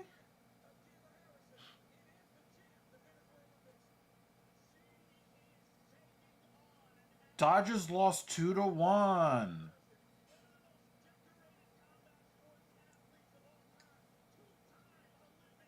Pirates beat the Phillies. Let's go! Is everybody losing in the NL East? The Braves lost to the Giants. Reds kicked the shit out of the D-backs. They had one of their star free agent signings is done for the year with Tommy John surgery coming up. Mm-hmm. Torn ulnar collateral ligament. Ouch. Yep. Oh, the Marlins won in 10 against the Rays, so they're the other NL East team to win. But they lost 3 games in a row to the fucking Rockies. Like, the fuck? Oh, the Braves got walked off. Oh, my God. Damn. Is giving us more coffee money. Oh, shit.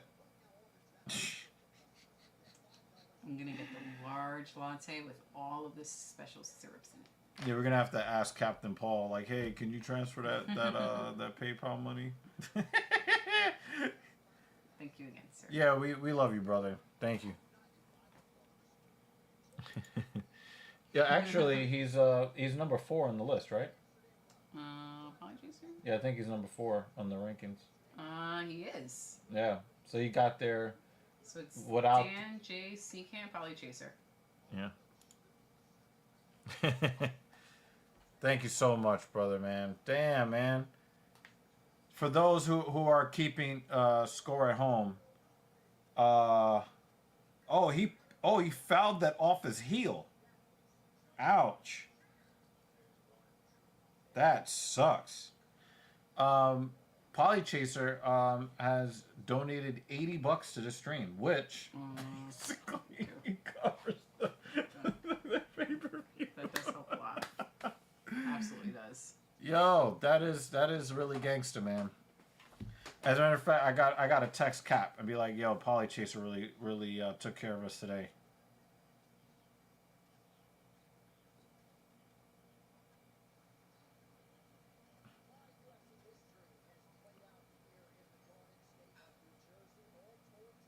I keep pronouncing the state name wrong. Jersey.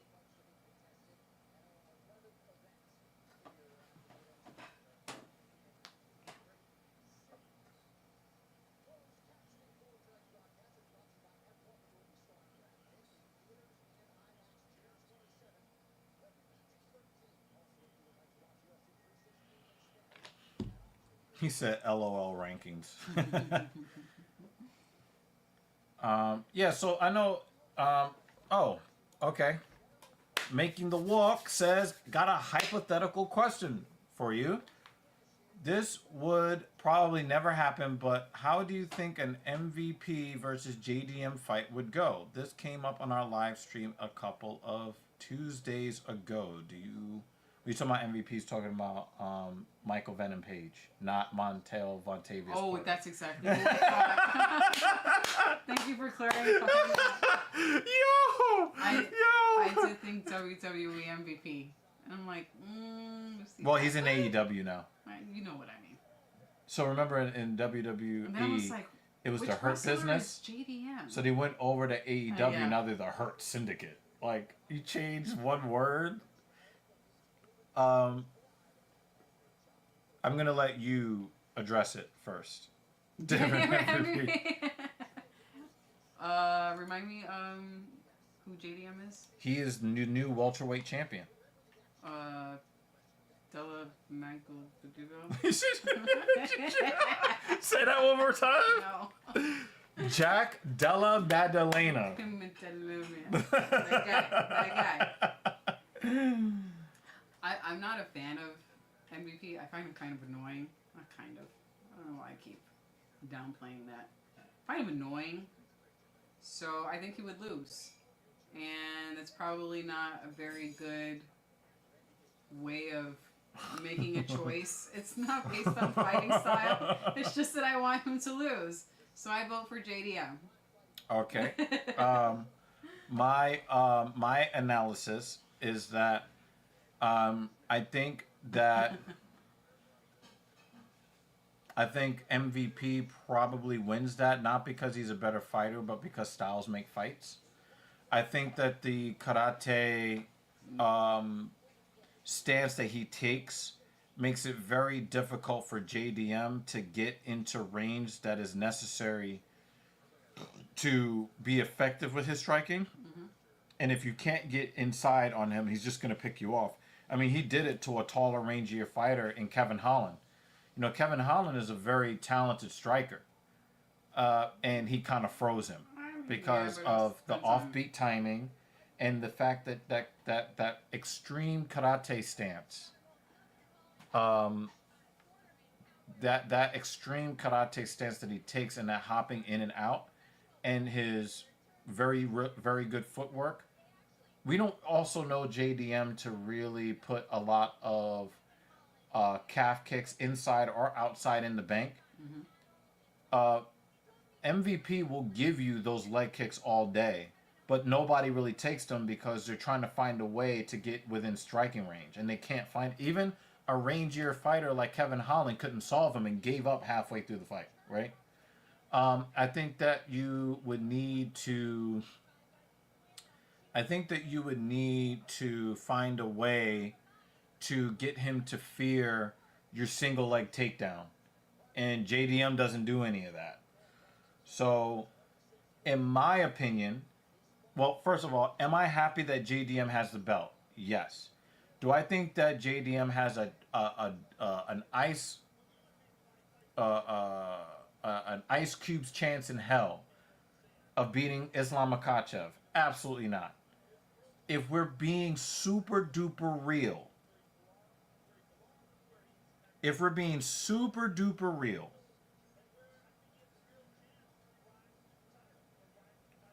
if Bilal Muhammad fought the way he is supposed to fight, JDM gets dominated in that fight. But Bilal Muhammad, A, wanted to prove to everybody that he could strike with everybody.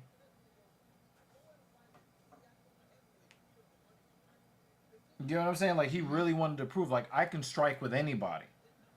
Mm-hmm. And B, he knows he's not going to make money if he lays on somebody for 25 minutes.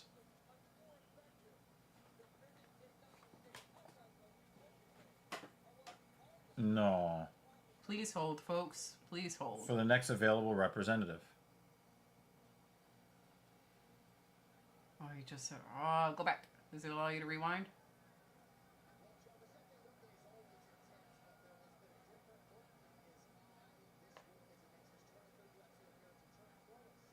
Oh, R-Truth was there.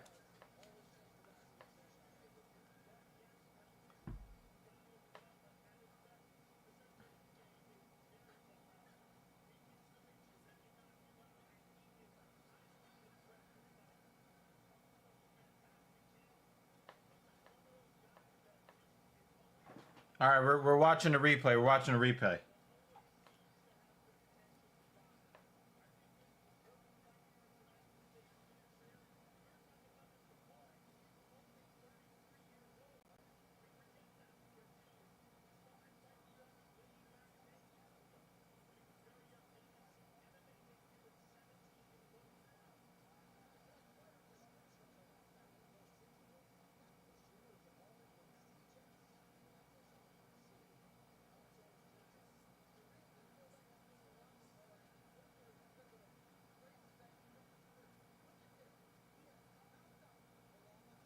You all knew it was R-Truth. Like, he's trying to use the hoodie, but nigga, we know you black. He tries to really cover his face.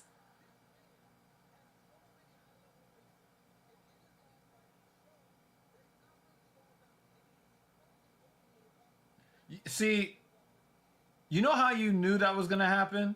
He's wearing black Air Force Ones. You thought it was Obafemi.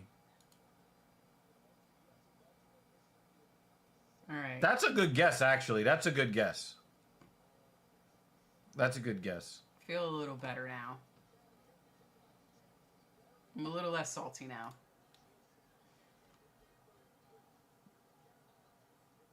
Holland by 45-70? I don't understand. Hope Luque wins, though. Yeah, Luque has the balls to actually try to get inside of Holland's striking range and strike with him. Mm-hmm. Like, Luque can wrestle. Luque does have some decent BJJ in the whole bit. But,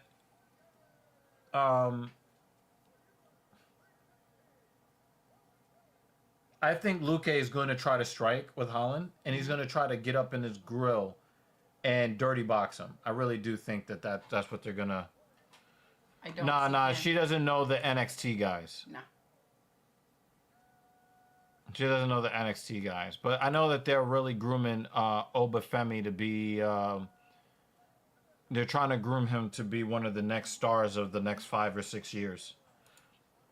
So we did a welterweight tournament on our Crosswalk Tuesday live chat, and that was one of the fights, and it proves that styles do indeed make fights. The chat chose JDM, me, and my co-host chose MVP. Yeah, I mean, the thing is, it's easy to say that JDM is better because he's a champion, but the styles make the fights. Mm-hmm. The thing is, MVP, the way that again, if JDM had an aggressive... If JDM's way of fighting wasn't barroom brawl, mm-hmm. then I would give him a chance. But MVP is going to freeze you. Mm-hmm. All of the brawlers, look at what Izzy did to all the brawlers all those years. He froze them. Mm-hmm. JDM doesn't have the footwork. He just has these hands. Yeah. And we love him for it. but he's not. As a matter of fact, I would take a 42-year-old Stephen Wonderboy Thompson to beat JDM. And don't get it twisted. It's not like I'm a hater of JDM. I'm just looking at his skill set. I'm just looking at the skill set.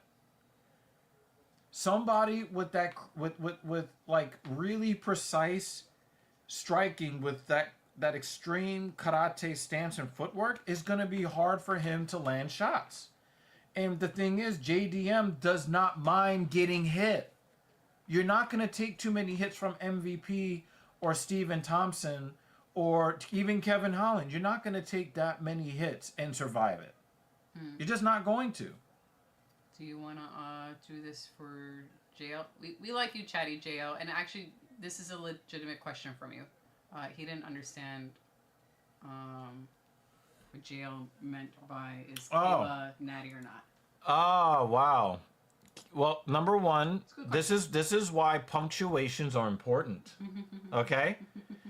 He meant to say two different things. Kayla is juiced, meaning that she's on steroids. And then he's asking the question, is Kayla Harrison natural, meaning not using steroids, or on gear? When you look at Kayla Harrison, does she look like she has a natural woman's physique, or it looks like she's got a little bit of help, in your opinion? She's got a little bit of help. I have to be very honest about this. It's also her facial structure. It's just like. Yeah, it's very. Yeah, she's definitely. It seems like she's definitely had some androgenic effect, where her face definitely looks more masculinized. Oh wow. Damn, Kevin Holland is throwing hands. Oh, that elbow! Oh, the elbow! We'll get back to you. Oh! It's a good question. Oh, Kevin Holland is throwing bows. Oh, shit.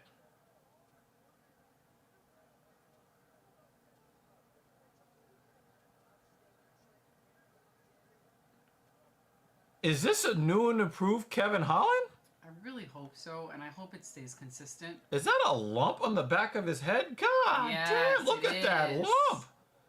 Wow. Oh, it's the elbow. Oh, that was nasty. That shit lumped up crazy fast. Goodness. You're nasty. This is fucked up. This is so fucked up. This is so fucked up. Yo, that elbow from hell, man.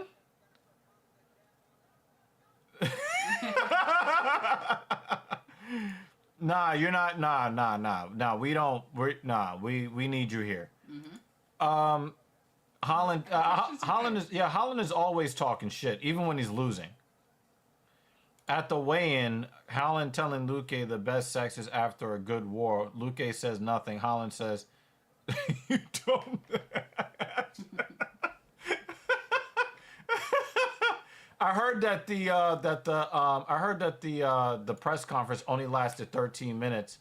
I want to get you guys' opinion on everybody getting mad at Dana White for basically not doing his job anymore. He's not showing up to post-fight pressers because he has to go and make sure he swallows all of Donald Trump's seminal fluid in the back, so he doesn't do. Whenever Donald Trump shows up, he has to go and make sure that his nuts are empty in the back instead of doing the post-fight presser. But they said that they also said that like Dana White didn't even show up for the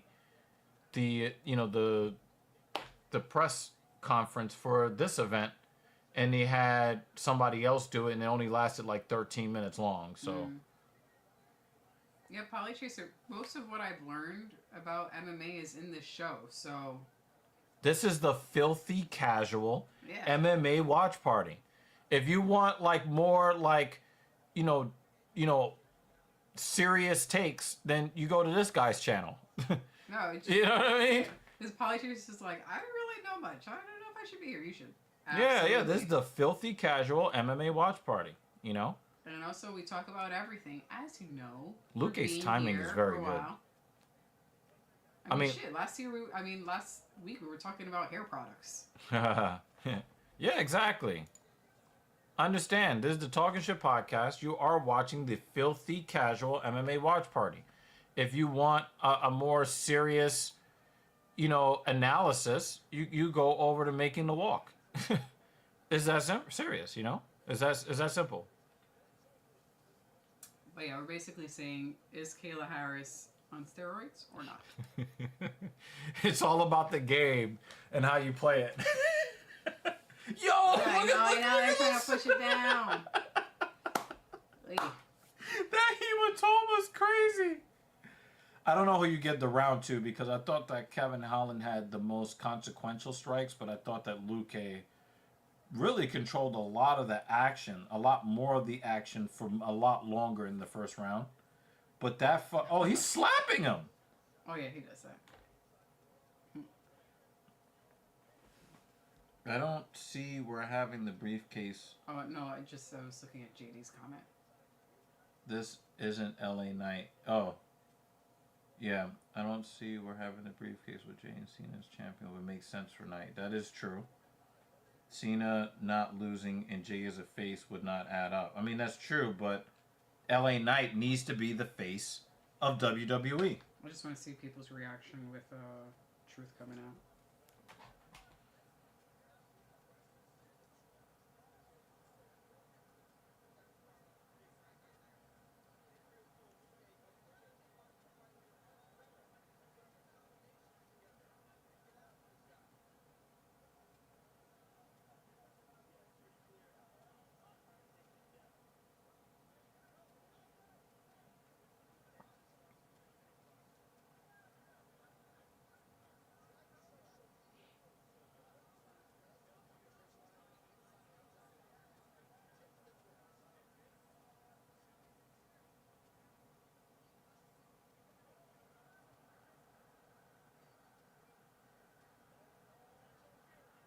Oh, he's dorsing him up. Is he dorsing him up? Is he dorsing him up? And he tapped! Oh my God! He dorsed up Luke! Wow! Kevin Holland dorsed up Luke! Oh my God! He said make the tap. Make the tap MMA.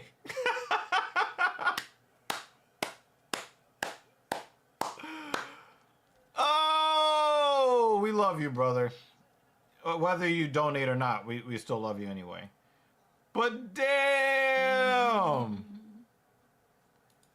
I mean that's your opinion, and we accept your opinion. However, we disagree because if he said new channel unlocked. Make the tap. If we have an equal society, everybody should be made fun of. So yeah, we're definitely not. Would you say that we're not particularly a feminist platform? Would you say? Yeah. Everybody can be made fun of, men and women alike. That's what true equality is. We make fun of dudes all the damn time. We Hell make fun yeah. of each other. Yeah. Y'all make fun of him all the time. Yo, Holland kept that leg too. Holland kept that leg. He's like, no, you're not letting that leg go. Tap. El Topo. And if I slip up, David catches me. Yeah, exactly. And this is the thing that's really annoying about Kevin Holland. He'll go out there and get dominated by somebody off the street. Mm-hmm. That's annoying. Yeah, he's another one. He's one of those. It depends on which version. And guys, Holland woke up that day. Guys, remember who retired Tyron Woodley? It was Vicente Luque, who retired Tyron Woodley, who was a tyrant over the 170 division for a long time. Vicente Luque was one of my favorite people in MMA, but he just got dorsed up by Kevin Holland. That's crazy.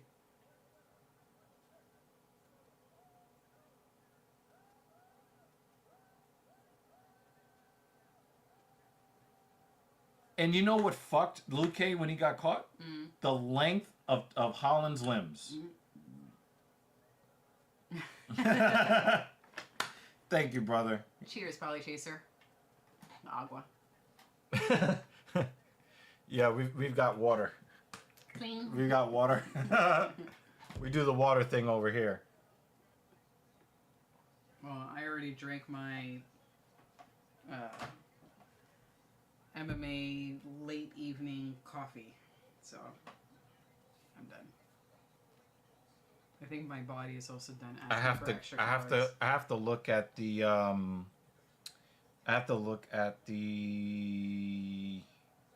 clip of Mauricio's home run. I want to see what happened here.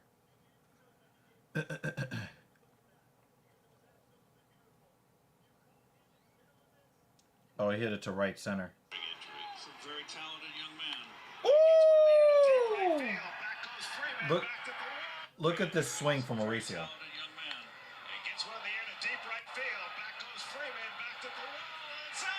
That was a monster shot. Damn. Damn. Yeah, we were just basically just talking about that, David. They're doing that because Kevin Holland went over to Donald Trump. So apparently Donald Trump is the country of the United States. There is no United States without Donald Trump.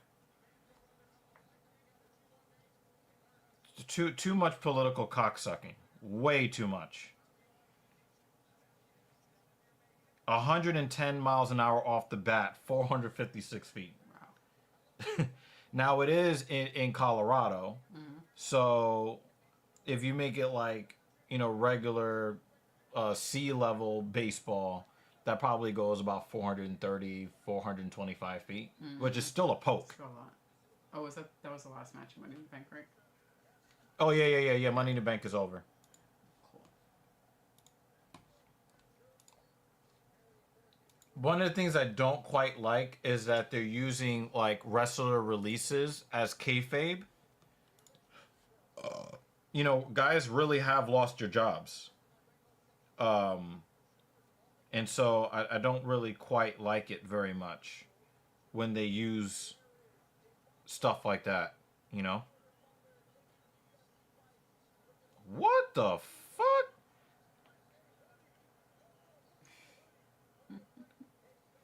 Polly Chaser. We're getting into feeling guilty territory now. Oh man, I'm not even gonna bother to watch them talk back and forth. I'm not even gonna.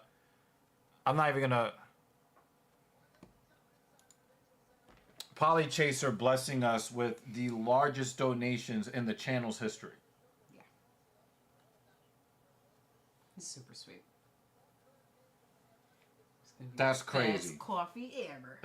Coffee. You buy a whole I was gonna say buy the machine, but that's crazy, man. By New York City standards. No, it's plenty. Thank you. Cheers. Thank you, sir. I think we're gonna watch the movie with The Rock in it, right? Oh, hell yeah. Yeah, He looks depicting this guy. awesome. I didn't recognize him at first when I first saw the trailer.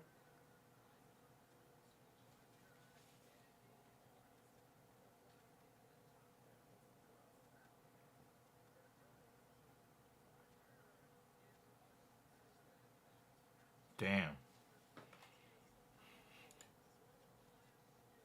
What are they? Oh, they're putting him in the Hall of Fame. I mean, they're probably doing it in conjunction with The Rock's movie coming out, Yeah. I'm not going to front. I like it better when fighters have, like, world-class physiques.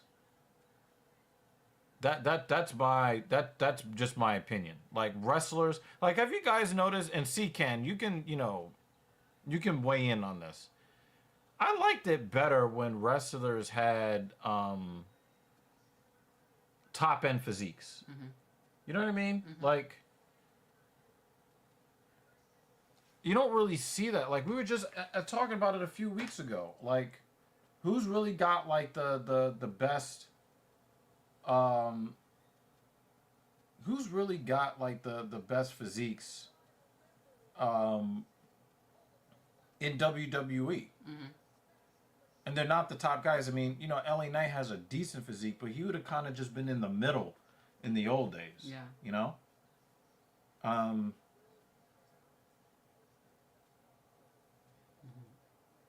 The dude from Judgment Day, the small guy, he's got like the best physique in WWE right now. Yeah. I can't remember his name, so the wrestling fans are gonna have to. I just can't. Finn Balor. Finn Balor. Yeah. Finn Balor. I can't believe I remember that name.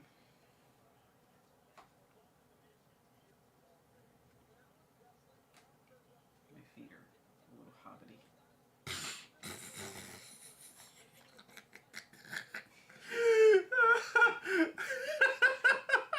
You know what I mean, right? Every Saturday.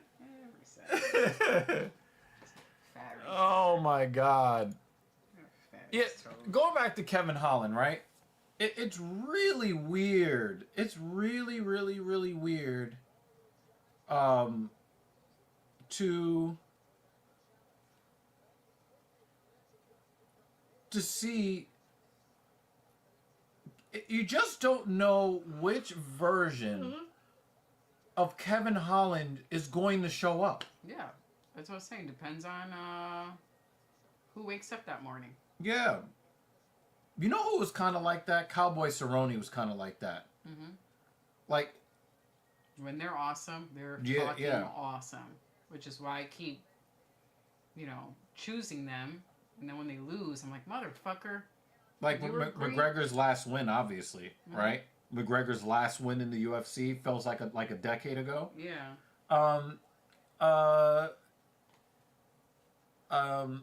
Cerrone, he admitted that he didn't even want to make the walk, and then he gives up a home run back to the Rockies.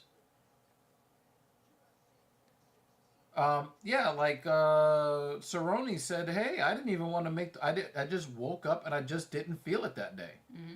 You know." The days of Rick Rude, Lex Luger, and Scott Steiner are gone, I guess. Yeah, I mean, remember we had Ryback, we had Chris Masters, we had Batista, we had Triple H. These are really muscular dudes, Polly Chaser. You know, The Rock to a certain degree. Stone Cold Steve Austin had a pretty good physique too.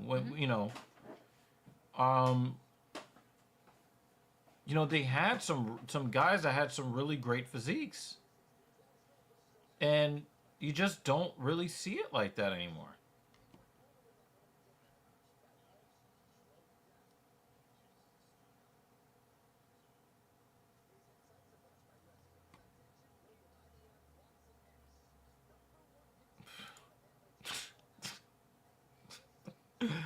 Sorry, per usual. Oh my God. Midmo is back. Yay! We got him twice in one day. We got Midmo back. We got David back. We got Polly Chaser. We got Mickey the Walk. The whole gang is here. Holy shit. Everybody. The Damn. whole fucking Let's gang. go.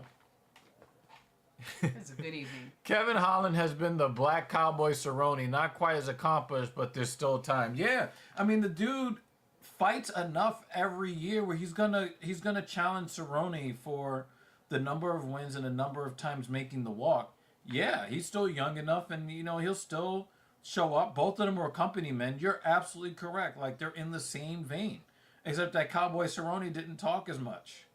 Per usual, you're part of the normal gang. And there were times where you thought Cowboy Cerrone was going to become. And Kratos is back. Holy shit. Like, there were times where you thought that Cowboy Cerrone was going to do enough to be champion, and then he shits the bed, and you're like, who the fuck am I watching? R-Truth is using his real name going forward, according to new merch labeling him Ron Killings. I do want to make this clear while you guys are here because CCAN, I think, got mad and left because I said everybody gets made fun of here, including women. We believe in true equality here. Really bad shot? Yeah, he disappeared. Here's I really don't like using wrestler releases as kayfabe. I just don't like it. I don't like it because there are wrestlers that have been losing their jobs, especially how TKO is making all of these cuts. To use that in a storyline, I think is a little tasteless. I just think it was. It's possible that they listened to the fans and said, well, we don't want this kind of bad will because it's bad for, if people like really think that we're taking a shit on people and they're really trying to, it's possible they could be like, oh, let's run that one back. Let's bring him back real quick because we're not going to make more money with him not on the roster because people will riot, right? So I whether they brought him back or whatever, I just don't I just didn't like it. I just didn't like it, and We said he accidentally did. Oh, you can put it up on the screen if you want. We could actually still see the comments on Which one? StreamYard. From Making the Walk, he said, I'm a huge Cowboy Cerrone fan. On the YouTube side, it shows it's retracted. Oh, okay. That was yeah. retracted. Yeah, RDA is a real man. You know what I'm saying? Like RDA, granite forehead. He wanted all the smoke, right? But in those situations, somebody's got to lose, right? It's just that a lot of the time, like I swore that Donald Cerrone was going to be either a champion at 155 or 170. I just swore he was going to be champion. And then when he went on that 3-fight winning streak after Danger was born, I'm like, oh shit, let's go, Donald. Yeah, let's go. It's like and then that new pop-up. Yeah, and then like energy in him. And then he just didn't show up against Mr. Red Panty Night.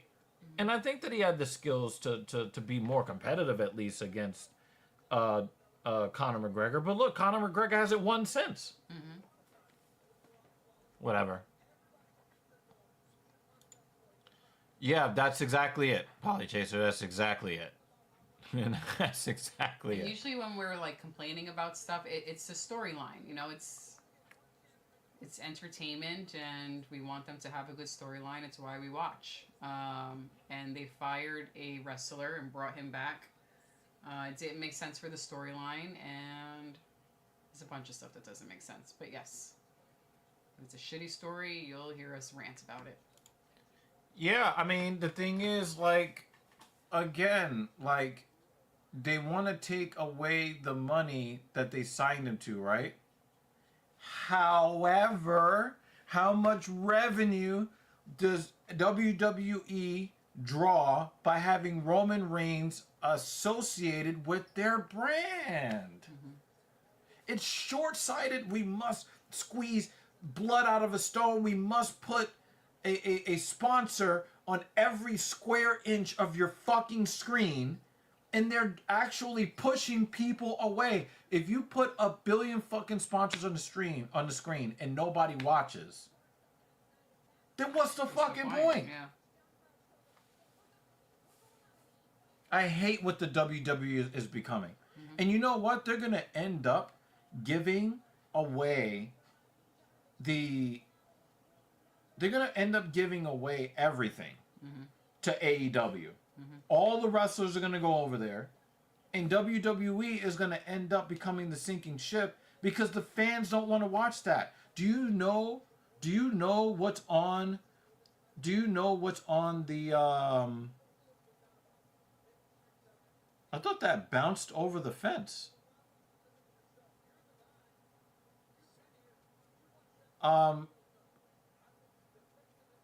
Do you know what's on the ring canvas? Do you know what's on that in AEW? No. Oh, It just says AEW. oh yeah.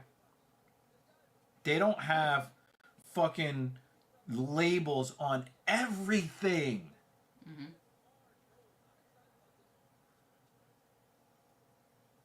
They're going to end up giving the viewers away to AEW. Oh, he went Oppo. Oh, no, they did go over the wall. I thought it bounced over the wall. Dan Jones says, however... Nice, nice. That was another 100-mile-an-hour off the bat for Mauricio. Yeah, I just... You know, I think it's kind of funny that they allowed the Jewish guy in the black faction. I think that's very funny. The Hurt Syndicate, they allowed Maxwell Jacob Friedman in. Okay. So it's really weird that they've done that. But I kind of like the storyline a little bit, but not enough to actually watch. I don't like it enough to watch. So I watch AEW clips on YouTube. Pretty much where I'm at with WWE right now. I'm not going to spend 3 fucking hours watching your programming when you just make everything about your fucking sponsors. I don't want to see it. Yeah. I just fast forward on Netflix. And then, and to be honest with you though, like every time they blast some fucking bullshit on the screen, I take a note of it and then I purposely don't buy the product. It makes me not want to buy the product. We were just talking about that, Ken, about how our Yeah. Some of our wrestling fans have weighed in on this. Yeah, I just don't. I don't know. I don't know how this is gonna go.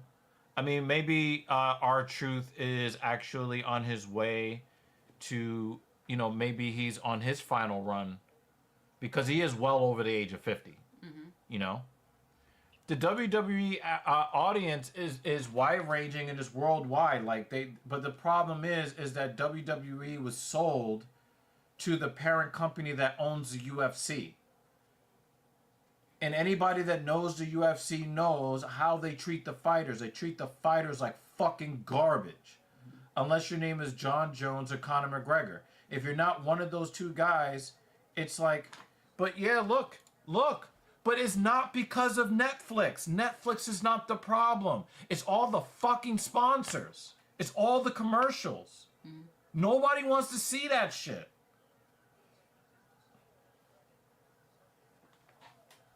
Of course, Truth. Are you sure that he's not trolling? Oh, WWE is worlds bigger than UFC. It's not even close. It's one of the biggest entertainment brands on planet Earth. But they're running it into the ground. And they're losing viewers.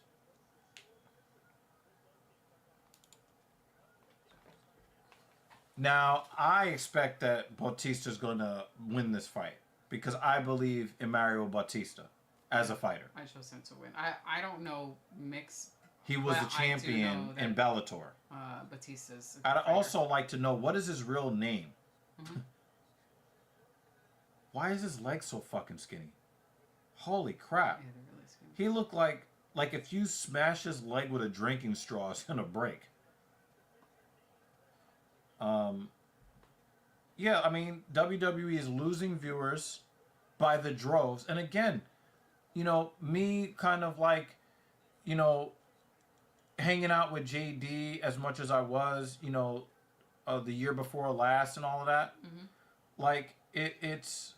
It's like I was really starting to care again. And then, when The Rock looked like he was about to revive the corporation with John Cena, and then everybody's like, oh, who's gonna be who's going to be the next one to join, to sell their souls to The Rock and all that other stuff. And then he disappears. Yeah. But you know what? We got the next best thing for you. Logan Paul. Nobody likes Logan Paul. He has go away heat. He doesn't have heel heat. He has go away heat. Nobody wants Logan Paul in the WWE. The wrestlers don't want him there, and the fans don't care about him. They want him gone. And then you're going to take the thing that we asked for 20 years. We asked for a John Cena heel turn. And then you fuck it up by... Well, on a positive note... Yeah, this is also true. This is also true. I was going to say on a positive note for per usual.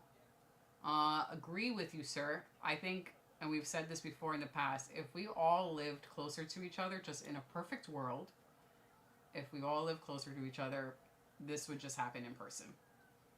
You go to somebody's house, watch it on their living room TV, and cook dinner. I feel you, dude. Yeah, I think that people are starting to really see this now, and there are now rumors that Triple H is going to be fired. That would be really, really bad if that happens. Wow, another... Oh! The Rockies suck! Soto just banged into another double play, and they didn't even complete the play at second base. Holy crap, the Rockies suck! The answer is yes, Polly Chaser. You got that one right. Look at this. Look at this. Boom. Gets up. Whee! Oh, it went off of Nimmo's head. Wait, does that count as an out? No, it doesn't. You're like, well, I don't know if we could tag him, so let me just throw the ball at him. That was so dumb. Yeah, this is sad, man. Because I think that there's so much that they can do together if they just work together. But Midmo, I'm going to tell you what I told C-Can several weeks ago. And guys, I know you love wrestling. I know you love wrestling. I get it. Nobody cares anymore. Most people don't care about your goddamn dream matches. They don't care about the somersaults. We've seen everything that everybody has done, and now they're recycling moves from the ruthless aggression era and the attitude era. Like they're recycling moves. Nobody cares anymore. You're not expecting anything, right? No, nobody cares anymore about. Nobody cares.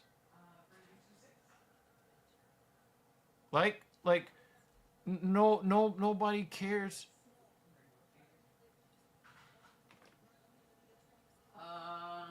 What's her on-screen name? Your sibling? I forgot what she uses as her on-screen name. Spamster. Spamster is here. Oh, wow. Oh, well, I have a gift for her. Oh shit. I almost ruined my... Ugh. Wait, we gotta clear the chair now. We've got no space. Spamster's coming. Ah. I'm gonna go put this on the bed. Okay. Yeah. So, so here's the thing, right? Here's the thing, right? Like, I'm gonna use this again. Sorry, C-Cam, because you've already, yes, the fights are choreographed. Yeah. Here's a. See, Jake Miller gets it. Okay, I'm gonna use an example. I'm gonna use Grand Theft Auto as an example. If you guys remember Grand Theft Auto 3, where they went to Liberty City, right? It was like the first Grand Theft Auto that was like open world, 3 dimensions. They worked really hard on it. It worked really well, right? And it was a facsimile of New York City, the whole bit, right? No, leave it. Leave it. Take off the thing. No, leave it.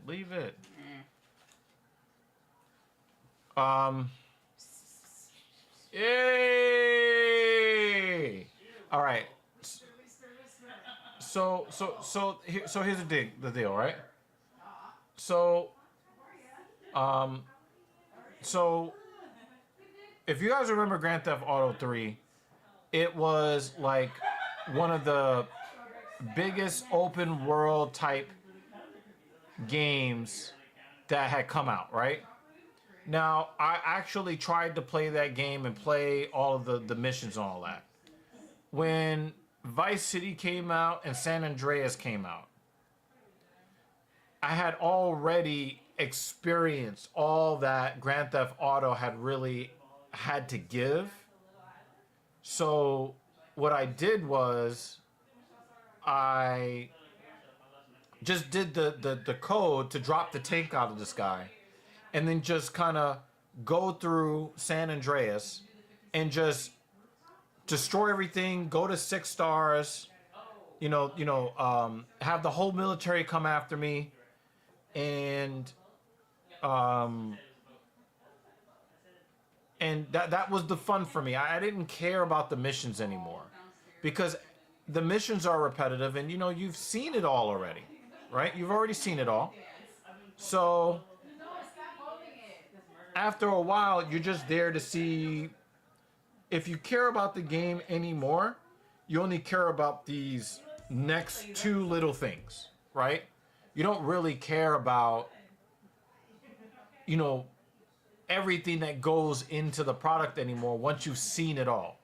Likewise, with WWE or just pro wrestling in general, we've seen all the matches. There's never going to be a match that shows you something different than we've already seen over the years. Everything has already been done from the Attitude Era, Ruthless Aggression, WWE PG, and all this. Now we're in a new era, but the wrestling is still the same. It's still the same. And the only thing that is novel about professional wrestling in WWE is the emergence of women's wrestling. That's the only thing that's novel, because back in the day, they were just valets and they did bra and panty matches. Right? I mean, we had China, but, China was a one-off. We actually have real women's divisions, and they're actually really trying to wrestle. So that's novel. So what is it that people are left to care about if we've seen all the matches already? We've seen all the different ways that somebody can get screwed in the match. We've seen all the different ways somebody can do a frog splash. We've seen the 540 somersaults. We've seen the 720s. We've seen the F5 and the GTS and the FU. We've seen all the fireman carry slams. We've seen all of the power bombs. We've seen all the third. We've seen all of it already. So the only thing a lot of wrestling fans care about today is, how are you advancing the storyline? That's all we care about, because we've seen it all already. The action itself has become repetitive. So you keep talking about these dream matches, and you're like, but look at this dream match, and this dream match, and that dream match. But it's kind of like, okay, but is anybody watching? Nobody cares, except for the super duper hardcore wrestling fan. They care about it. The rest, they're just like, okay, tell me how the match ended and what happens next in the storyline. Oh, nice. Oh, that bag is yours. It's exciting. So exciting. That's a nice hat. Thank you. It was good to see you That's again. the fourth time I've heard that. Simon hand this to what? That's fine. Thanks. People really like this hat. That is a nice hat, though. Dead ass. Yeah. Looks good. Yeah. Picture if you want. I mean, in the short picture. Oh, is that on camera though? I mean, you On can the- see on me the sitting camera right here. chairs? Oh, I think I've already seen you before. I better and, put this. I do. T-shirt for her, right? Put it in the books. That's wow. My favorite one ever was when he said it was a Subway Series game, and he said, "Put that in your books." I never forgot it, and he got in trouble for that. I think it was last year. No, this was It was Howie Rose, right? Yeah, but it was like 10 plus years ago. Okay. That in your books. Oh, that's awesome. That's awesome. What's going on with you? This is a very good point, C-Can. This is why people don't really watch the NBA until the playoffs. They've seen everything. They've seen all the dunk. This is why the dunk contest is so garbage. Nobody even wants to watch the fucking dunk contest anymore. People are starting to stop watching the NBA because it's a glorified three-point contest. And people are bored by that. Now we just want to know who wins. Who's going to be the champion? So you get some people that will watch the NBA Finals, but they won't watch the playoffs. You get people that will watch the playoffs of the NBA Finals, but they won't watch the regular season. There is a large contingent of people that won't start watching the NBA until after New Year's for these reasons. Here's the thing, guys. We have a limited amount of time and money, expendable income, especially as the economy gets tougher and tougher for most people to survive in. Everybody has limited time and they have limited expendable income in order, limited expendable income to invest in entertainment. So you need to come with something that is unique and compelling, or people are going to go somewhere else. When we created TSP, we thought that the longer we keep doing this, the more people are going to come by. But this is a fucking 7-hour stream. Like, I mean, who's going to want to stick around for a 7-hour stream? It's just not, like, people just don't, like, again, like, some people don't even watch hockey for the fight, for the actual gameplay. They watch it for the fights, and they're actually trying to wean people off the fights. Like, they're not pushing fighting anymore in hockey anymore. They're getting rid of the enforcer, so yeah, I mean, the thing is, like, nobody cares. Everybody's seen all the dunks already. The stars won't even compete in the dunk contest anymore. And the thing is, like, I don't want to talk about Mission Impossible, but think about how people view Fast and the Furious. Think about how people love the Fast and the Furious, like the first movie. And now when people watch the Fast and the Furious now, they're rolling their eyes like, oh, come the fuck on. Like, it's just like that. Like, you need to either come with something that's compelling or new, or it's just not gonna, you're just not gonna keep people. You're just not gonna keep people. This is true. So, the thing is, like, if AEW actually committed to making real storylines that people really care about, they're going to destroy WWE. I'm telling you. They're going to destroy WWE if they can actually get some real fucking writers on there.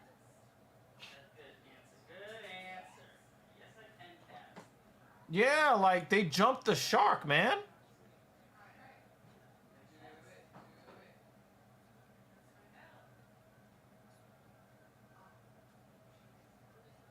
They jumped the shark.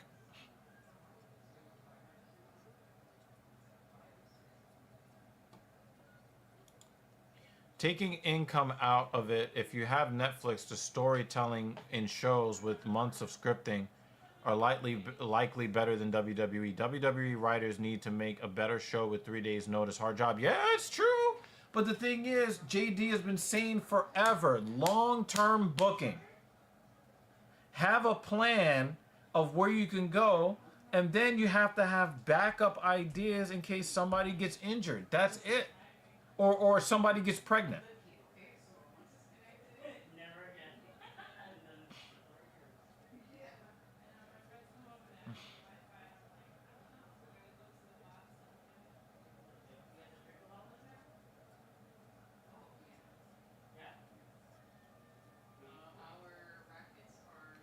I don't think that Patchy Mix won the fight, but I will say he looked like he belonged in the cage. AEW won't succeed more than it should because the owner is a fucking indie dream match Japan mark. I mean, again, you have to understand what your consumer base is looking for. I just think that, like, and JD is not a flip-flopper. He calls it as he sees it. He's very direct. When one does something good, he makes it known. This was good. When something is not good, he makes it known it's not. Do you know how, like, you can't also say that like he's a flip-flopper. Like, he criticizes both. No, he does not go with the winning team. He criticizes both. And he's very critical of, and wow, McNeil just left the yard. Damn. Yeah, I just think that he's very critical of the business, and he gives his opinion based upon his view of what is being done right and what isn't. If you look at it, he's constantly dragging WWE for their shortcomings, especially since The Rock has not shown up since the whole sell your soul thing. JD is not happy with the WWE product right now.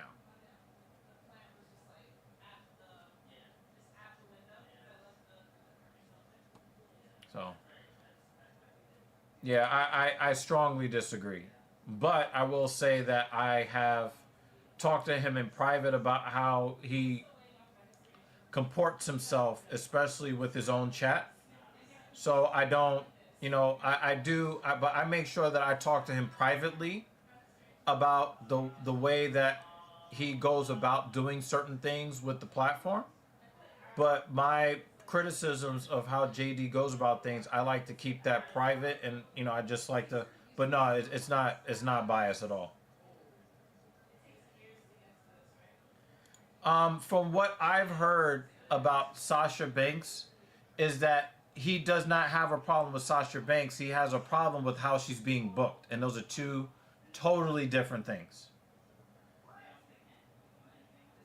So he's not a Sasha hater. It's just she hasn't been booked well, and she has not been nearly as hot in AEW as she was in WWE, and that's a fact. TNA sold out the WWE. They're letting WWE control the shows with and I think that's a mistake. Now WWE has purchased AAA, and I don't know how that event went. You're probably gonna have to tell me if you thought it was worth it. But I don't like that. I don't like. But the thing is, anytime you're in an industry, in this consolidation in the industry, and you have less choice, it's always a bad thing. It's always a bad thing. But make no mistake about it, JD loves the wrestling business. And if there's something he doesn't like, he's gonna let you fucking know about it. This actually surprises me. I'm surprised you don't watch AAA. I'm actually surprised. I watched a video that I actually sent to JD. I actually sent this video to JD because I felt like it accurately encapsulates what I don't like about WWE right now. And the way that WWE is milking their fan base by and what they did to the city of New Orleans by yanking WrestleMania next year away from them. Oh, well, we had the highest gate ever in Las Vegas. Well, we're just going to keep squeezing the blood from the stone. And they screwed over so many people. Like, again, WWE is bad, not because WWE is bad, right? WWE is bad because TKO is corporatizing everything and trying to squeeze as much profit out of everything. He's just trying to squeeze as much profit out of everything, and they're fucking over the fans.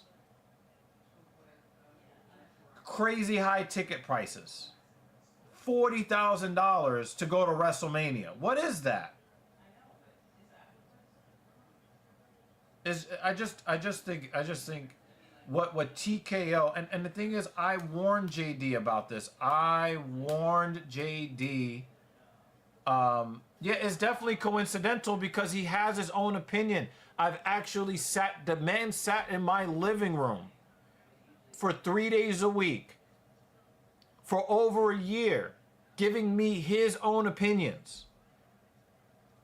And one of the things that I respect about JD is that JD, and here's another thing, right? JD actually has a personal relationship with Sasha Banks or Mercedes Moné. He has a personal relationship with the woman, and he still criticizes how she's being booked. So JD doesn't jump on bandwagons. It just so happens that he's right a lot of the time. WWE is bad because they won't let this PG stuff die. They need to just book like the Attitude and Ruthless era. Would be way better with stipulation matches and not so soft. JD disagrees with you and me. I agree with your take. This I agree with 1,000,000,000%. And I also agree that, like, you know, like,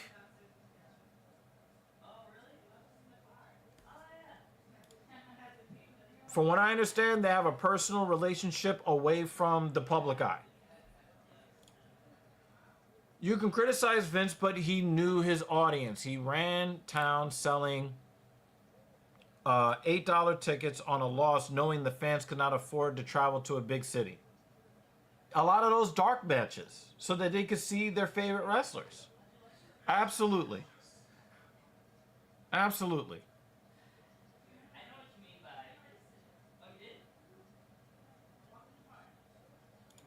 I mean, why? Why? They're trying to squeeze as much blood from the stone so that when they destroy WWE, they can, sell the IP off, having, take it, they're profiteers. That's what they are. They're profiteers. Yeah. NPG, I mean, the brand split, I think the brand split can still be a good thing for... I think the brand split can still be a good thing if they get rid of the PG. I think having a distinct sub... I think having a distinct sub-brand, and then only in really big situations do you get interactions with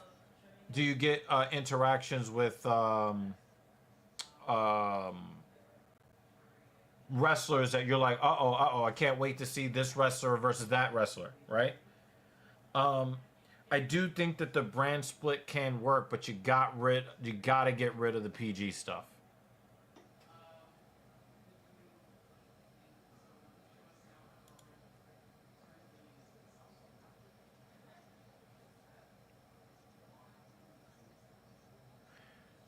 I get it. I get what you're saying. This is actually a good point. Yeah, this is actually a good point. Yeah, I mean, nobody cares about Lyra, Like, a lot of the women are very good wrestlers, no doubt. But I don't care about them. I just don't care about them. Polychase says, can it not be argued that the fans get what they deserve, or it not the fans who allow it to go where it goes in the end? No, the fans get ignored a lot.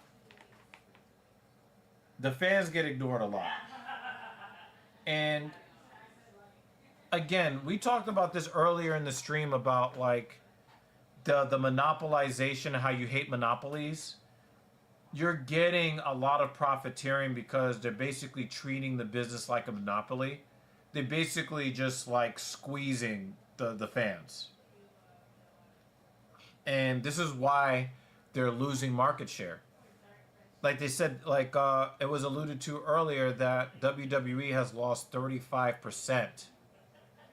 WWE has lost 35% of their viewer base since the first week of January this year.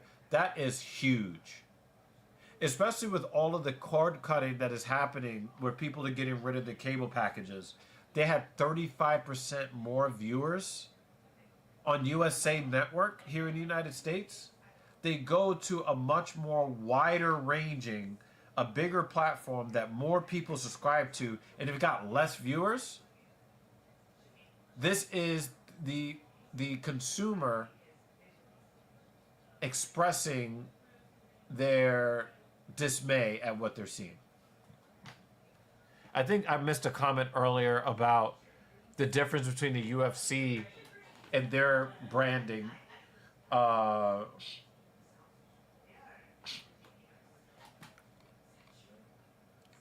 So this is we just talked about this. When it comes to R-Truth, aka Ron Killings, they cut him from the roster to save money.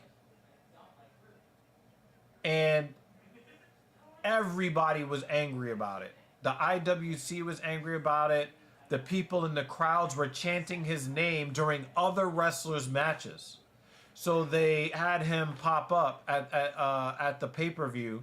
Apparently they re-signed him in the last couple of days because all the fans were angry about them firing him or not renewing his contract or whatever however you want to put it, right?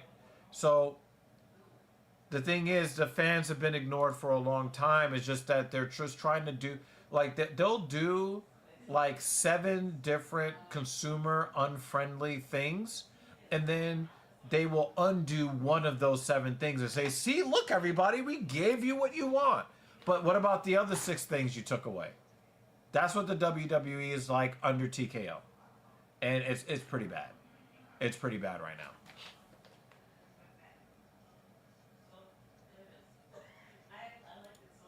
Yeah.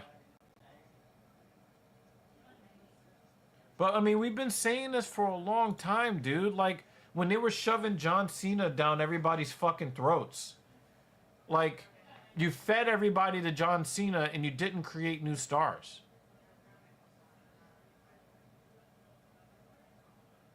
It's just not the way to do it.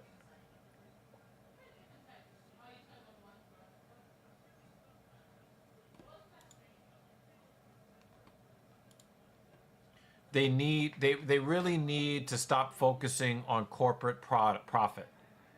They need to let Triple H run the fucking show. Triple H is a veteran wrestler. He knows how to get wrestlers that have potential over with the fans so that they can become stars. Triple H understands the business, the wrestling business. TKO wants to turn this into a profit business. And it's always a bad idea. Wrestling fans are very fickle. They will go and they'll go back to jerking off to porn and watching anime. They'll stop watching wrestling if you're just gonna put corporate sponsorships all over the screen every second of every fucking match. It's awful.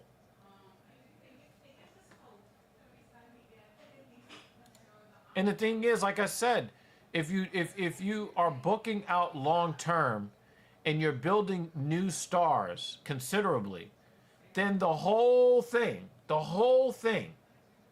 gets better. And you make more money over the long term. But when you are obsessed with today's corporate profits, you sacrifice tomorrow and today's profits. Seriously, you can take that entire pot with you. Yeah, I think you made it. Snake plant? It's not TKO. The same hats have been in the chair too long. Bruce Pritchard, Nick Khan, all the guys under Vince's. No, but the thing is that they're profiteering harder than before. They don't have the power that they used to have. They're basically collecting a paycheck. And I'm telling you, this stuff is coming down from the parent company. Those old fat white men understand the business better than TKO, but they're being given their marching orders. And the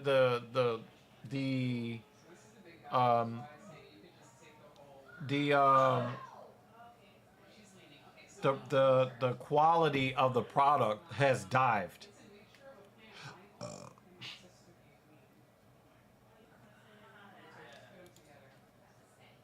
No, they don't define it all because they get their marching orders from the top, which is from TKO. They get their marching orders from the top.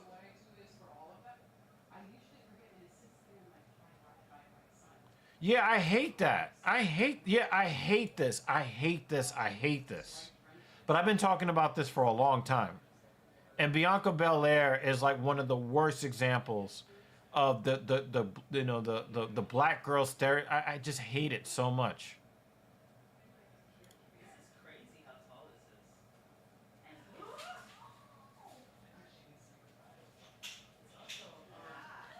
The UFC being real fights makes it clear when your time is up, you eventually lose. It is harder in wrestling. Cena sold product, so cutting the cord is hard. Not building off his star is also bad. But the thing is, they also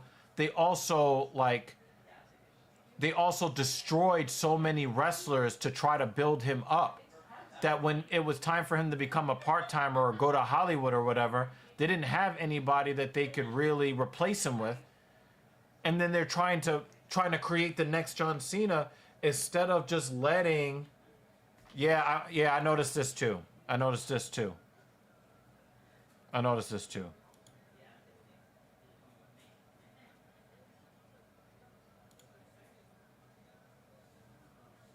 I don't even know what this means. Ugh.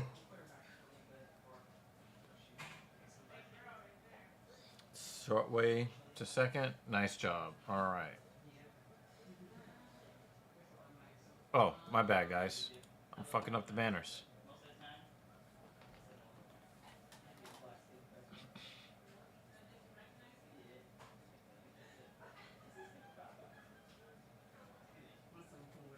Joe Pyfer has way better range than Kevin Gastelum. I think that this is a poor matchup for Kevin Gastelum. And if he didn't act like, because he is now Fat Nazrat, if he could make 170, I would think that he would be a much more competitive fighter at 170 if he could just make the fucking weight.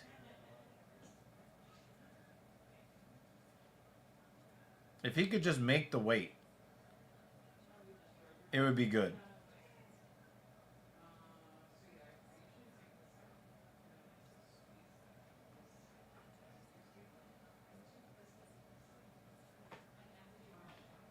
Yeah, this is probably legitimate. Yeah. Oh. That's gross. That's really gross.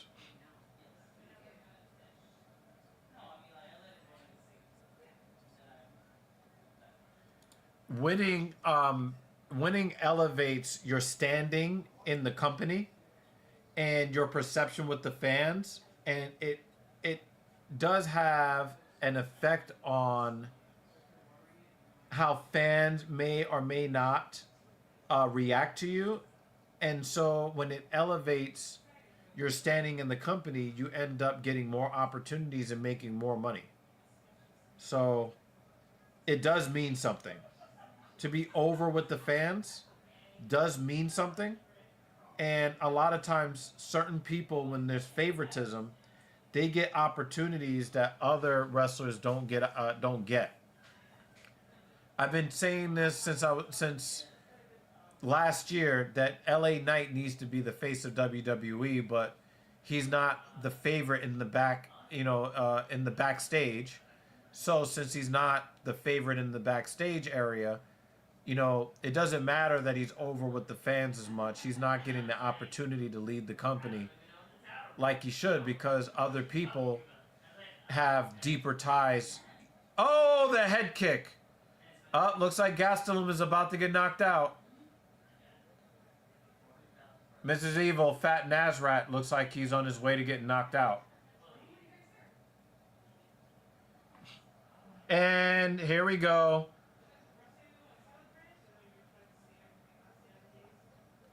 Mrs. Evil, Fat Nazrat is about to get knocked out.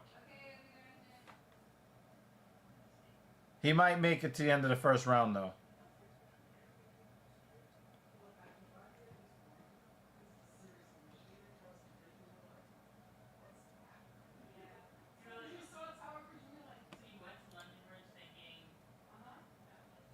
Are you serious?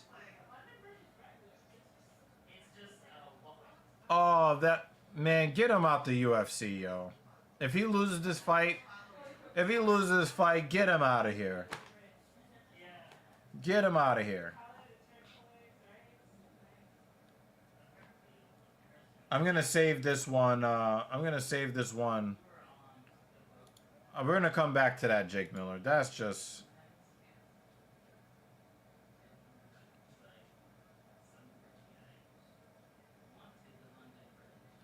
She had that line blocked and removed from her scripts every time she saw it, and she was upset every time it was put back in this. Yeah, man, I don't, but WWE has been doing that low-key racist shit for a long time.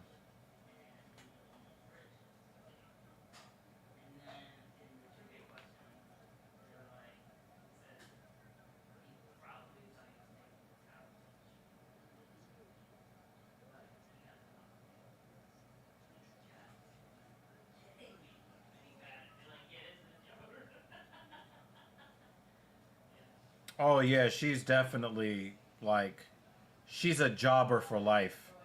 And I don't know why Natalia is I just don't understand.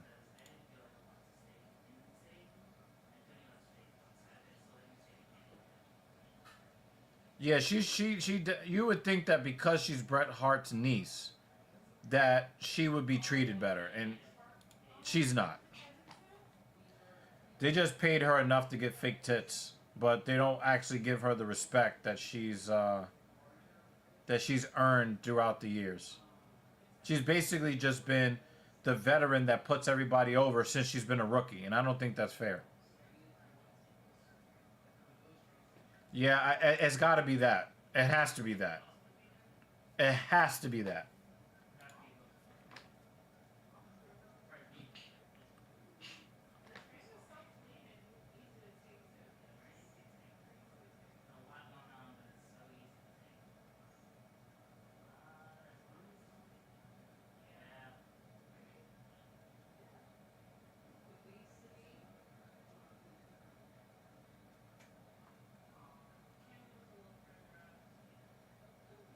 Yeah, Natalia has been treated like trash for a long time.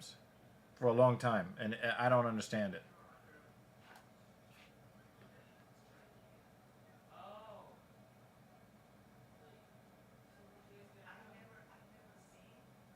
Tiffany Stratton is not pretty.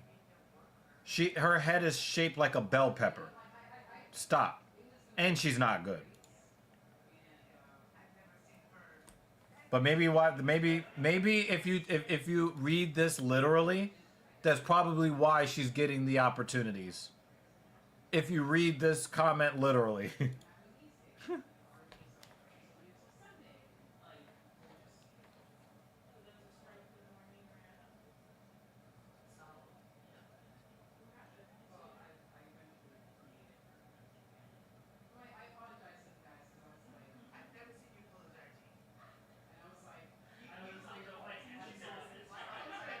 At least Gastelum is trying to go out on a shield. Joe Pyfer does not respect Fat Nazrat. He does not respect him.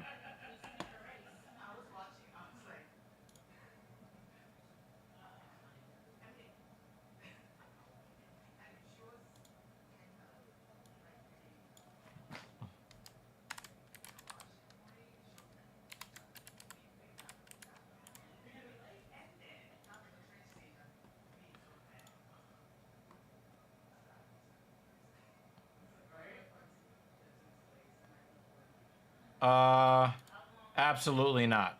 Absolutely not. Yeah, her head is shaped like a, like. Do you remember the cartoon with the vegetables? She would fit right in there.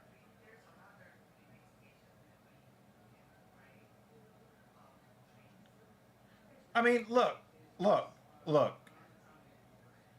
Kelvin Gastelum does not have the size or the range to do anything about the overhand right. Yeah, Veggie Tales. Thank you. She belongs with Veggie Tales. Absolutely. Yeah. I mean, Liv Morgan is very special. Liv Morgan is. Vex wants to know, where the fuck is Mrs. Evil?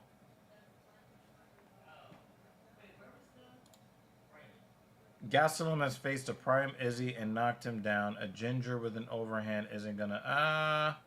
I mean, he's been knocked down, what, twice already in this fight? Morgan. Morgan.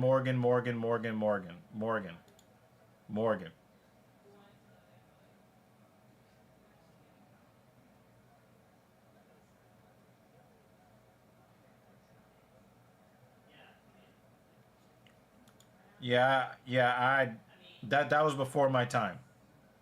That was before my time.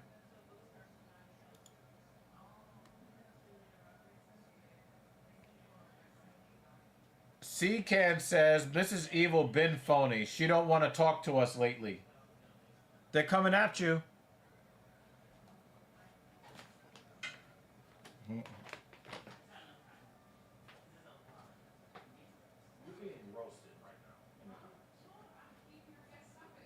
I'm just saying.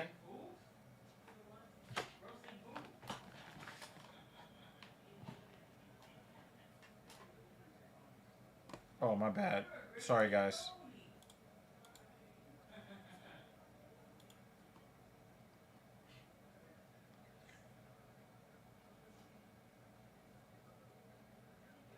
Sorry, I had to correct the spelling. Yeah, they had a lot of crazy racist gimmicks going. I mean, goodness gracious. I'm like, how'd they get away with that? I think that, I don't know why they're pushing Naomi. Maybe because, again, we just talked about this. We just explained this to Polly Chaser, right? Naomi is married to, somebody who's at the top of the card. And I think that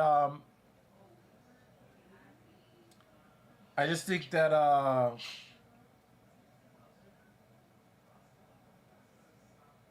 I think she's very cold. Yeah, she's very cold. And I don't see what was the point of having her win Money in the Bank. I don't see the point whatsoever.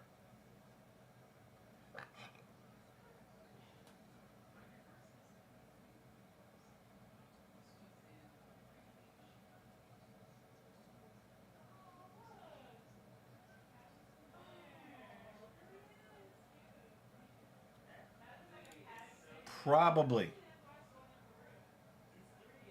You know what I'm saying? Like, I think that there's I think that I think I read a rumor somewhere that they want to get rid of the Money in the Bank concept altogether. That could be a way to do that.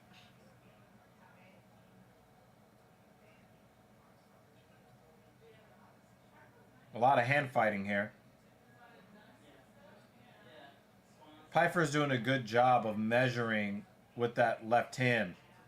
because it provides an obstacle for Gastelum to get in the striking range on him.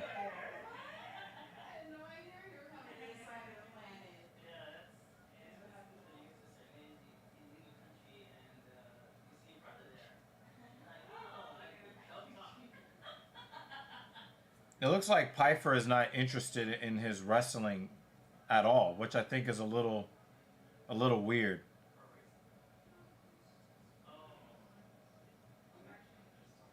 Oh, Gastelum has landed more significant strikes than Pfeiffer. Yeah, my sister showed up. So my sister is here, and her peoples are here, so it's cool.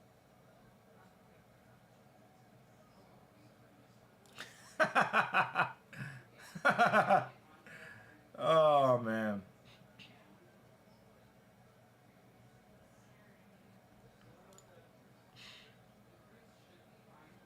I like how you misspelled Kane's name. That's what stood out here. Jake. Jake from State Farm.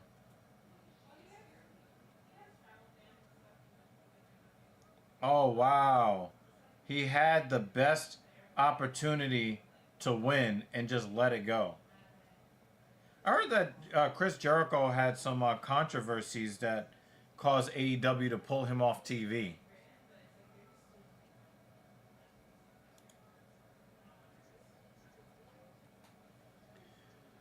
My sister will watch MMA a little bit, but her thing is baseball. Yeah, we established this. So they're letting him back on TV, I guess. All right.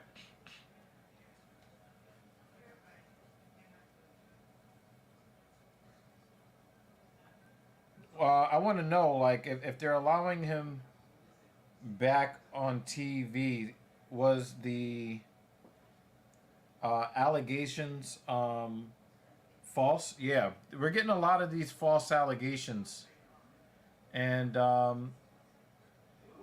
you know, some people think that, you know, it's a win for women with the false allegations. It's a massive L.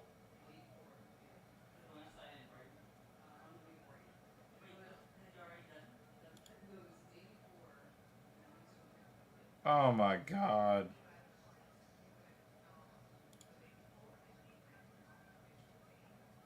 Yeah, that was last year. But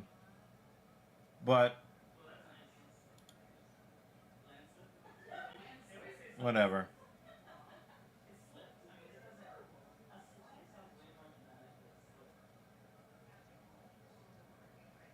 All of that hand playing that Gastelum is doing, and he just got punched in the fucking face.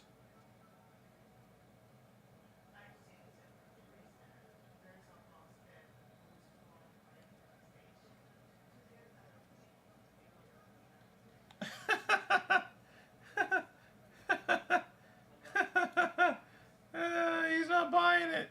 He's not buying it. Pfeiffer, I think, ends up winning on the scorecards, but it may not be. It may not be.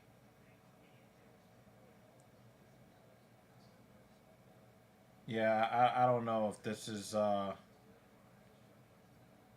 don't know, man. I don't know. Kelvin Gastelum, they might give him some credit in round two. It might be 29-28 Pfeiffer.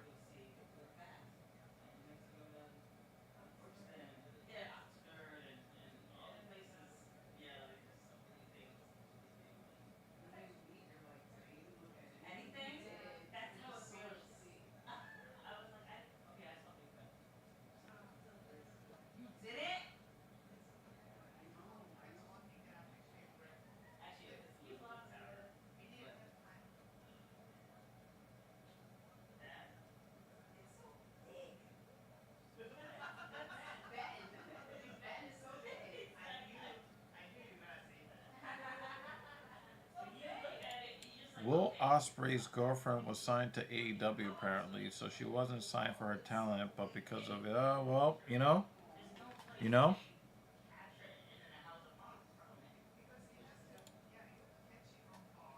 David Banner is not mincing words.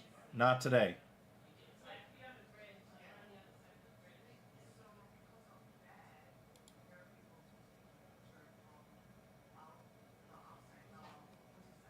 It doesn't even look like Joe Pyfer is really all that happy with his own performance.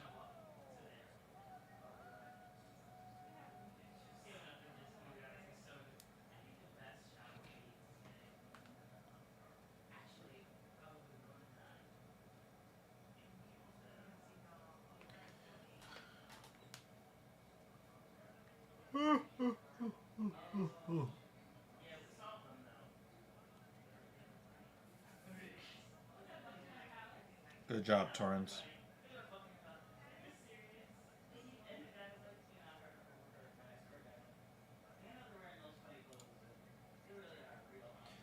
I mean, you guys are welcome to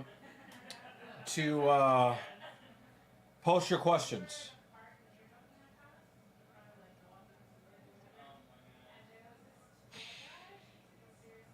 You're always welcome to post your questions.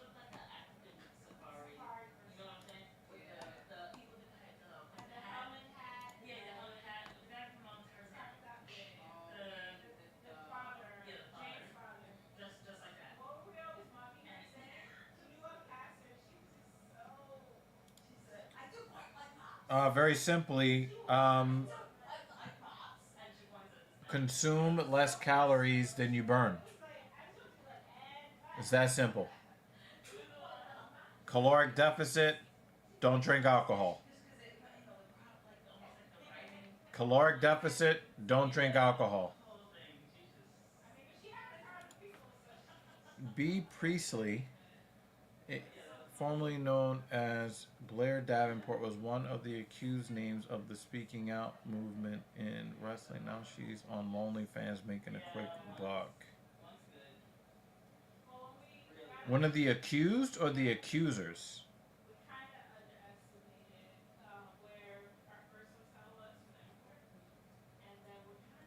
And I would want to know if she was telling the truth or if she was trying to make a quick buck. My favorite wrestling false allegation is drunk Matt Riddle saying he was an essay at the... Well, yeah, I think he was like late for something, or it was something. Yeah, that was weird. That was weird.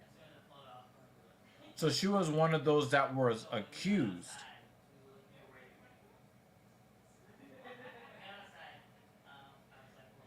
So what was she accused of doing?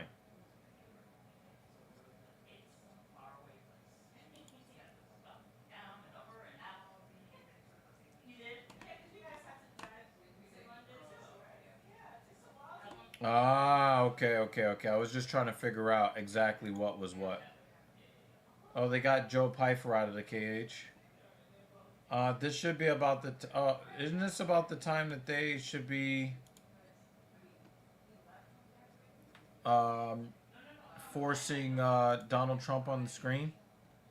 Because I will just put on another... I will just not even look.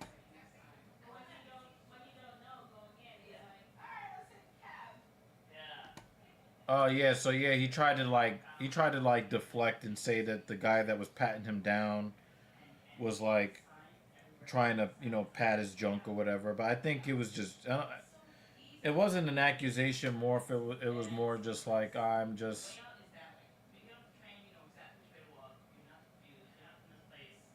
How is it to be a mascot for one of the worst teams ever?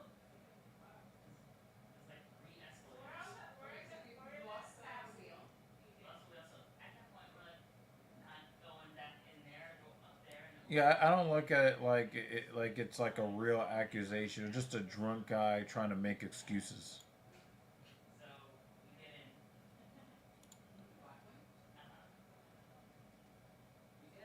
Oh, I mean, if it's true, that's really scummy. That was really, really scummy.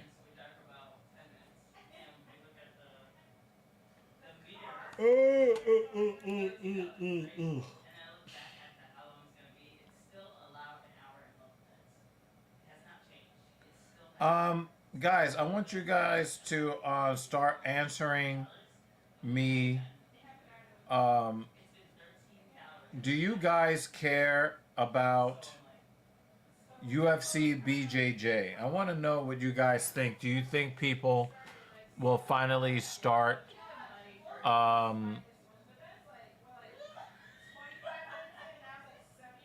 taking to BJJ as they have taken to MMA? I want to know what you guys think. Put that in the comments. I'll be back. I need food. 1 second. Oh shit.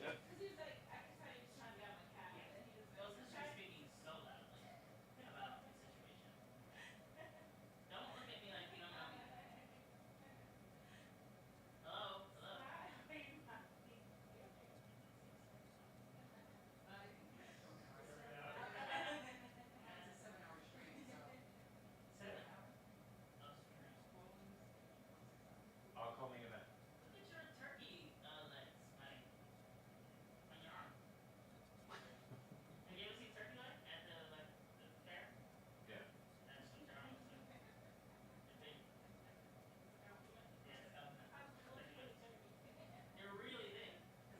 I thought she was making fun of my legs. I was like, I'll have you know. All right? I'll have you know. It's painful.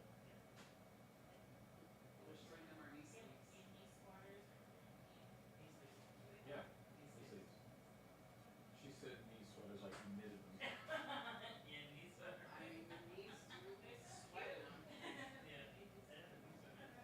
Oh wow. We got ribs too. Let's go.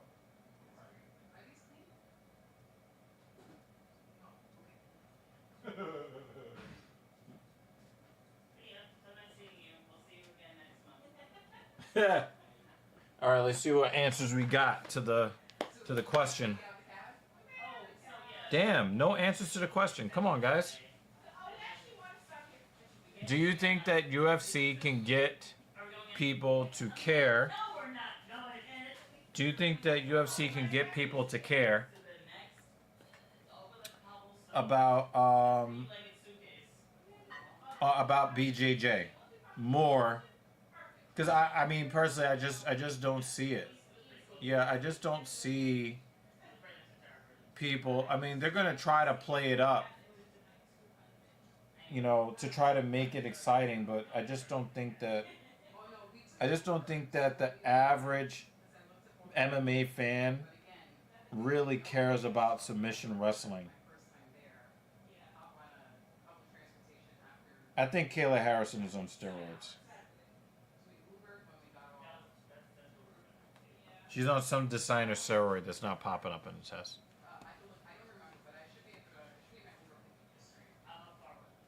Yeah, I mean, I think this is a bullshit take. I think this is BS, number one.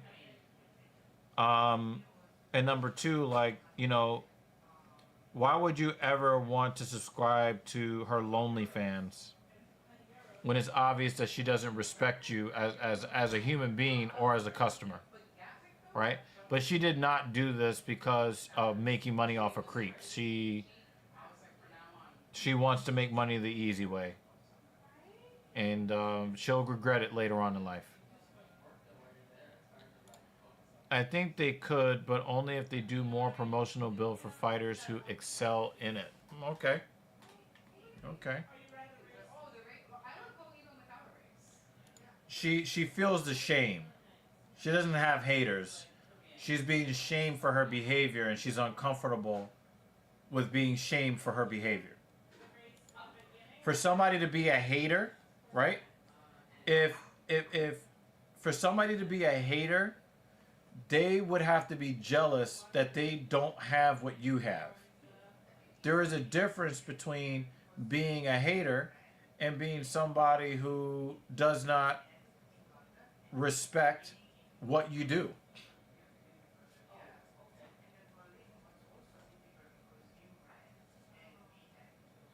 You know, like it used to be back in the days that the ladies of the night were sequestered off to the fringes of society. Now they're demanding that well-to-do men give them commitment in marriage like you would an honest woman when they're, ladies of the night. No, they're not hating. People have never respected prostitution. In the history of human beings, it has never been a respected profession, ever. Ever.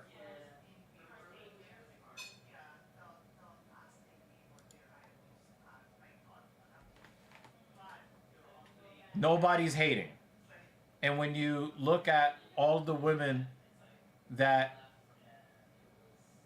quit doing OnlyFans, they're always super miserable and halfway suicidal for a reason.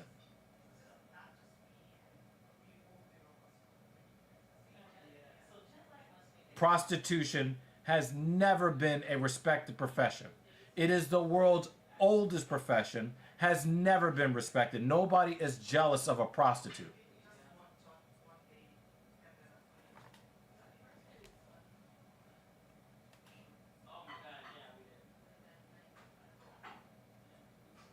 Shout out to Polychaser. Polychaser donated a whopping $150 to the stream today. That is crazy business. Crazy business.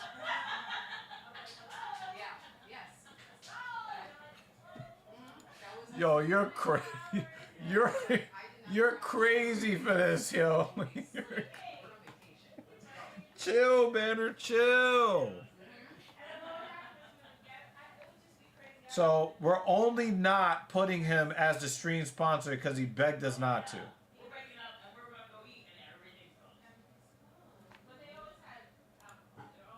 Dude, there's so many ways that you can to get kind of notoriety and make money while actually pushing society forward. Don't fall for this. Don't fall for this. And don't point out one example to try to make it like, oh, it's so great. 99% of chicks on OnlyFans are dead fucking broke. No, I don't care about her. I don't care about her. She doesn't do anything for society. I'm not gonna waste my time. She's not worth anything as a human being as far as I'm concerned. She doesn't move society forward. She doesn't push intact families. She doesn't push morality. She's only about herself. She doesn't do anything for anybody but her. I don't care about her. I don't care. But also understand that just because she is making money doing it doesn't mean that like everybody is on there making money.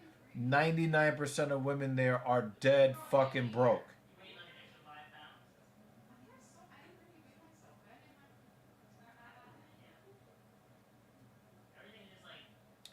I mean, this is a fair question, but don't think that you're ever going to get them to be at the top of society where they're going to be highly regarded.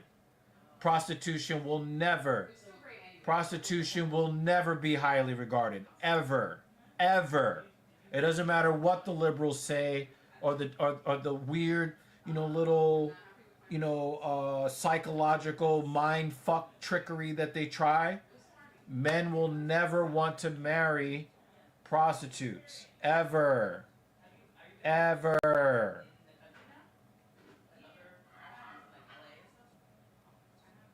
Is that in the gap? No, he's got that. God damn it.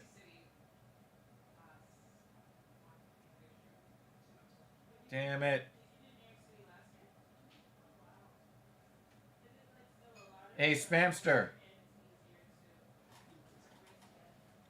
Oh, wow, you filled up the plate. Thank you. 23 ribs. It had some body to it. 1 second. Did you see Ronnie Mauricio's home run? No, spoiler alert. Because it's not on the TV where it's supposed to be. Oh, you can turn it on. I tried, I can't. We're all ladies in here. Help us, big strong man. Damn, so I was trying to cast.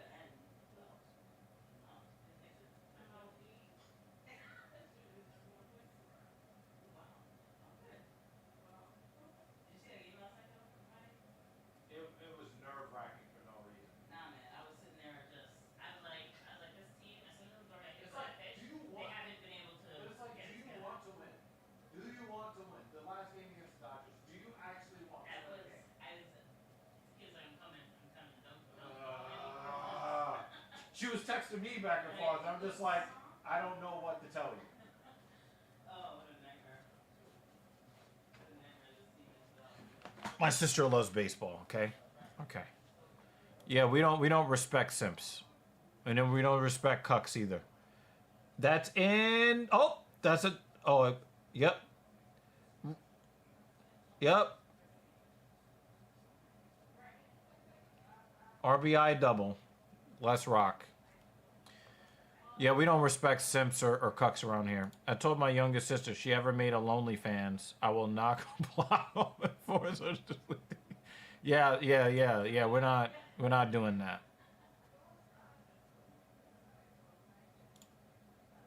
Yeah, I think Polly Chaser makes a good point. Bring back shame. If you bring back shame, you'll actually have people acting like they got some goddamn sense.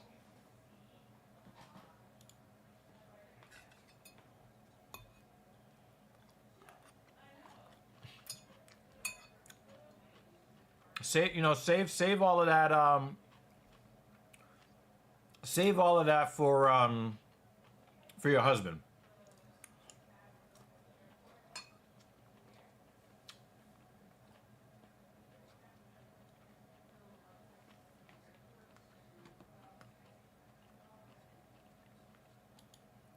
I don't even think this is going to be competitive.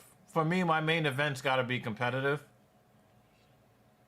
I just don't think this is going to be competitive. Sorry.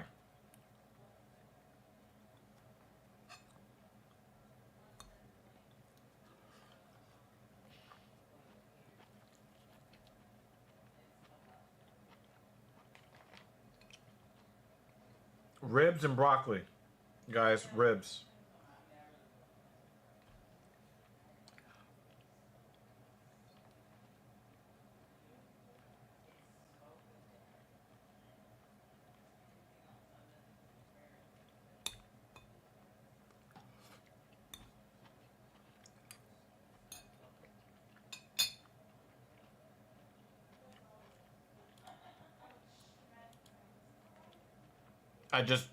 I just think she's gonna get bulldozed.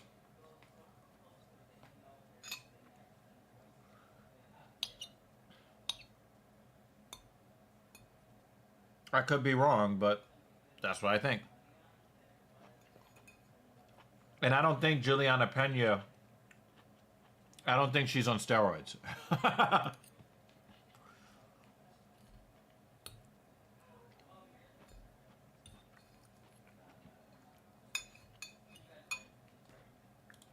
Imagine you have a kid, right? And they go to school and they be like, yo, I just saw your mom busted open. Wide open. Dude, Banner, thank you so much for coming through. It's been a while since we've seen you. And we missed you around these parts, brother. It was nice to have you around. Hopefully work is still, still going well for you in the whole bit. But we always like to have you around. Me and Captain Paul are going to be recording some videos soon, so at least drop through the comments section when we drop some new videos, hopefully this week.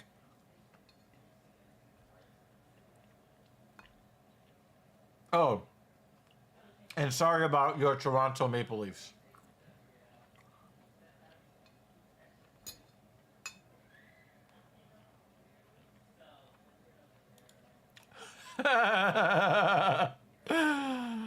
Oh, man.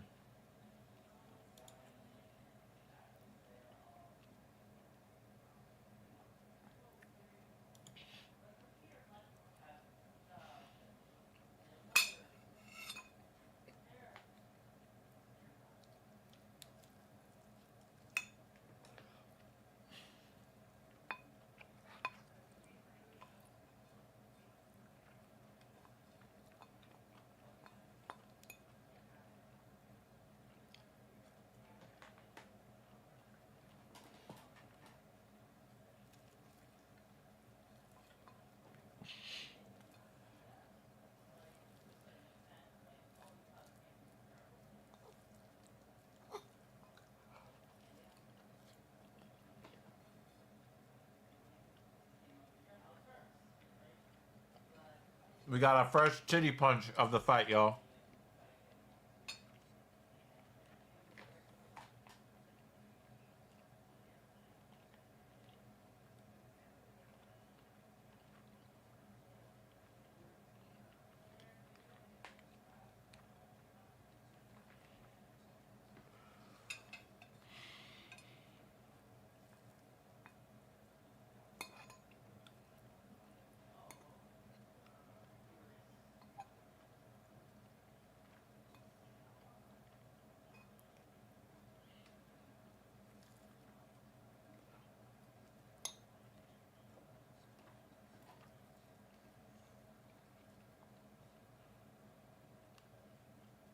So Kayla Harrison is mostly staying in striking range.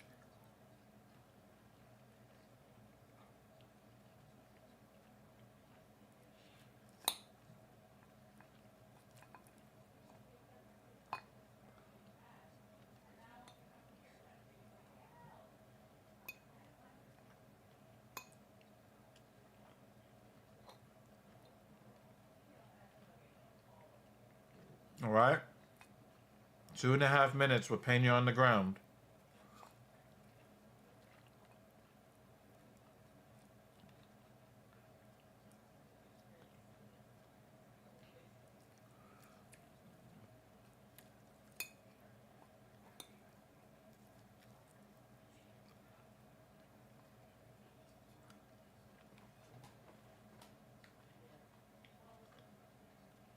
Is he trying to advance for a head and arm?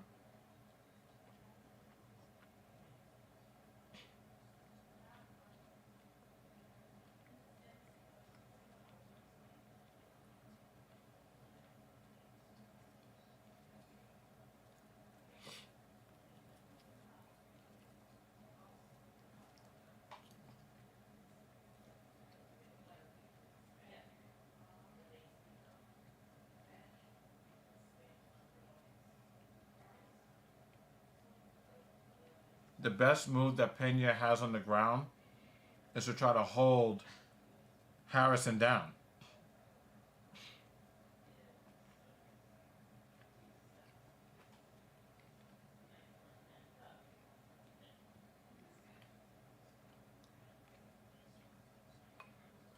I don't think you should be mad about your sister asking you questions. You should be happy that she trusts you enough to come to you with those questions. There's always different ways you can frame it, Kratos. You should be happy that she came to you with the question. She's going through puberty. It is a weird time in life, right? It's a weird time in life. And she's going to want to know, what this is,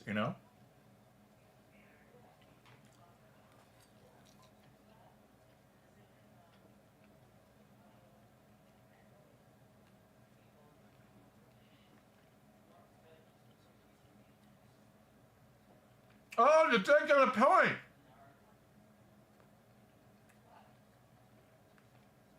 Oh, 2 illegal up kicks.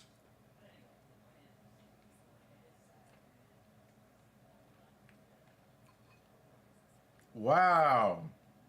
On the first foul. Hold that.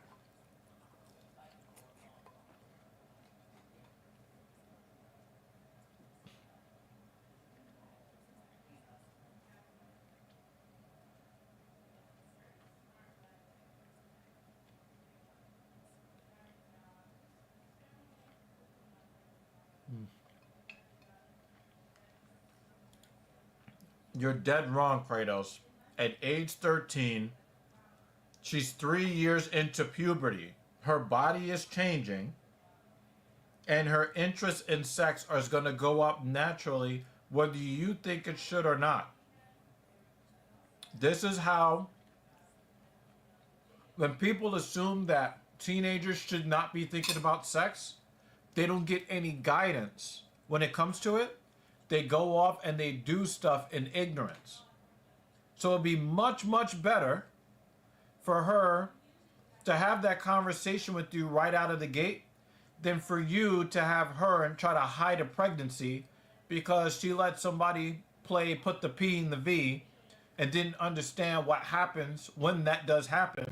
And it's old enough, and she's old enough, where if somebody shot up her club, she's going to end up pregnant. If you think about where you were at age 13, you know what I'm saying? You wanted to sneak some peeks of some titties. You know what I mean?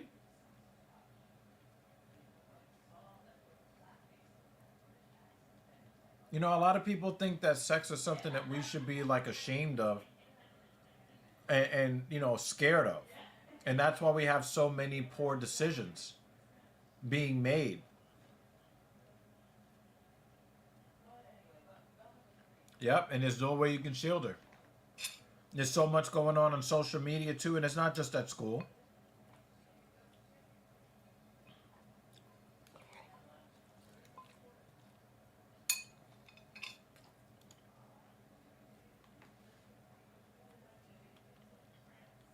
That's one of the things guys with daughters have to understand.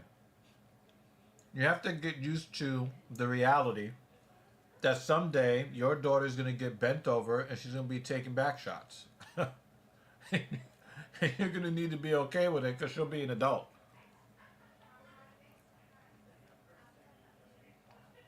But nobody ever wants to think of their sister that way or their mother that way or their daughter that way. But that's the reality. Same guys that don't want anybody to touch their sister, they're out there trying to fuck somebody else's sister. Make that make sense. Every man wants sex, but they don't want their sister having sex. Well, if everybody's sister never had sex, there ain't nobody getting no buns.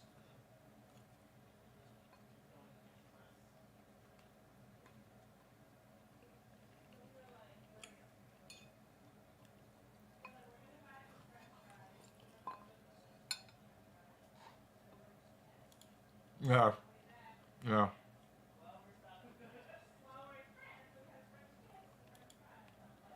Yeah, so you feel, you know, a special responsibility towards her, but you don't want to have that trickle down into or spill over into making her feel bad about her sexuality, because that's the quickest way for her to start keeping secrets.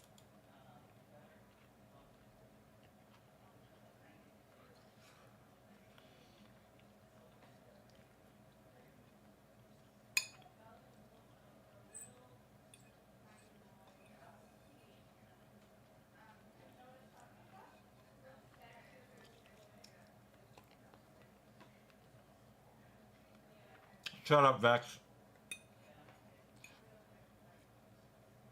I'm going to start treating you like Meg Griffin on this podcast.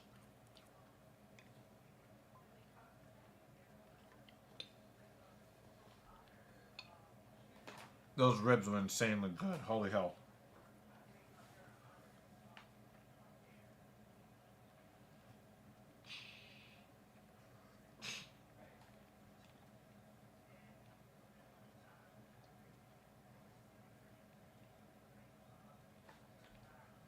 Yeah, that was not an easy time for people, especially for kids in school. For real. Just like cocaine.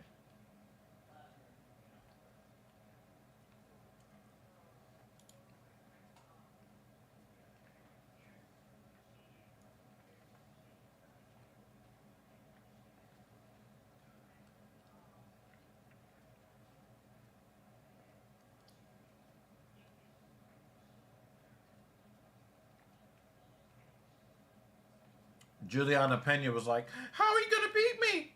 How are you gonna beat me? How are you gonna beat me?" And it's like, you're getting dominated out here. What are you talking about?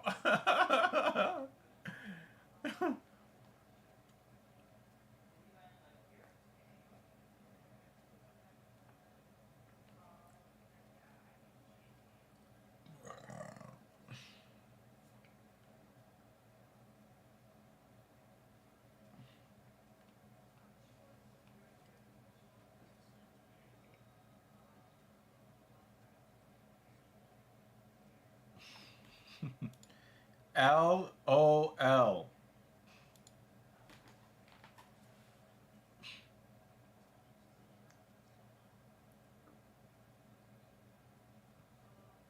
There's not enough time in the fight left for her to try to get the head and arm.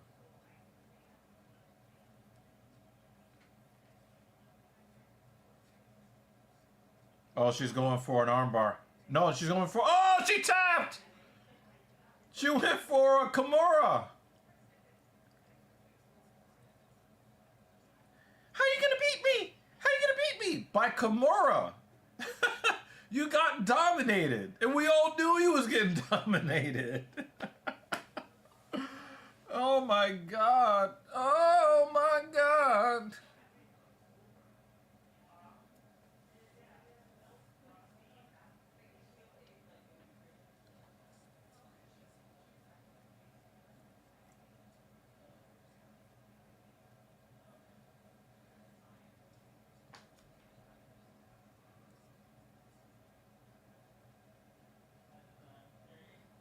Yeah, that sucks, Kratos. But, you know, you have a unique experience that gives you, I think, a wider perspective.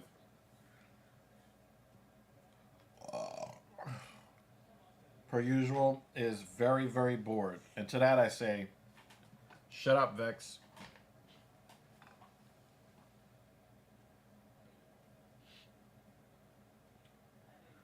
Alright, I'm gonna get rid of these rib bones. Ugh.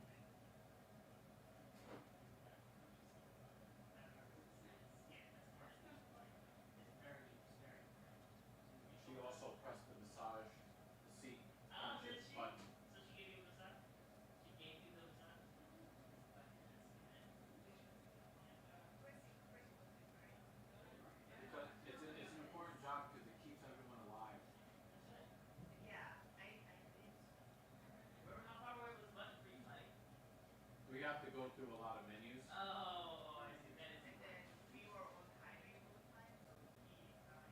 And I was trying to stay at the speed limit because they were pulling motherfuckers over. See, I don't pay. I know where I'm going. yeah. If I'm That's driving not west Dixon. or I'm driving south, I'm not playing Yeah. with that. Yeah, yeah. If you driving north or are you driving south? Well, if I'm driving north, I'm definitely stepping on it. Well, I'm just saying I got pulled over up north and it's because I stopped. Oh, in a did you town know in that New York where only white people live. that I, for the first time, have a car that I'm not leasing? Congratulations. That's nice. Can I have a piece? My kid told me, she reminded me, she told me something that I don't know if I think she reminded me. She drove the Z4 in that thing. You reminded me. But I remember when my truck got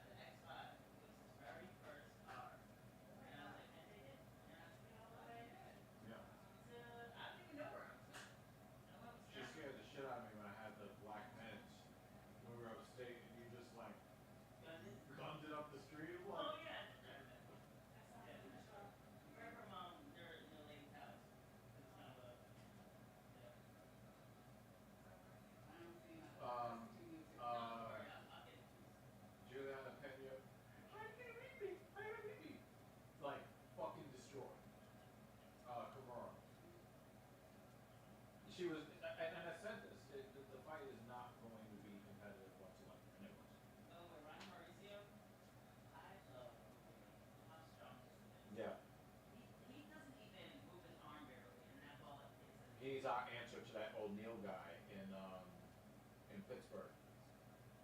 Oh, the pitcher? No, the infielder, the one that hit the ball 122 miles an hour. That dude is sick too. I try not to know what anybody. There's a couple of young rising stars that are like too tall for their position, but they hit the ball stupid hard. One is in Cincinnati, and one is in Pittsburgh. And Ronnie Mauricio was like kind of in that build of player. Taller than most of those guys, I guess. Yeah. He looks like string. I get to say that now. Oh, wow. Yeah, you get to say that? It's like the N-word for you.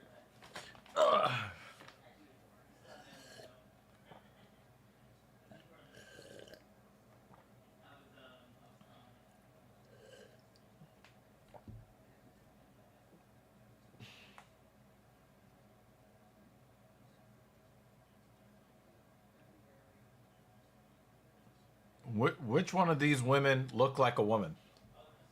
That's the one that lost the fight.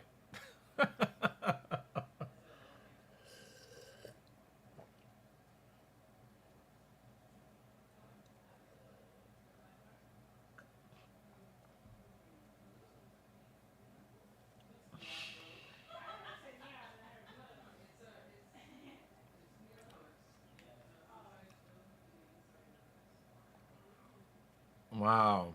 Yankees took a L. Marlins took a L. Phillies took a L. Braves took a L. Damn. Mets about to close out this victory.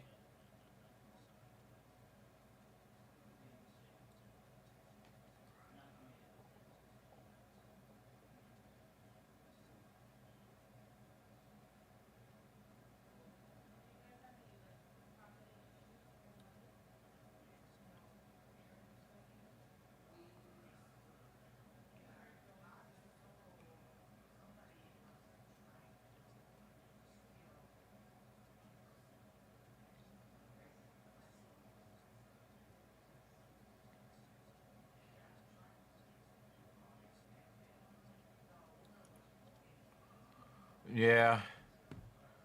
It's annoying. It's annoying. Like, stay retired.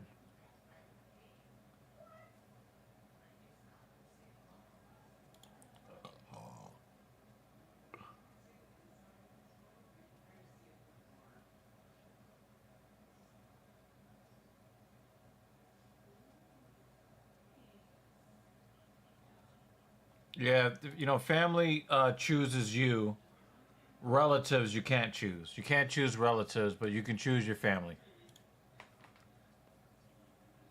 Sorry, 1 second. Ugh. Oh, shit.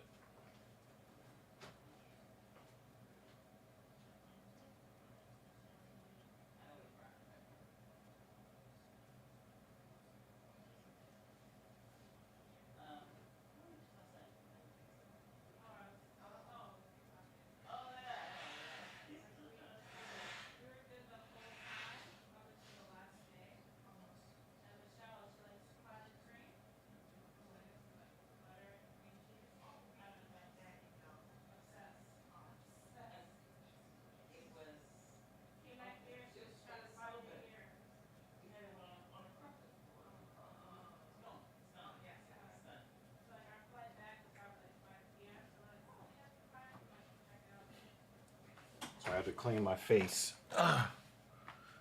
That is it for that game. And now we got the main event, y'all.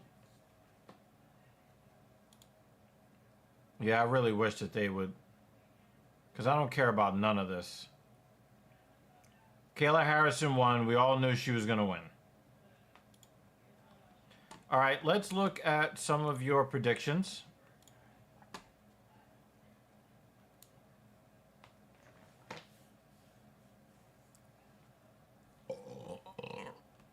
They're going to go back to sucking Trump's cock in a second, so I'm just going to go off that. Stan Jensen says, Holland, he won. Patchy, he did not. Pfeiffer, he won. Harrison, He won. Sorry, I couldn't resist. She won. Mrs. Evil's picks from earlier. Wang Kong, she won. Jusang won. Van won. I don't know if Koretz won. Chaos Williams did not win. Holland won. Batista, I believe, did win. Did I get that right?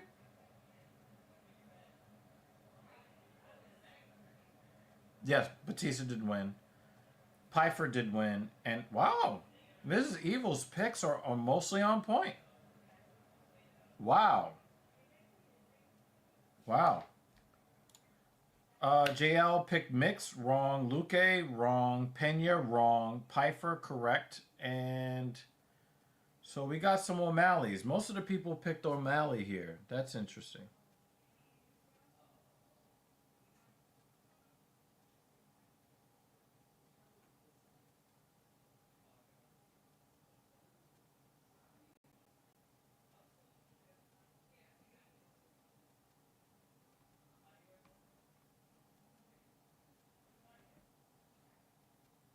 Wow, I'm really impressed by Mrs. Evil's picks. She's on point.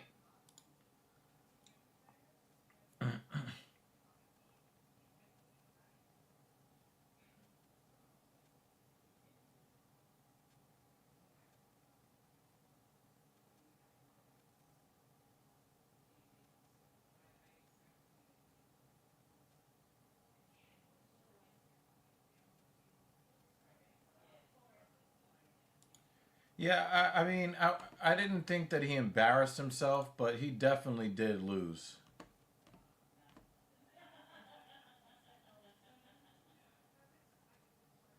But I want to look at this real quick because I am very, very...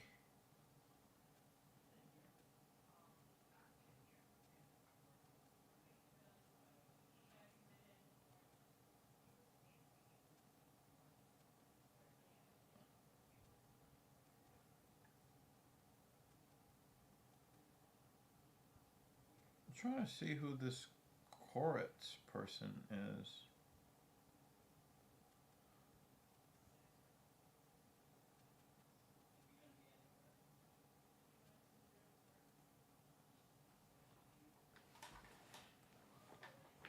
One second.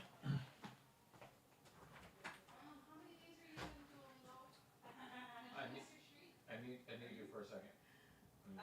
You're looking for a friend? I don't know how to stream of 3 months not doing it. I'm going strong. Duolingo rats you out when you get back, and it's like, you should welcome back.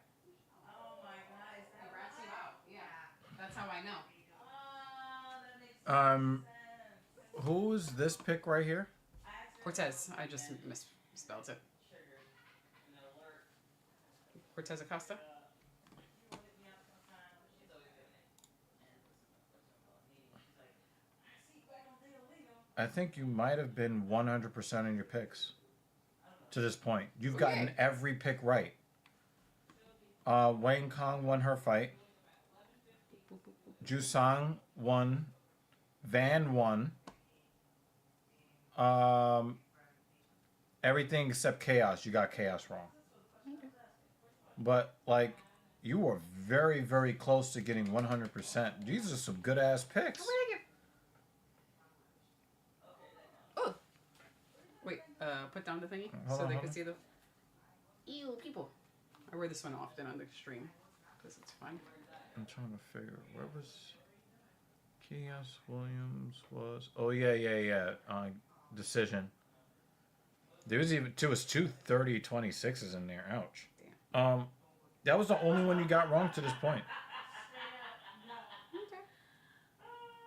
Okay. Polychaser. Did I win? You won Polychaser. You're 8-1. Yay. Did the O'Malley But fight you're probably happen? you're gonna probably be 8-2 because you know this is next.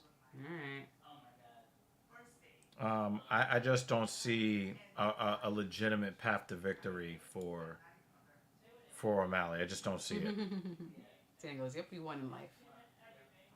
Yeah, I'm in the chat. We just have guests. I'm just keeping them company.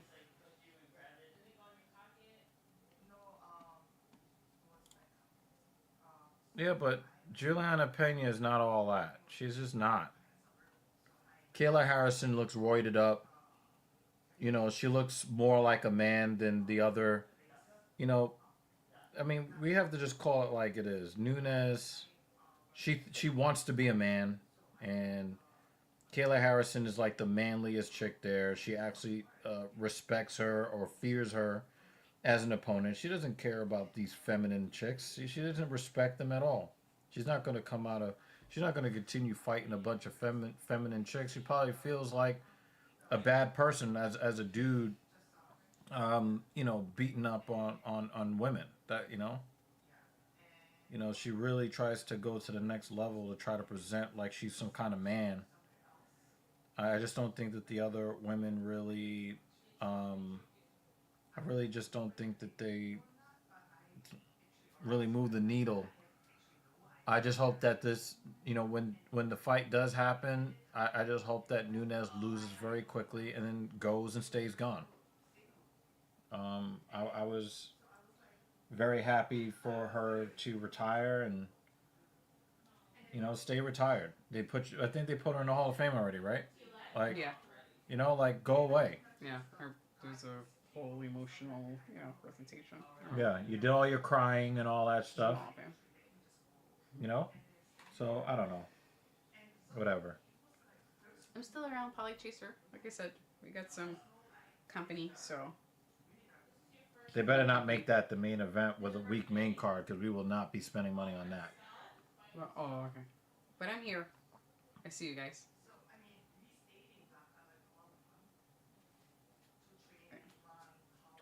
Yep. So he's not dyeing his hair, but they still put all his weird colors in the cage. That's funny.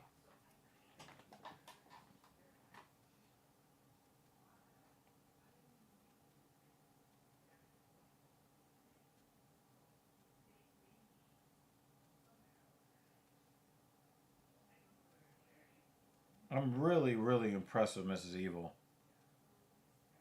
8-1 in the picks that she made. That's very impressive. For a fucking filthy casual. And a filthy casual she is. I'm very, very impressed. Very impressed. 8-1 on her picks. That's crazy.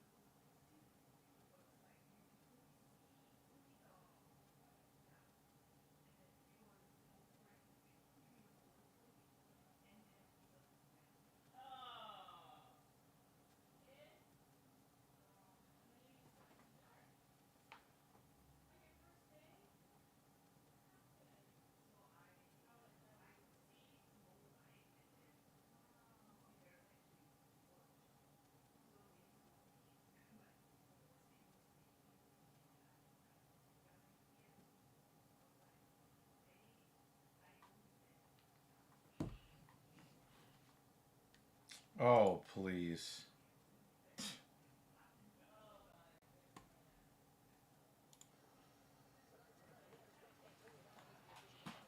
Oh yeah, I had it muted, so sorry.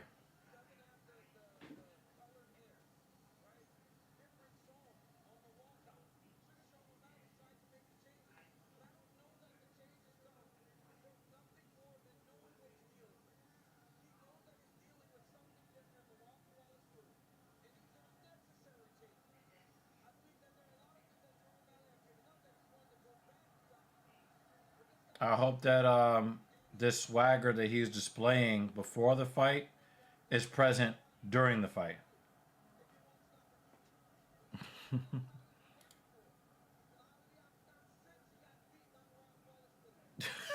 This is so dumb.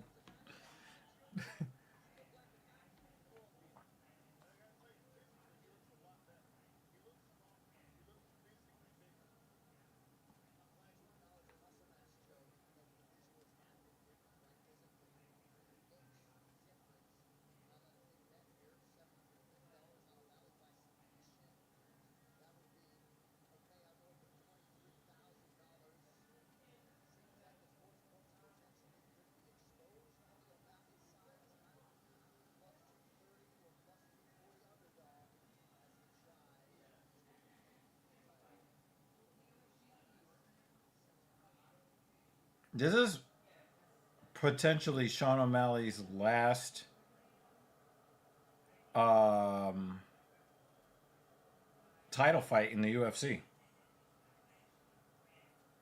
There is a chance that this is the last time we'll see him in the main event for a title.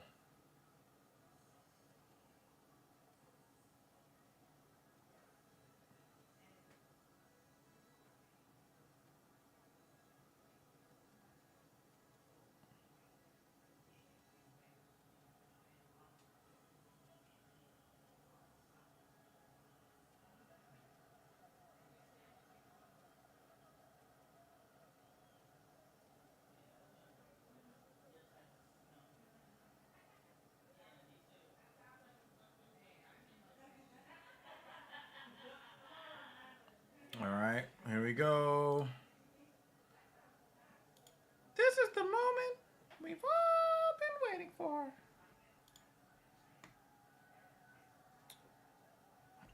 Thank you so much for supporting the platform, Polly Chaser and Dan Jensen.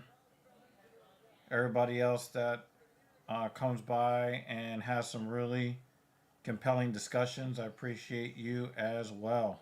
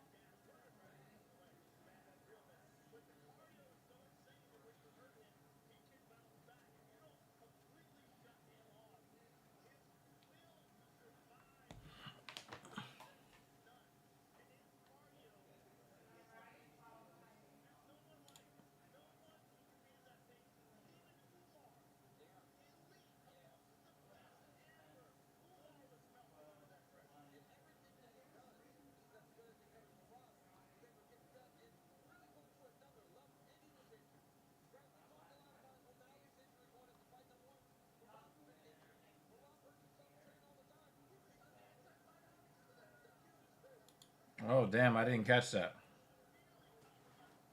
That would have been really bad.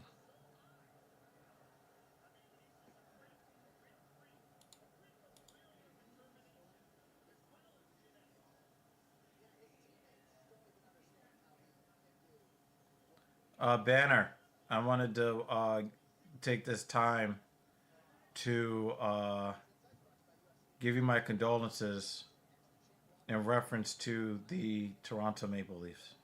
That's all.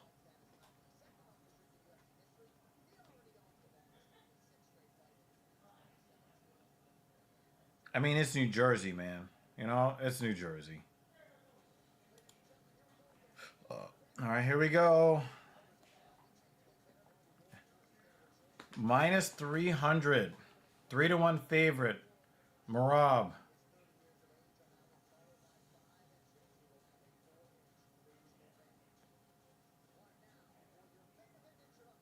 Sean O'Malley.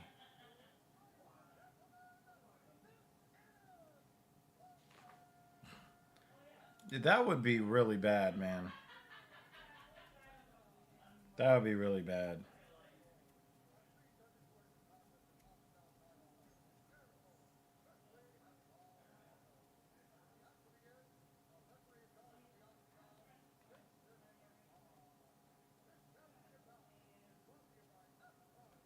Pretty good ring announcer, huh?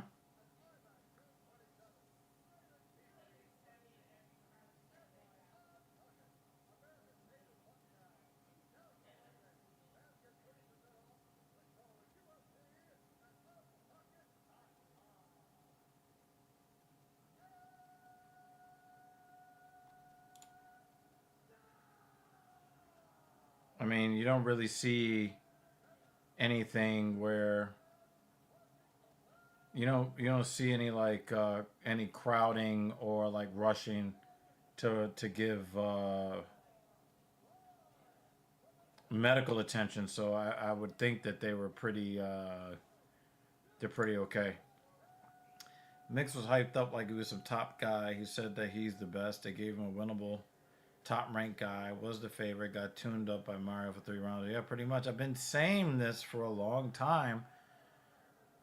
You know, I mean, I think the women you could give and take. You know, like Bellator, PFL, UFC, you mix them all up and anybody can win. But when it comes to like, you know, PFL, PFLator, you know, Bellator, PFL, PFLator,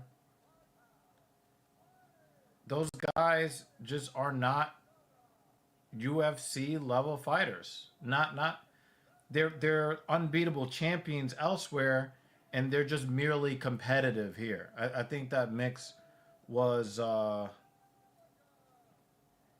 that's messed up. Poly Chaser.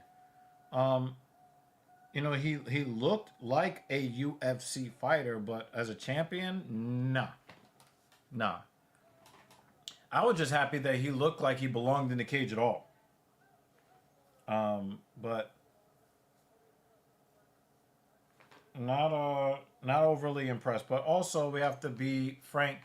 You know, Mario Bautista is he's a gamer.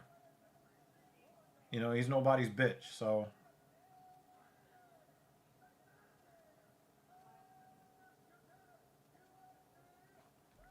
yep, I agree. I don't like him very much, but whatever. Yeah, I'd like to see him face Sanhagen.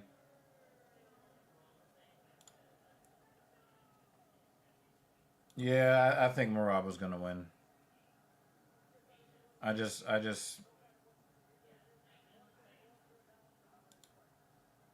don't. I hope I'm wrong, but I just.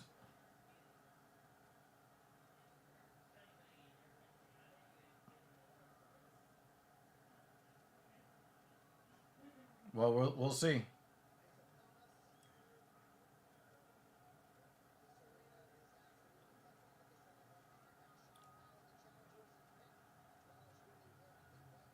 Main event started.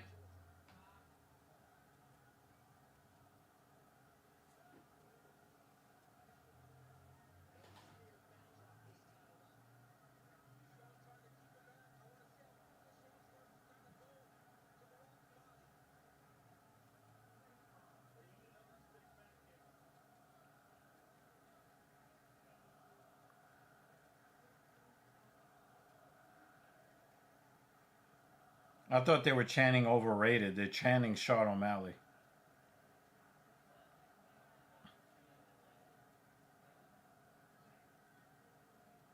One thing I'll give O'Malley a little bit of credit for, his mobility definitely seems to be a little bit better starting this fight than the last time. But he's still on his back foot, and he's not going to survive on his back foot.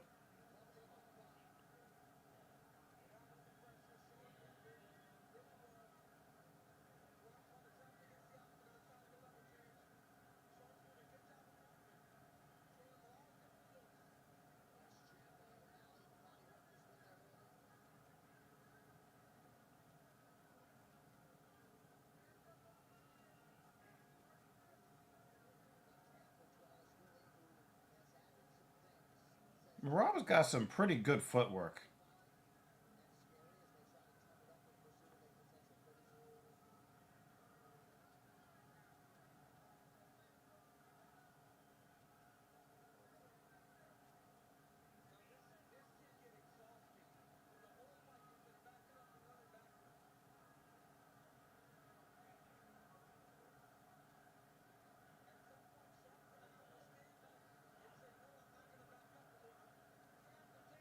DC is not impressed with O'Malley's footwork around the cage. But I also do think that DC has a point. If you're always backing up, you're expending way more energy than the guy that's moving forward.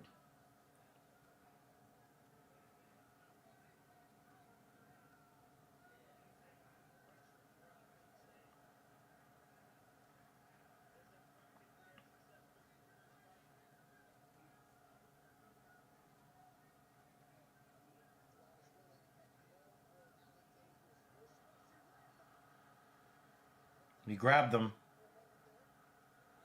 He got him to the ground. All right, what is O'Malley gonna do here to get off the ground? All right, now he's got to break this. He's got to break this body lock here. And of course, Merab wants to kill his wheelbase. O'Malley's got the got underhook near side. Trying to keep that balance there.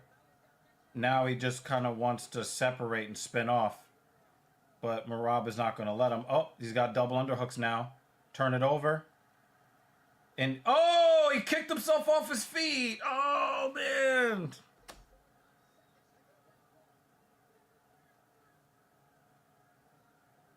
O'Malley's going to have to start scoring some points here.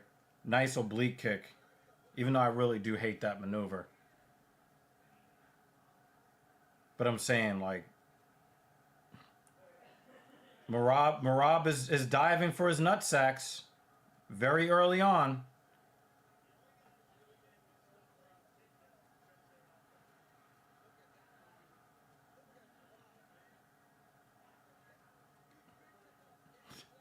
O'Malley almost escaped the takedown by holding onto the ground with one hand.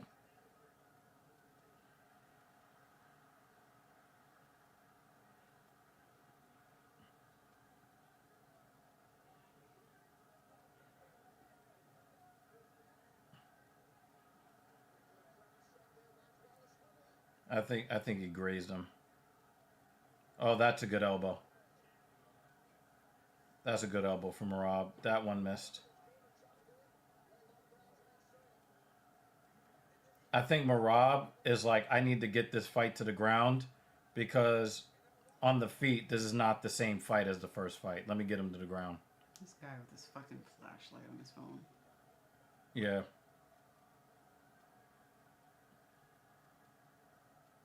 That's not bad. That's not bad defense from O'Malley. That's not bad. But I think you still got to give Merab round one. Merab, O'Malley's not going to win just on footwork alone and avoiding, he gave up a couple of takedowns there. The GMP was not really that consequential, but it wasn't like O'Malley, like, really, like, dazzled on the feet. So I think you got to give round one to Merab. And I think that that's not a controversial take.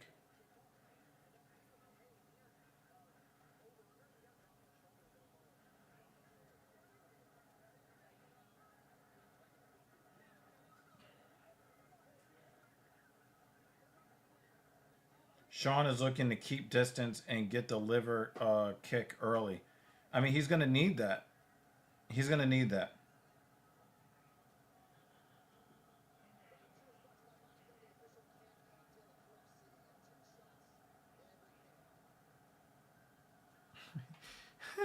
Polly Jesus says, start making noise like it's the best fight you ever witnessed to drawing. Well, we got her back. I'm here. At least for the last one.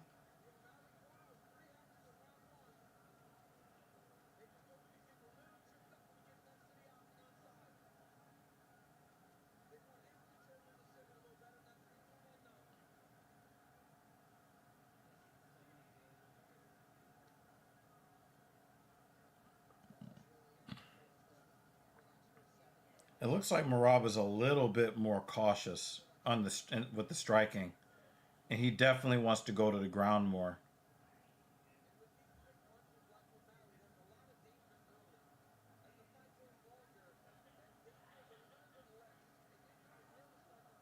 O'Malley's doing a good job with the feints, but he's got to throw something behind him to get Merab to start to take those feints seriously, to actually fear them.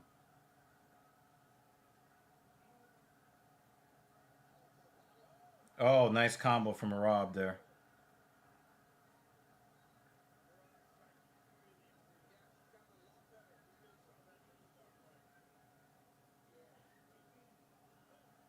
Oh, nice overhand right for O'Malley. Popping the jab with the left.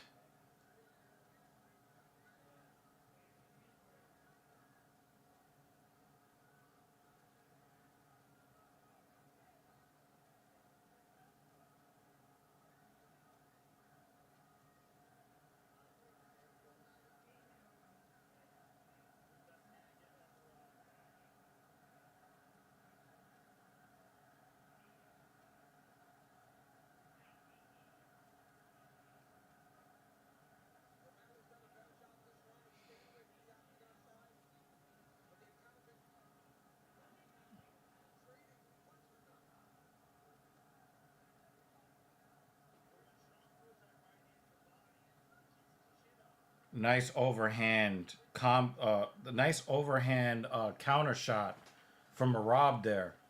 Very nice combo. He only hit like one, grazed another, and missed, but I like what Merab is doing in this fight so far. But it does seem like he respects O'Malley striking a lot more, which is why he really, really wants to get it going to the ground. He wasn't really that interested in doing that much wrestling at the Sphere when they fought. He wasn't that interested in that. So maybe he knew something about Sean's mobility in that fight, perhaps.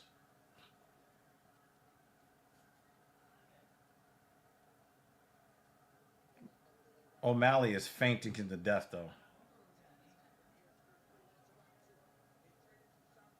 It's almost like he's trying to lull him to sleep, so he thinks that a feint is coming, and then something comes down the pipe.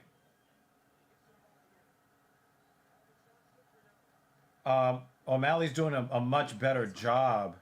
Oh, his glove has got a loose fiber on it. You gotta cut that. Gotta cut that fiber Okay. off the glove. Can you wait? The championship fight, the main event is happening. Just wait. They're about to go. What's going on? Main event. Watch. I know. Well, what's happening? Merab won round 1, and O'Malley seems to be winning round 2. He's basically playing a chess match here. Merab needs to have that shit cut off of his glove. Oh, nice combination, Merab.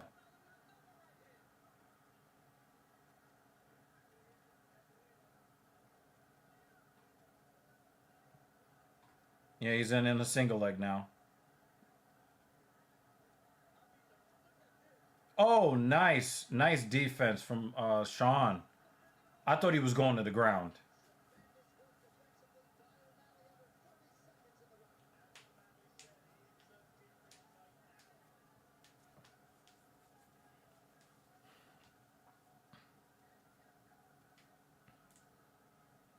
Who do we think is gonna win? Merab. She picked emotionally. Oh, wow. He almost got twisted. It's the only way to go. You gotta touch hurt. No, Wait, who's Merab? the shorter one. I don't know. Merab turned it on at the end of the round. I think he might have stole around at The the shorter end. one is the current champion. This guy. Oh, okay. So he's trying to Yeah. defend his belt title. Yep. Is it? Yeah, I just don't think that people really like his, like, they don't really, people just don't like So, Merab. Or MMA fight. No. We don't really like Merab. We don't really like, I would love to. One day. There's something about his fight style that people just don't like. Jake thinks it's 1-1. I think Merab stole it at the end with that flurry. But I'd like to end it. Okay. Just to say that we did it. Yeah. And experience it. I got a 2-0 Merab.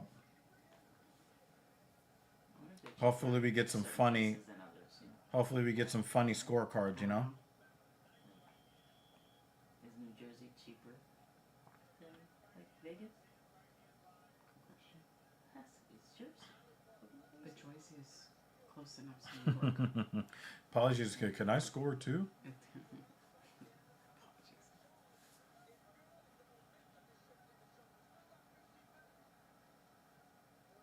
30.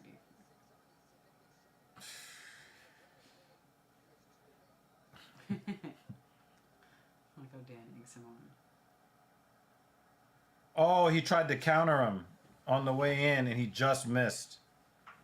That would have been highlight reel material if he would have twisted Merab there.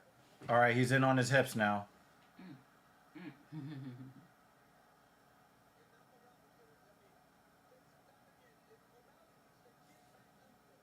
Yeah, O'Malley's going to need a finish to win. He can't win on points.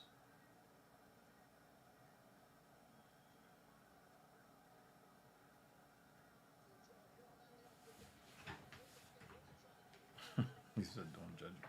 Wait, who'd you pick? Who'd you pick? The O'Malley. guy who's losing. But the thing is, she's 8-1 in her picks today, which is crazy. Nice. 8-2 is not a bad day at the office, for real. Like, Usually it's Owen whatever. Today's a really good day. Today's a good day. Yeah.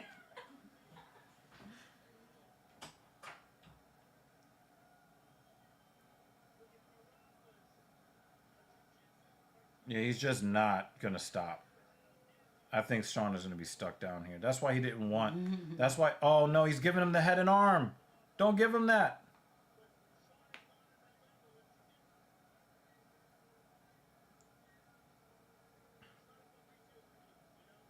Yeah, Merab didn't want to chase him around the cage anymore.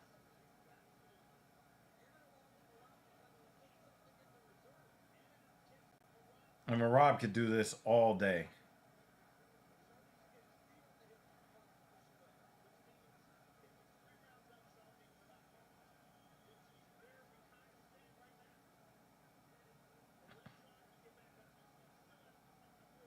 And also, he's wearing Merab's body weight, putting pressure on him as well. So he's not going to come out of this feeling energetic.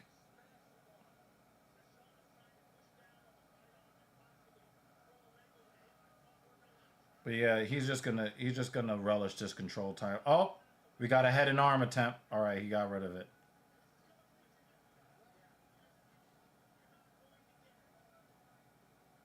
You know, it looks like O'Malley is doing just enough to keep, you know, the big attack from happening. Oh, the knee to the body on the ground. But this is what it's like to get overwhelmed. That's why you never wanted Merab to win the belt, because how does he lose it, you know? Oh, he's giving up the back. All right, he's trying to get to the cage. He's trying to get to the cage.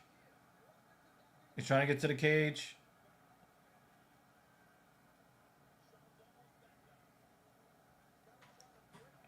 $148. He worked his way back to the side of the cage here. Back to his feet. Yeah, he's breathing hard too.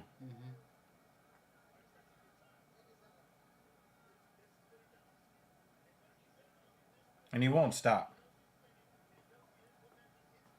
He's trying to get that up, back down to the ground. Yeah, this is... Well, there it goes. He's just too strong. All right. Well, let's get a finish and wrap this up. Wrap it up. Wrap it up.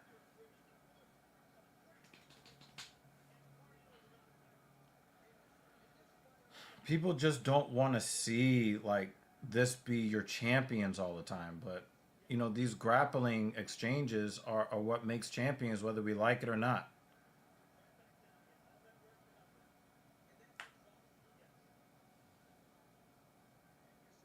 You know, Merab is trying to prove a point.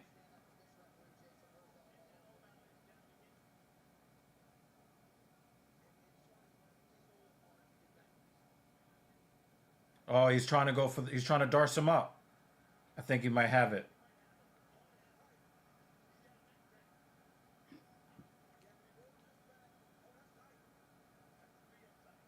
Well, there we go. Yep. Yeah. Yeah. I just didn't. I didn't see a path to victory. There was no path to victory. I didn't see a path to victory. It just wasn't there. And then they're gonna suck Donald Trump's cock some more, so we didn't need to watch that. Thank you again, Holly Chaser. Yeah, thank you, Polly Chaser. Like again, like set a record for the platform. And thank you to Dan Yeah, for that. the early sponsorship. Yeah, Dan is the official sponsor. Polly Chaser is like lurking in the shadows. He sneaks up behind. There you go. One more. Yeah. It's nice we had the whole gang today.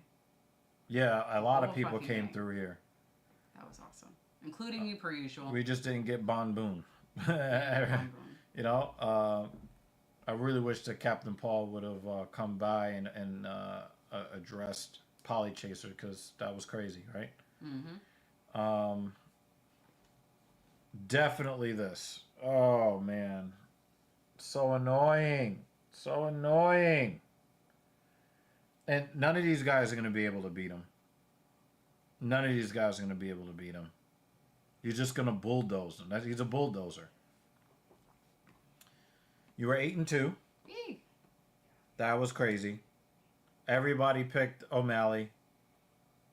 Yeah, it would have been nice if Captain Paul could have come and at least said hello. That would have been like really cool if that could have happened, but you know, he didn't. One of these streams. He didn't respond to the text message, so He pops in every once in a while. yeah.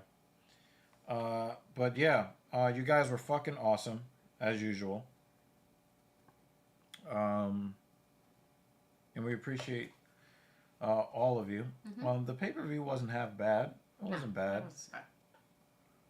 I basically just escaped all of the Donald Trump cocksucking by just clicking off the tab. That works. I just didn't need to see it, and we didn't have to. So that's cool.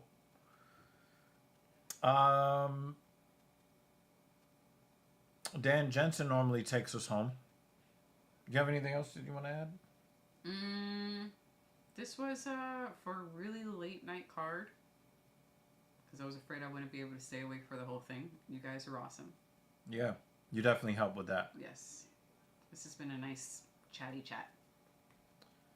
Yeah. And we'll do it again next week. Oh, Can Crusher. I don't think it was exposed. I think that I think O'Malley beats everybody except Merab. I think that's where we're at with it. O'Malley beats everybody except Merab. You know, that's the problem.